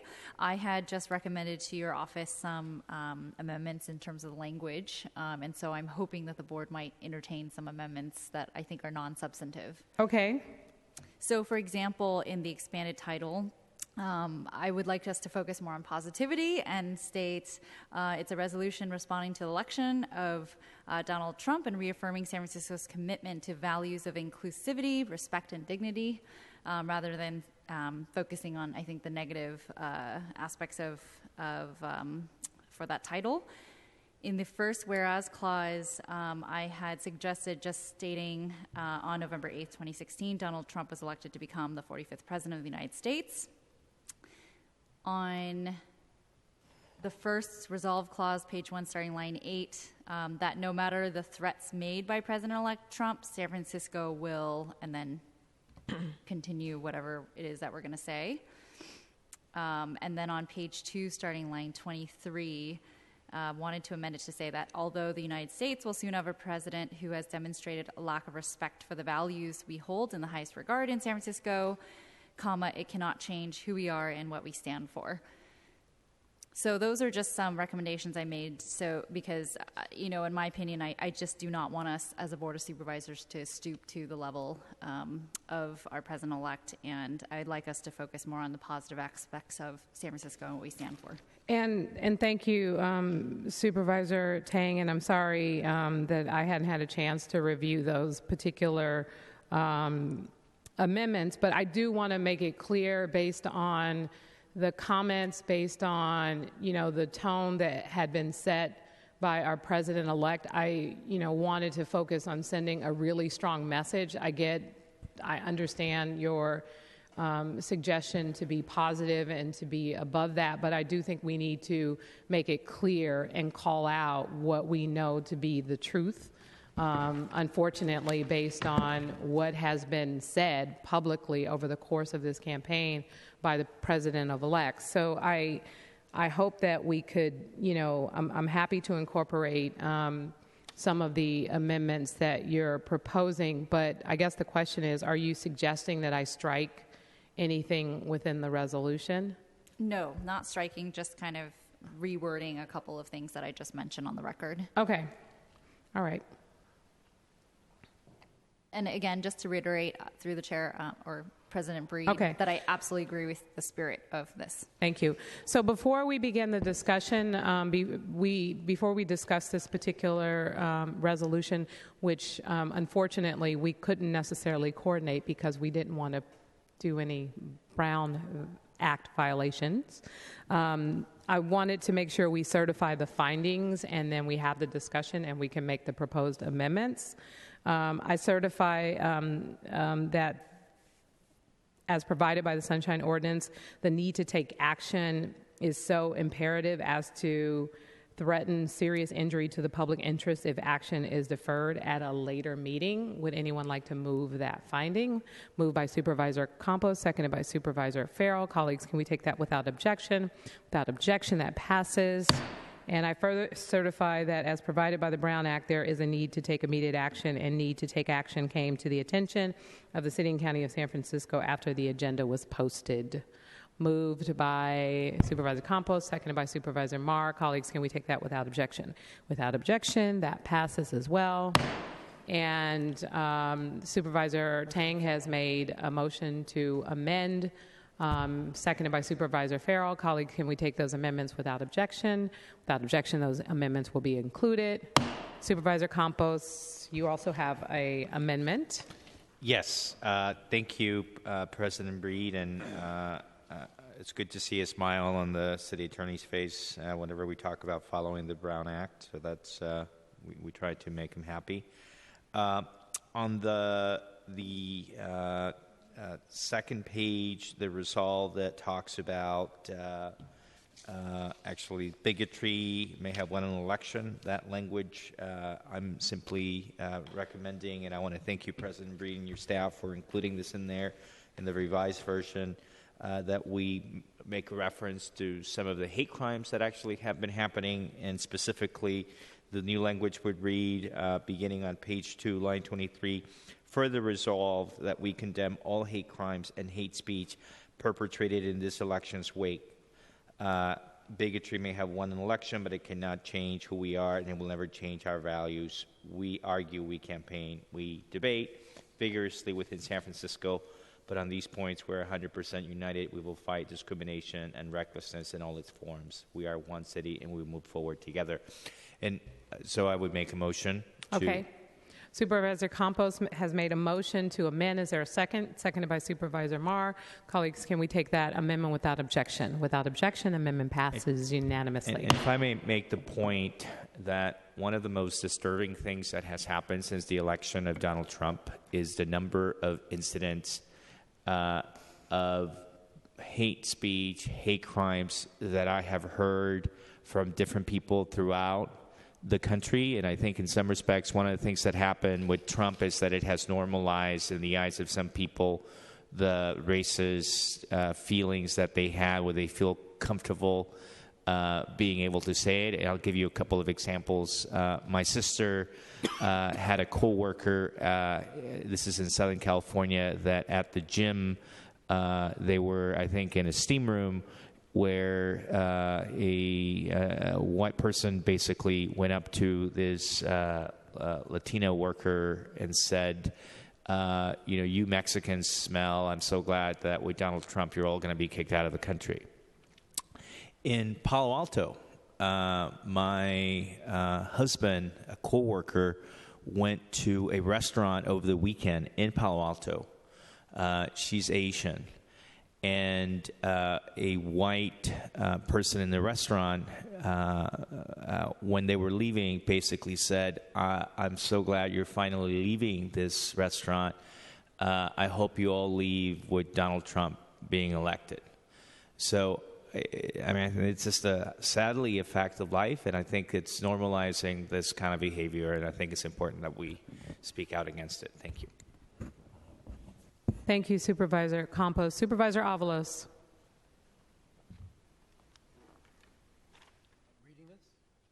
No. Oh, we're not reading it yet. I thought you might have, your name was on the roster, so I called you. Oh, sorry. Do we have to read it? Okay. All right, colleagues. So unfortunately, Supervisor Tang, although we approved your amendments, since they're not necessarily incorporated into the ones that we passed out. Excuse me? Supervisor Peskin? We are, at this time, going to symbolically read each of the whereas clauses just to make a point, just to make sure that members of the public hear this resolution and know where we stand and understand that this is important to us and will continue to reaffirm our values. And so I think you each have a copy and have approved your whereas clauses to read. And I will just start off with this is a resolution responding to the election of Donald Trump and reaffirming San Francisco's commitment to the values his election threatens, and I know that we're making some specific amendments. Thank you, Supervisor Tang. Whereas on November 8th, 2016, America elected an erratic, ill-informed, racist, and misogynist as president. Now, therefore, be it resolved. Resolved that no matter the threats, San Francisco will remain a sanctuary city. We will not turn our back on the men and women from other countries who help make this city great and who represent over 1/3 of our population. This is the Golden Gate. We build bridges, not walls. And be it further resolved, Supervisor Kim, that we will never back down on women's rights, whether in healthcare, the workplace, or any other area threatened by a man who treats women as obstacles to be demeaned or objects to be assaulted. And just as important, we will ensure our young girls and boys grow up with role models who can show them they can be or do anything. and be it further resolved, Supervisor Cohen, that there will be no conversion therapy, no withdrawal of rights in San Francisco. We began hosting gay weddings 12 years ago, and we are not stopping now. And to all the LGBTQ people all over the country who feel scared, bullied, or alone, you matter. You are seen, you are loved, and San Francisco will never stop fighting for you. And be it further resolved. Peskin. Supervisor Peskin. That we believe in this nation's founding principle of religious freedom. We do not ban people for their faith, and the only lists we keep are on invitations to come to prayer together. And be it further resolved, Supervisor Avalos, that Black Lives Matter in San Francisco, even if they may not in the White House, and guided by President Obama's task force on 21st century policing, we will continue reforming our police department and rebuilding trust between police and communities of color so all citizens feel safe in their neighborhoods. And be it further resolved, that climate change is not a hoax or a plot by the Chinese. In this city, surrounded by water on 3 sides, science matters. And we will continue our work on clean power, zero waste, and everything else we are doing to protect future generations. And be it further resolved that we've been providing universal health care in this city for nearly a decade. And if the new administration follows through on its callous promise to revoke health insurance from 20 million people, San Franciscans will be protected. And be it further resolved that we are the birthplace of the United Nations, a city made stronger by the thousands of international visitors we welcome every day. We will remain committed to internationalism and to our friends and allies around the world, whether the administration in Washington is or not. And be it further resolved that San Francisco will remain a transit-first city and will continue building Muni and BART systems we can all rely upon, whether this administration follows through on its platform to eliminate federal transit funding or not. And be it further resolved that California is the 6th largest economy in the world. The Bay Area is the innovation capital of the country. We will not be bullied by threats to revoke our federal funding, nor will we sacrifice our values or members of our community for your dollar. And be it further resolved that we condemn all hate crimes and hate speech perpetrated in this election's wake. Bigotry may have won an election, but it cannot change who we are, and it will never change our values. We argue, we campaign, we debate vigorously within San Francisco, but on these points we are 100% united. We will fight discrimination and recklessness in all its forms. We are one city. We will move forward together. And thank you, colleagues, for working with me on this resolution. It is very much appreciated, and I think it sends a strong message to folks in San Francisco that we are going to do our best here in the city to protect our values.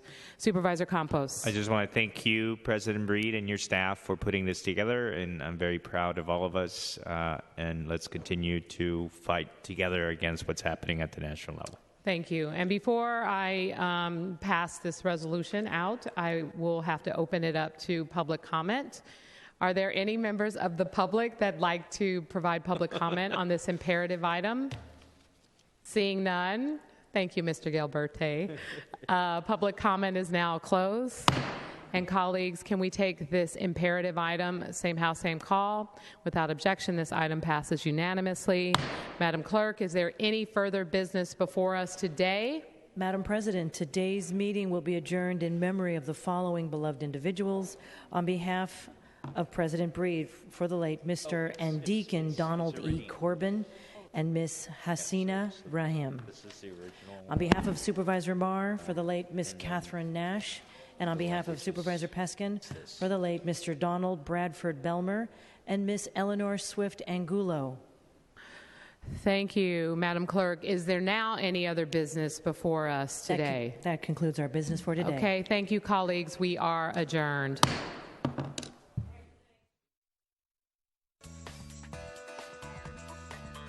SF Gov TV, San Francisco Government Television.